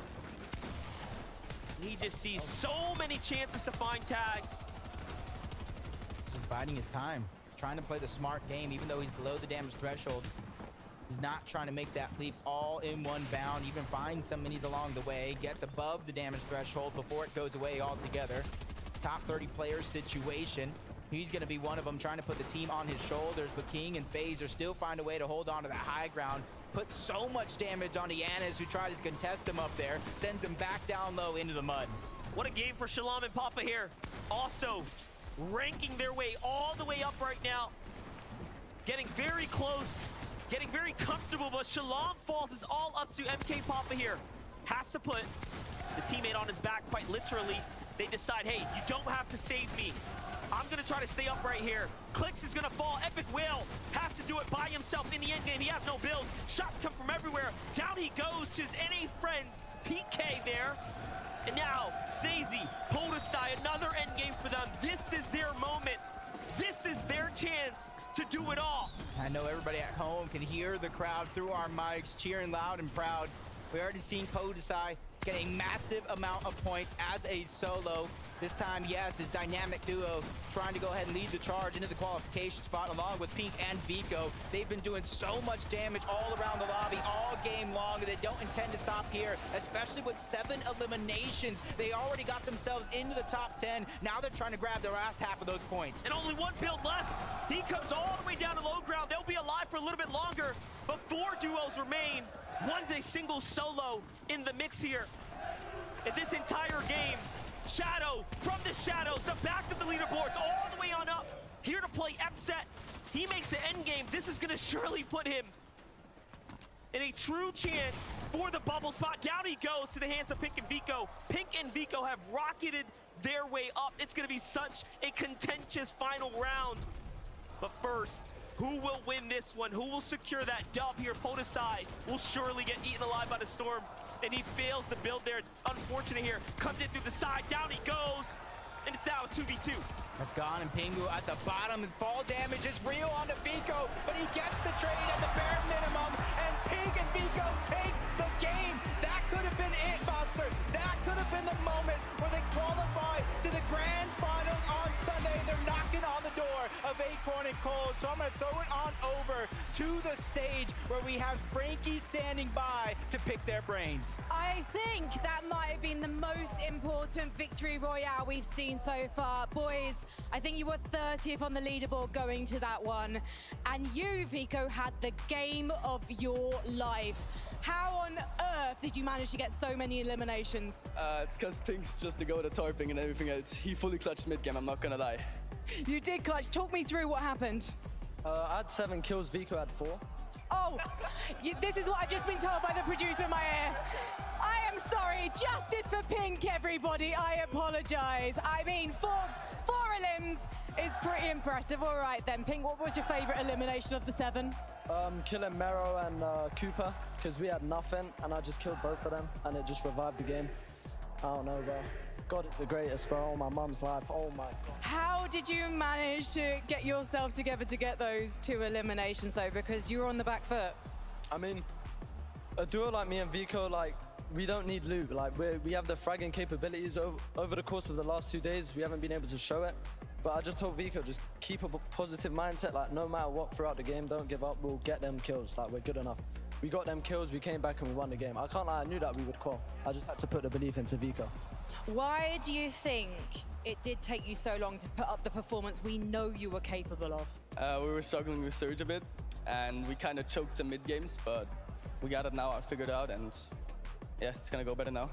I did speak to Pink yesterday about how you became this unlikely double act and how he's taught you a few things in game. Why don't you tell me what you've learned since joining this man? I've learned how to use my brain actually, and not just like use my capabilities of being able to fight and my mechanics. So I'm actually thinking more now, and I'm capable of using my brain cells. So. I'm glad you've learned to use your brain cells. I've got to head back to the desk, but before we do, I know your mum is in the audience. She's always by your side. Have you got any words for her? Thank you for supporting me, and thank you for being the best mom in the world. Well, hopefully that is enough to get you into tomorrow's grand final, because I don't know how you beat a performance like that. Everybody give it up for Pink and Vico!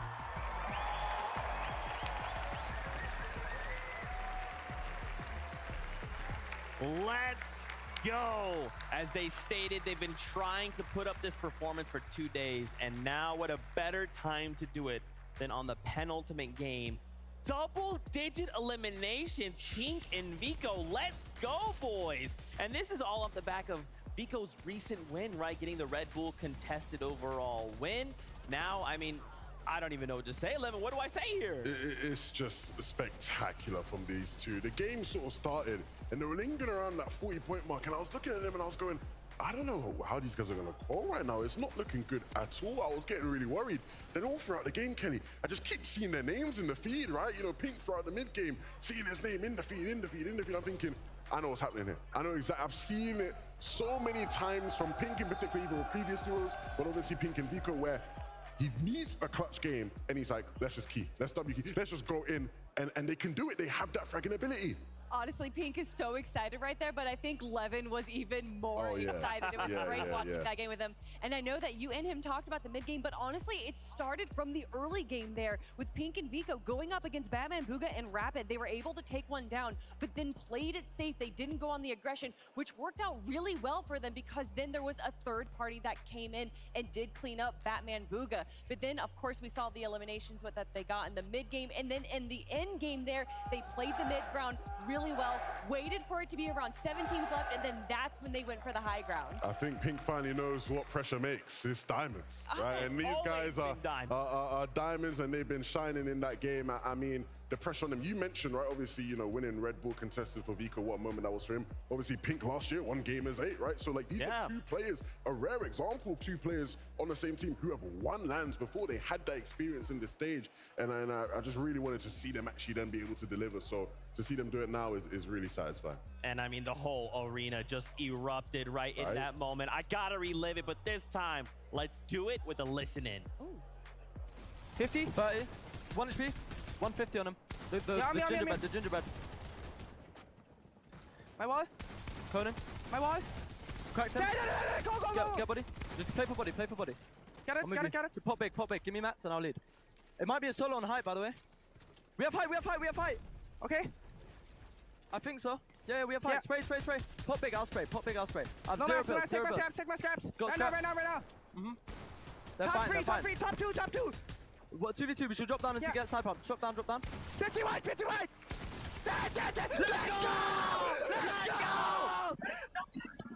The passion, honestly, you won't see passion like that anywhere else. And it's just such a testament to how much Vico has improved, because if you've watched Vico for a while, right? The old Vico before he started playing the Pink, at some point during that end game, just would have just lost his head and just gone and tried to W key someone he shouldn't, overextended, completely lost the game, right? The new Vico, right? He knows when to pick his spots and he takes them perfectly. And look at that right there, moving up 26 placements to now be in 7th place. That showcases that even though they may have had a rough 3 games, by grabbing a double-digit elimination victory royale, that gets you over 100 points, Zeke.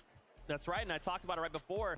91 was the threshold yesterday, right?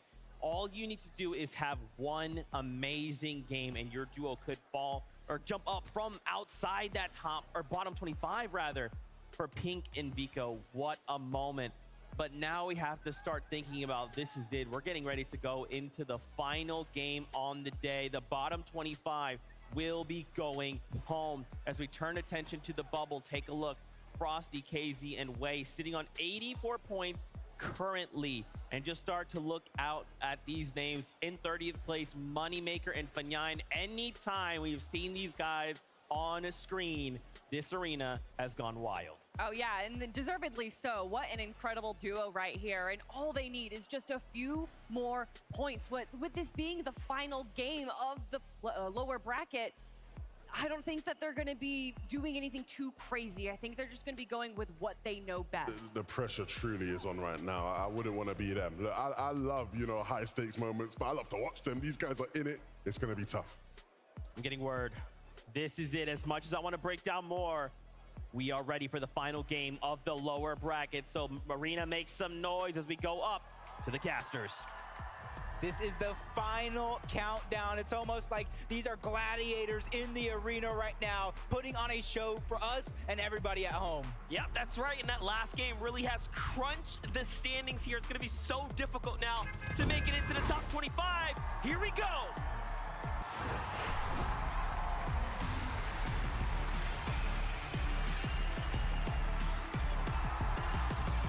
This is it.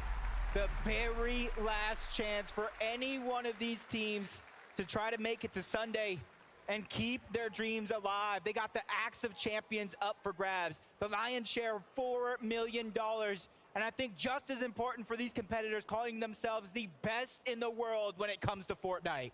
That is absolutely correct. The standings, the minimal points required will probably be much higher than 91, because if you compare the top points from yesterday to today, it is so much more closer. That threshold is much, much tighter.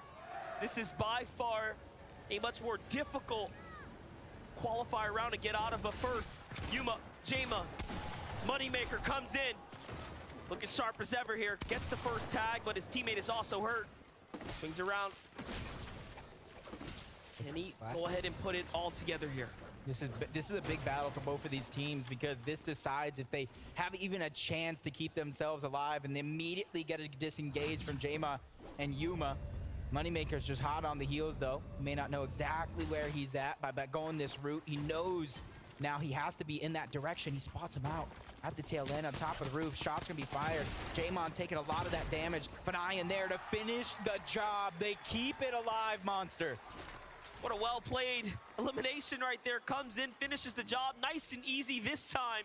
The shoes on the other foot. They are here to change the narrative, change the story, and they have an actual chance. Well, we already know you can be all the way at the back.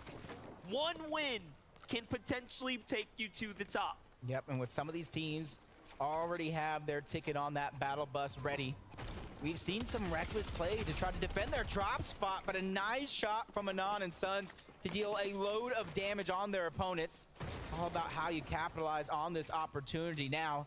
And you can see the crouch coming out from Anon. He's trying to hide exactly which direction he's going to come from, but FKS doing the same exact thing, trying to peek through one of these windows, and he has a gold sharp tooth. He could definitely one pump either one of these players. I'm sorry to say it, but FKS and Adapter just really representing as far as their drop has been better. They have really, really out-dropped Sons and Anon every single round that we've seen here for the most part. This is the first time those Sons and Anon have found a very good and promising loadout here at the Temple. But the positions have switched. Usually it's Sons and Anon playing from the low ground, which hasn't really worked out for them. Now we have the side angle and a lot of damage onto Adapter. He's trying to follow it up with Combat SMG, trying to get him to expend as many of those resources as possible to make the fight that much easier. A little peekaboo shot from Adapt. FKS trying to clean that one up as well, but they just get pushed right back into the same box. Shields are going to get dropped. One's going to go down. Adapter trying to hang on his final lifeline, but Sons with another angle. They win the most important battle of their day so far. What an incredible win right there, and all of a sudden now, that could be the run. Dreams shattered, hopes being made at the same time.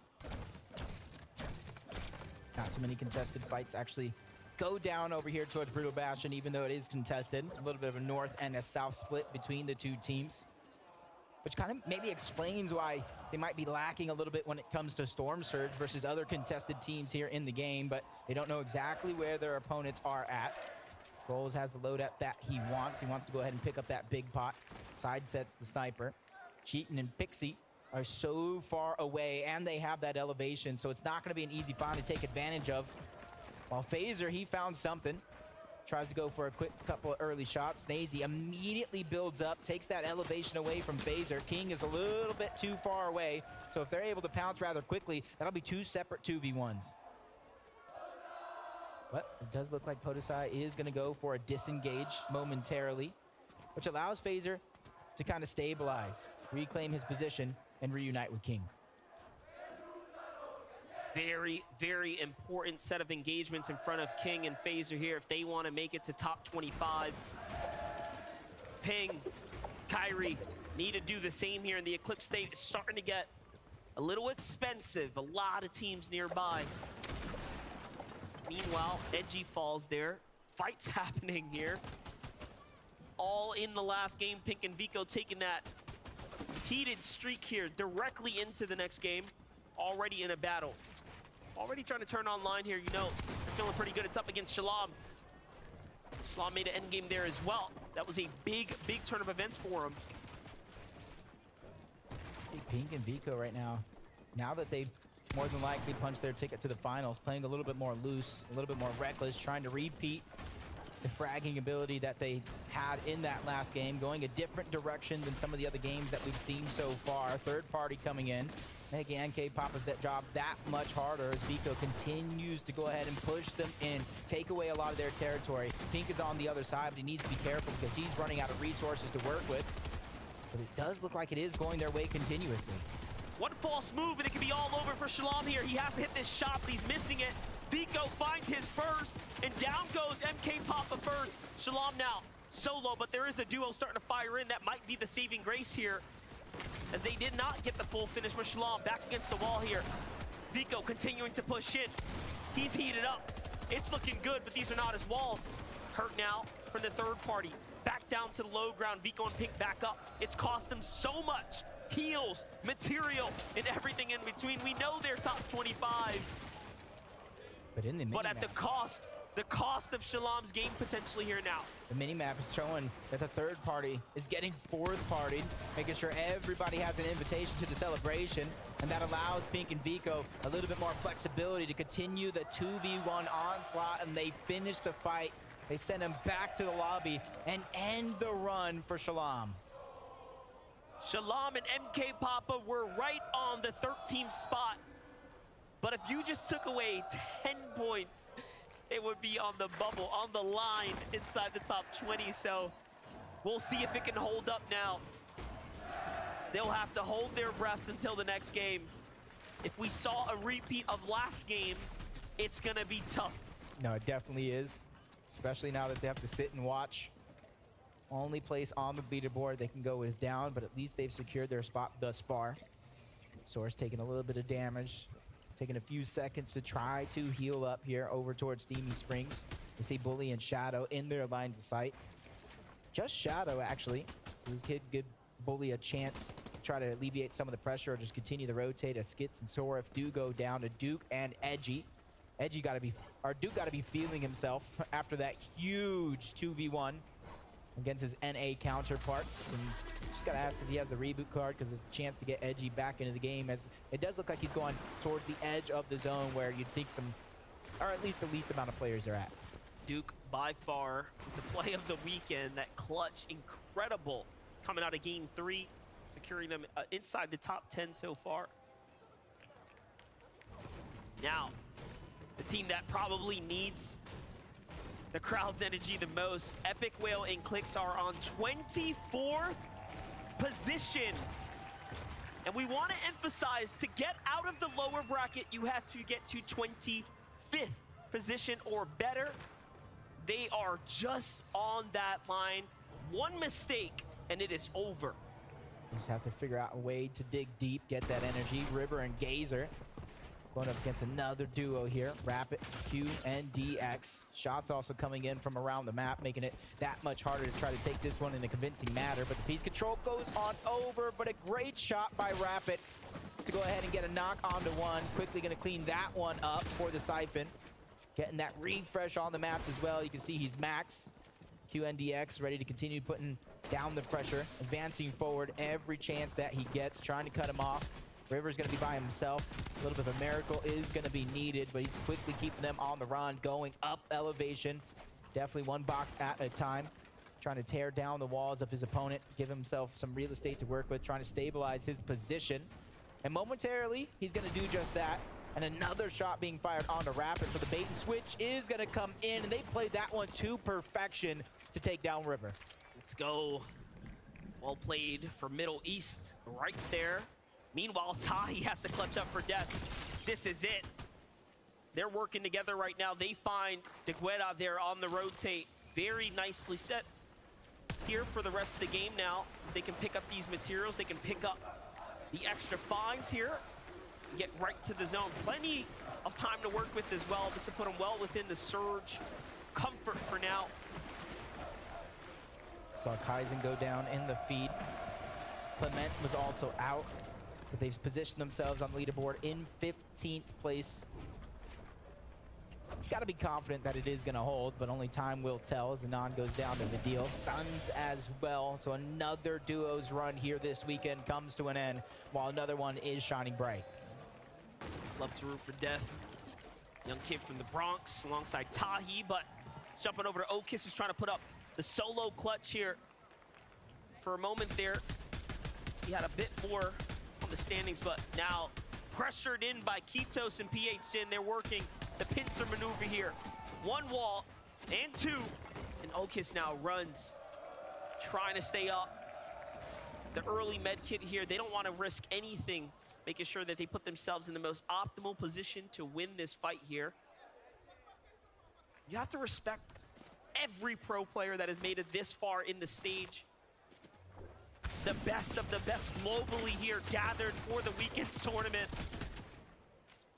There is no easy set of eliminations, but Okis is gonna fall here now to the hands of PHC. And just like that, the Brazilian boys gain another. Well played. Trying to continue where they left off yesterday and go up that leaderboard. FHD and Hero. Those look like they got a little bit of a slower rotation compared to most in this game. Almost uncontested towards the north side of the map, and that's where they're putting their money on to see if it is going to go in this direction. But the only question I really have, Monster, is how much surge do they have? Because if you're going on the slow side, you're not going to have very many opportunities to pick that one up. And even though they have a good amount of wood, full brick, right now they're just trying to get as much metal as possible because they know how useful it is in that end game. Meanwhile, we get to watch this back one more time. Tahi and Death, how they managed to find their eliminations right off the rocket ramp to set up the angle. Tahi, who came back from an extended break, joins back up with Death in the final last chance qualifier, pushes his way through, and then secures himself the ticket, the ride here to wonderful Copenhagen. And now this is his last chances, his last efforts at play here in game number 5, where they absolutely have to come inside the top 10 if they want a shot. So does Clix and Epic Whale. They just need to play just well enough, just good enough, better than the upper half of the lobby. Yeah, that's basically two different sides of the coin. Death and Tahi need a VR if they're looking to qualify, or a massive amount of eliminations. You said it yourself, Clix and Epic Whale need to do just enough to go ahead and punch their own ticket there.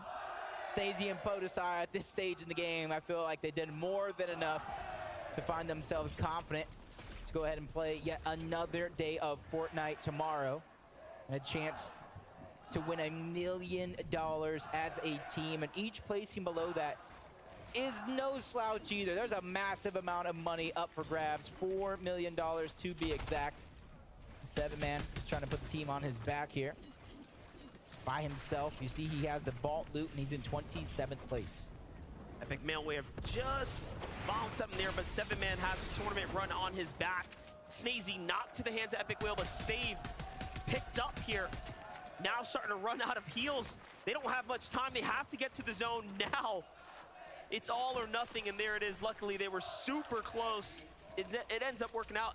But Clix and Epic Whale are inside the storm. They're inside the mega city, just coming out a bit late there. So danger lurking everywhere nearby.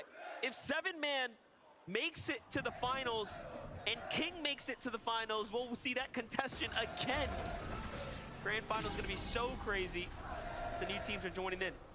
Yeah, the storylines are literally writing themselves right before our very eyes. You see Vortex and Belusi go ahead and capture Rift Island, and that is going to be a must for them. They are right now positioned in 46th place. So not only do they need that Rift Island, they need to continue strong in the rest of this game, pick up a huge VR for the placement points. Now, I even feel like their job won't be done there. They need to sprinkle in a couple of those eliminations as well, but anything is possible. We've already seen it yesterday. Caught a glimpse of Peterbot there as well. Big strides for Peterbot and Bala in the last half here. And they keep up the pace, but first, YKZ have to do a lot more.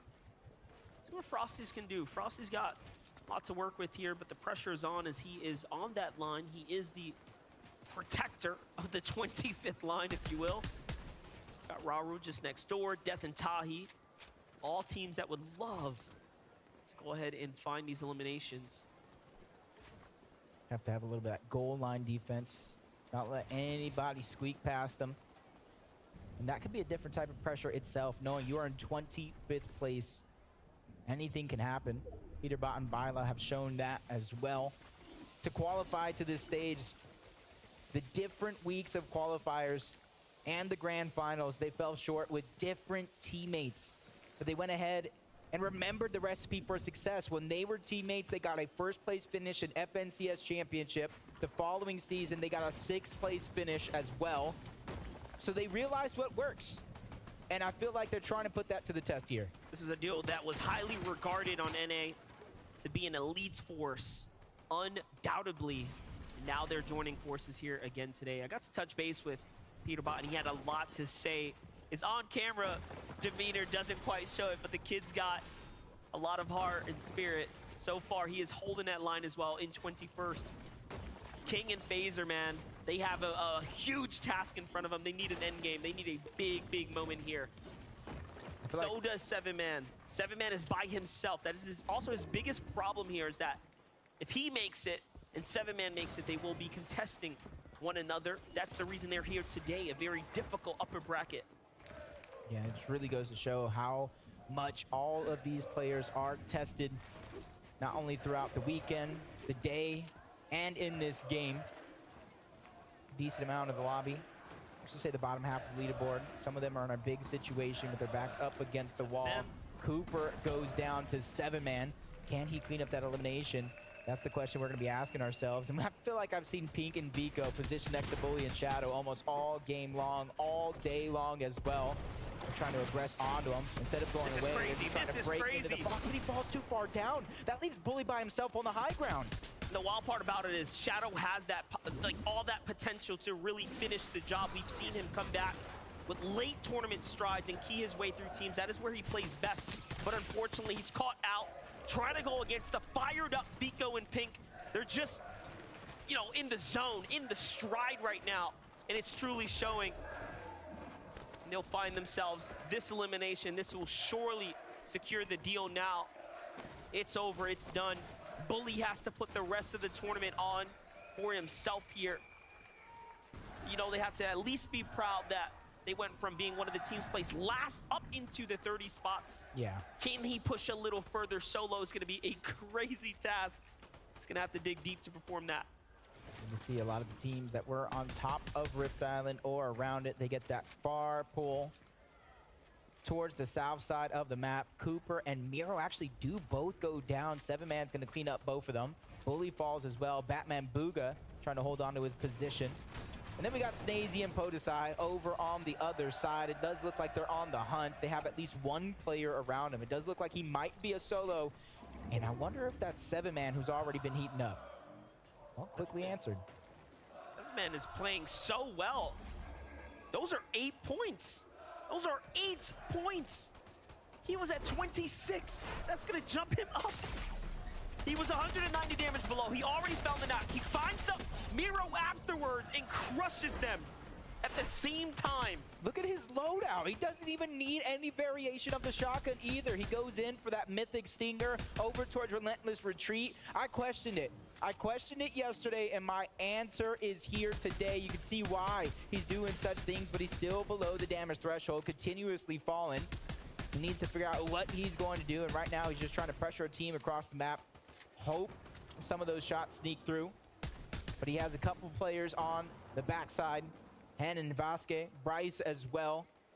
And this could be his opportunity as he looks back to try to get that surge. Well, one thing's for certain, this is the best performance we've seen come out the Middle Eastern region as a whole at any in-person event. They have just continued to get better and better, and 7man is truly showing us why they are champions of their region.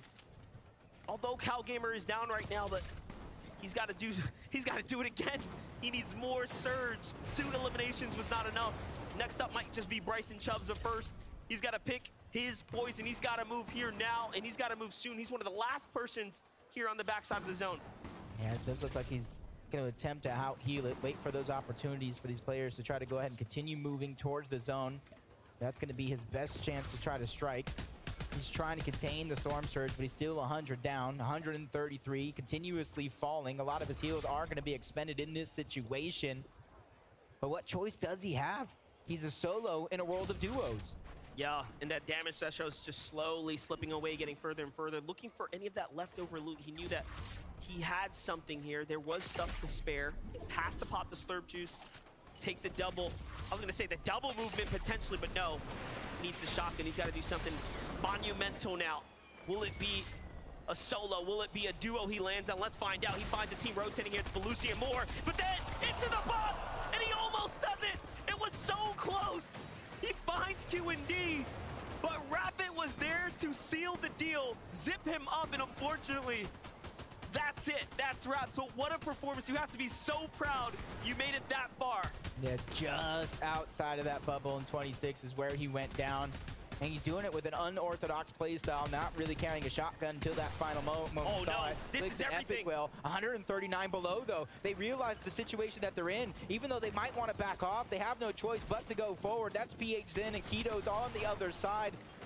And this is where they're just trying to back down. They're doing just enough, 1 foot in front of the other. But if they continue to wait for too long, Storm Surge will activate, and they don't have many heals between the two. This is so scary because PHN has been on fire, but he doesn't have shields. Clix has to do it. He has to do it here and now, and he does. Puts up the numbers. Well played, but it's not enough. He's still 5 below. He's gonna have to heal here and find a tag. Can he get it? No. Shot from above. It's Hen who plays upset. Pam's still here. If he doesn't find a tag, it's all over. Epic gets it in the nick of time and enough time to potentially save his duo. Oh my gosh. But Clix is dropping everything. He's saying, hey, you have to stay alive. Play for yourself. Do it here and now. Yep. This is the final moments. We've seen Epic Well clutch out before in the past, but that's exactly it. He doesn't have any heals to work with. Neither did Clix on his down body, so it's all up from here, but unfortunate. He's just trying to go ahead and use those bounce pads, every tool he has in his tool belt to try to get there, and maybe even try to sneak attack one of these teams that might know he's there. Perfect rotation coming out from Epic, not really getting tagged up. This is his chance. He's barely on that mine. He's barely on the threshold trying to stay alive. Stay alive a little bit longer and you can get the placement points. That is truly what he needs to do. He's in 27th. Once he breaks past 25th, every team that falls will be a difference maker. It's all or nothing right now. He is only 91 above, just barely there, but the chance, the opportunity, the hope is still alive. So is Death, another solo who needs to stay up. One more team will be it. Phaser's already down. That means King is on his final leg too. King falls as well. And they are down and out. Epic Whale is now on that absolute line here. Wow, he pulled zone as well. Oh my gosh. Talk about a blessing in disguise, a miracle even. That's gonna allow him to let some of these teams go ahead, go over his box, under his box, and this could be the perfect moment to catch somebody off guard, but he has to be careful because a lot of these teams surrounding him are going to be full-on duos. You can even see Batman, Booga, and Rapid there. There might be one player towards the bottom that he could try to take advantage of, but it doesn't look like he's gonna peek in that direction. He's just biding his time, waiting for the perfect moment to strike. 2 points already given to him. 2 more points now. No. Top 23, but the surge updates as teams start to fall here. He's the final line. He is the one below. To his left, to his right, players everywhere, but the zone is behind him. And now, off he goes, 200 builds in front of him, showing you guys why he is a 6x FNCS champion. Can he clutch up? Surely he can. There's a player there. He sees the builds come out. It's fresh wood. Can he break it? No. Decides to go for it. 18 seconds now before the zone starts to close and move in. Players jumping everywhere. Zone's on his tail side. Crash pads in front of him. He takes one. Left exposed. He's nervous. Tensions are high here. Time is definitely ticking. Only a few seconds left before Storm Surge activates. This is going to be the moment right here. It's all or nothing for Epicwell, trying to stay alive. 293 below the threshold. He's trying to move forward. He sees a couple players in front of him. The damage is there. He's trying to do just enough. Playing a game of peekaboo, but he's still below the damage threshold.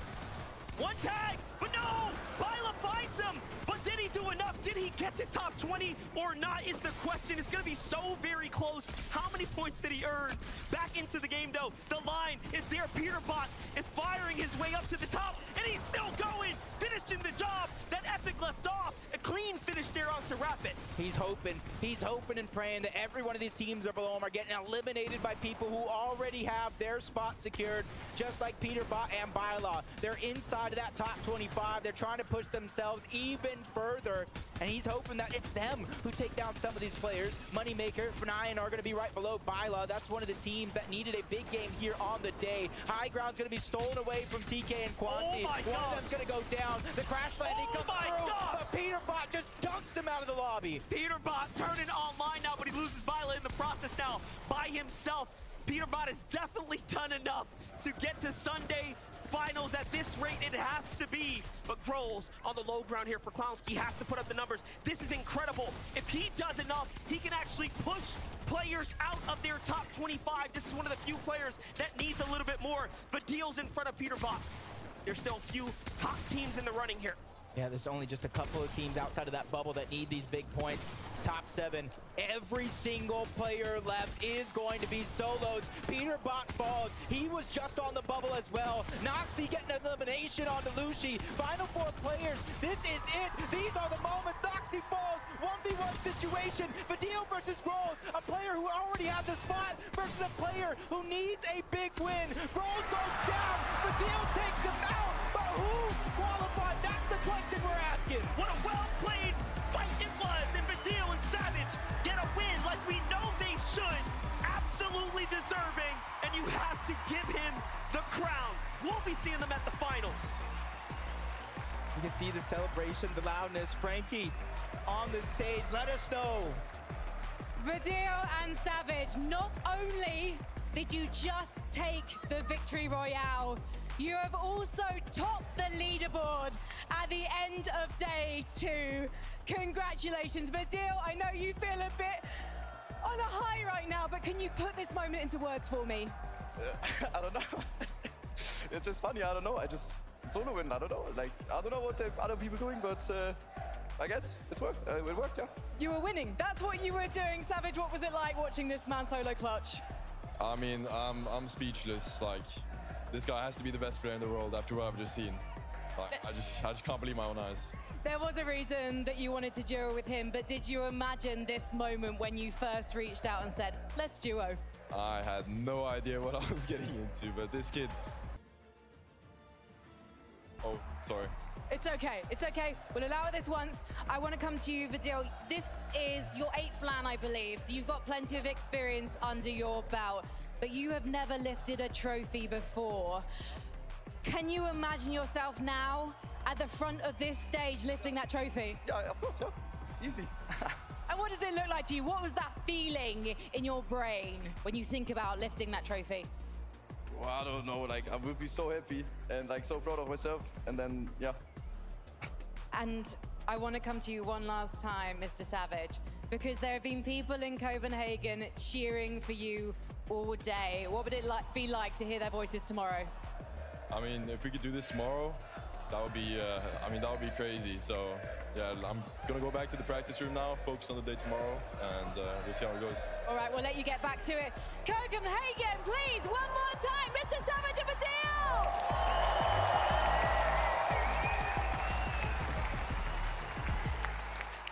I mean, come on! How else do we want to close this lower bracket? From first place in the last chance major to first place in the lower bracket. This is a story in the making. Congratulations, Mr. Savage and Vidil. I know y'all heard the crowd erupt here in the Royal Arena. My gosh, to come down as well to a solo fight. I mean, the thing is, though, is that time and time again, these guys have seen themselves in a solo situation. In game number 1, it was Mr. Savage. In game number 3, it was Vidil. But look at Vidil right here with so many eliminations already, and then going into a 5-1v1. He was prepped, he was ready. These guys have already shown they can do it, and then they did it once more. So locked in, so focused, so ready for everything put in front of him. Again, you mentioned it, right? All throughout the year, we constantly talk about these guys in solo situations. And this is what they do. They deliver. They have these big clutch moments. They like to leave it late, clearly, right? You know, last chance major winners now winning the lower bracket. Doesn't get quite better than that. Can they now win on Sunday as well? Ooh, I mean, that's the question, right? But really, I just want to talk about how supportive they are of each other. Yeah. How much they have each other's back. And look at that. First place coming out of the lower bracket with 249 points, but also Agers and Kanata coming in second. We all knew after Major 3 that this duo had it in them, but then they faced the impossible task in day 1, going up against the likes of Malabuka and Tomize HD, but we all knew that they were capable of showing up. 100%. I think when you look at all of those teams that were there on that page, right? You know, a lot of these are names that we expected to make it through the lower bracket when given that opportunity, and they have not disappointed. Of course, the main man himself here walking up, soaking it all in. How can you not? He's had so many fans and supporters here today. Almost everybody you speak to, says, yeah, I want to support Mr. Savage. I want to see him qualify. Looks like he's going to be playing. Mr. Savage, I know you can hear me walking away right now. I want to make sure that you never do what you did on the stage again, and that's sell yourself short. I know he's like dealing in the moment, but Mr. Savage as well put on a performance for us. So I'm just looking forward to seeing them tomorrow. I cannot wait to see. You know that they are feeling so good right now, and I think this momentum is going to carry them into the competition tomorrow. Let's do it. Let's do it. We got to know the 25 players who has made it on to Global Championships Grand Finals. Here is a look at your list, and I would want to call out one duo in particular. Bottom left, second from the bottom, Rolls and Clown. These guys literally battled it out there in game number 5 of the day, and they literally found themselves in that top 25. They were outside, and in a single game, they said, Grands, we'll be there. Unbelievable. Rolls and Clown are a duo that if you watch competitive Fortnite in the EU, their name you've been seeing about throughout the year, right? They're names who are in these lobbies and at any given moment can put on a performance like Rolls put on there. And boy, did it come at a good time, right? You know, I spoke to them before the competition started, and I actually asked them, between the two of you, who's the carry, right? Is it Clown, is it Grows? Who would you say is the carry? And Grows looked at me straight and said, look, I'm going to be the one that steps up. And here in that last game, to clutch up, to send them through to the final seek, it was Grows once again. He played it so smart and so aggressively too, and obviously that just gave them the right amount of points that they needed. But also Stain and Data's just barely scraping by. We saw them have such hot and cold games throughout the day, but when it mattered most, they clutched up. Such a good story, and of course, Danish fans rejoice. Steno and Lucy will be going on to grand finals as well. There is so much representation. There is so much on the line tomorrow. My goodness, my head is racing. Like, I'm just thinking of everything, all of the things. But what's important about today is for the 25 that did go through. Now you have to level set. You have to figure out what's the plan going into tomorrow. We know there's 25 duos there.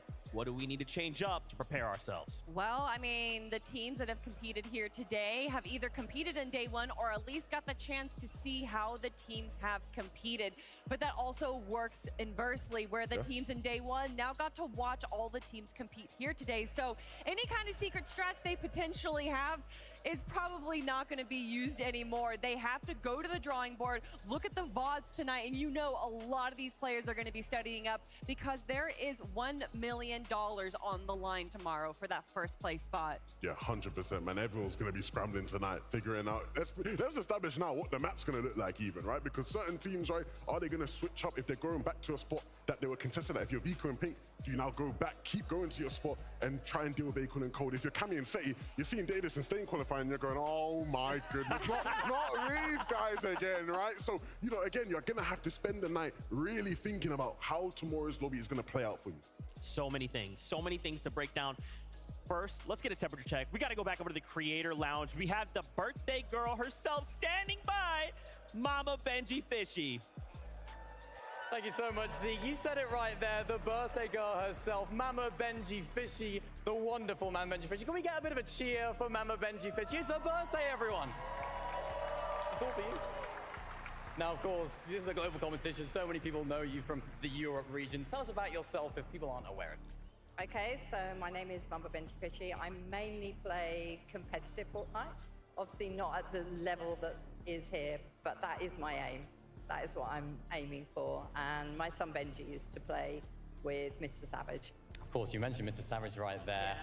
I mean, you know Mr. Savage well. How happy are you for him to come out on top today and, of course, get that the fifth game victory royale? Oh my God, yeah, that is like the birthday present I want. Actually, to go ahead then tomorrow and win the whole thing would be amazing. But yes, brilliant. Yeah, that's what I wanted. I mean, overall, you've been watching from the stands. What's it been like to be here in person, watching the Fortnite event go down? The atmosphere is amazing. I mean, all the crowds up here and everything, it's just, it's not the same as being at home or whatever, just seeing the whole crowd and meeting the fans and everything and supporting the players and the parents is great. That's what we love to see now. I'm going to come to you with a question. Do you have a prediction for an overall winner tomorrow? We're hyping things up tomorrow. Who do you think is going to take it all home? I would love to say Mr. Savage and Vadil, but I don't know. There's so many good teams out there. Obviously Malabuka, Queasy, but then they're being contested, like Canada at Racetrack and things. So who knows? Who knows indeed. So many questions to be answered, but thank you so much, Mama Benji, for the wonderful interview. We're going to go back to the desk, though, for some more fun. Absolutely. And again, happy birthday, Mama Benji. Happy birthday! We love you. Thank you for stopping by. Man, oh man, tomorrow is going to be insane. I want to ask first, how did you guys find day number 2, the lower bracket? I thought it was interesting. It was a little bit different than what we saw from day one, which was to be expected. These strategies obviously have to be a little different for the 25 teams that failed to be able to make it straight from day 1 into day 3. And to me, I'm looking towards Agers and Canada. We all had such high hopes for them. We knew that they were able to perform on such a top level, but day 1, obviously, they just faced Titans. And now in day 2, when they had a lot easier of a go at it, they were able to get a second place spot. But Levin, are they going to go back to Racetrack? Look, that is the question mark, right? That is what everybody will be wondering. I think the big thing for me here today to conclude the day is really just commiserations to all those teams that didn't quite make it, right? Of course, so many winners in their own right who failed to make it through, right? That's going to be a hard reality to deal with. And I think for all those players, you have to understand things didn't quite go your way here, but you don't give up, right? You keep going, you keep grinding, you keep hustling, and your time will come again. But I'm so excited for tomorrow. Oh my God, I'm so excited. I'm so excited. Yeah, and I mean, just to touch on the fact that some of these players are going home, they are still 75 of the best duos in the entire world. So if you are out there and maybe your favorite duo didn't make it and is going home, please still send love their way. They would appreciate it. We appreciate the fact that they were here to compete at this level. I know you're entertained. Now, before we say goodbye, I wanted to send it on over to MDF and Jacob PR to get their thoughts on the day.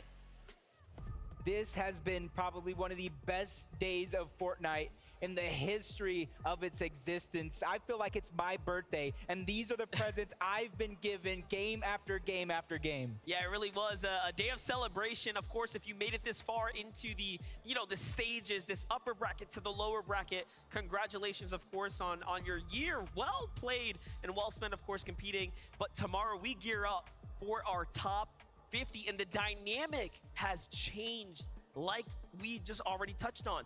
The players that are introduced now into the finals lobby, we'll just see who's contested now. Yeah, but that's going to do it for myself and the great Monster D-Face. Back to y'all at the desk. Thank you guys so much. A fantastic set of games on the day, and now we start to wrap things up. The only thing left is to start focusing on tomorrow. These players will have to review. They will have to come up with plan for tomorrow's FNCS Grand Finals of the Global Championships. Don't forget, we're back tomorrow, and as well, as I teased earlier, I've got two very special friends coming tomorrow's halftime show. Please don't miss out on that. As always, Fortnite fan, we'll see you here tomorrow. Stay safe. We love you. We'll see you on the battle bus.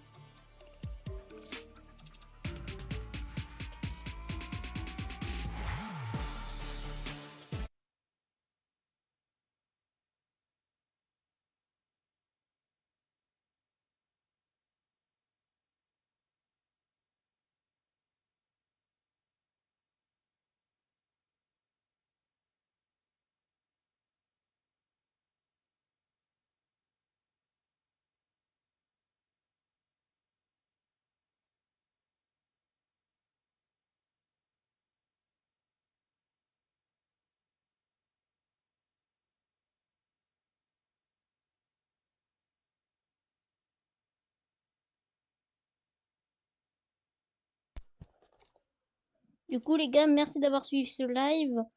C'était Tom. À demain peut-être pour la suite et la finale des FNCS. Je vous dis plus. Peace. Et merci à RK7 pour l'abonnement.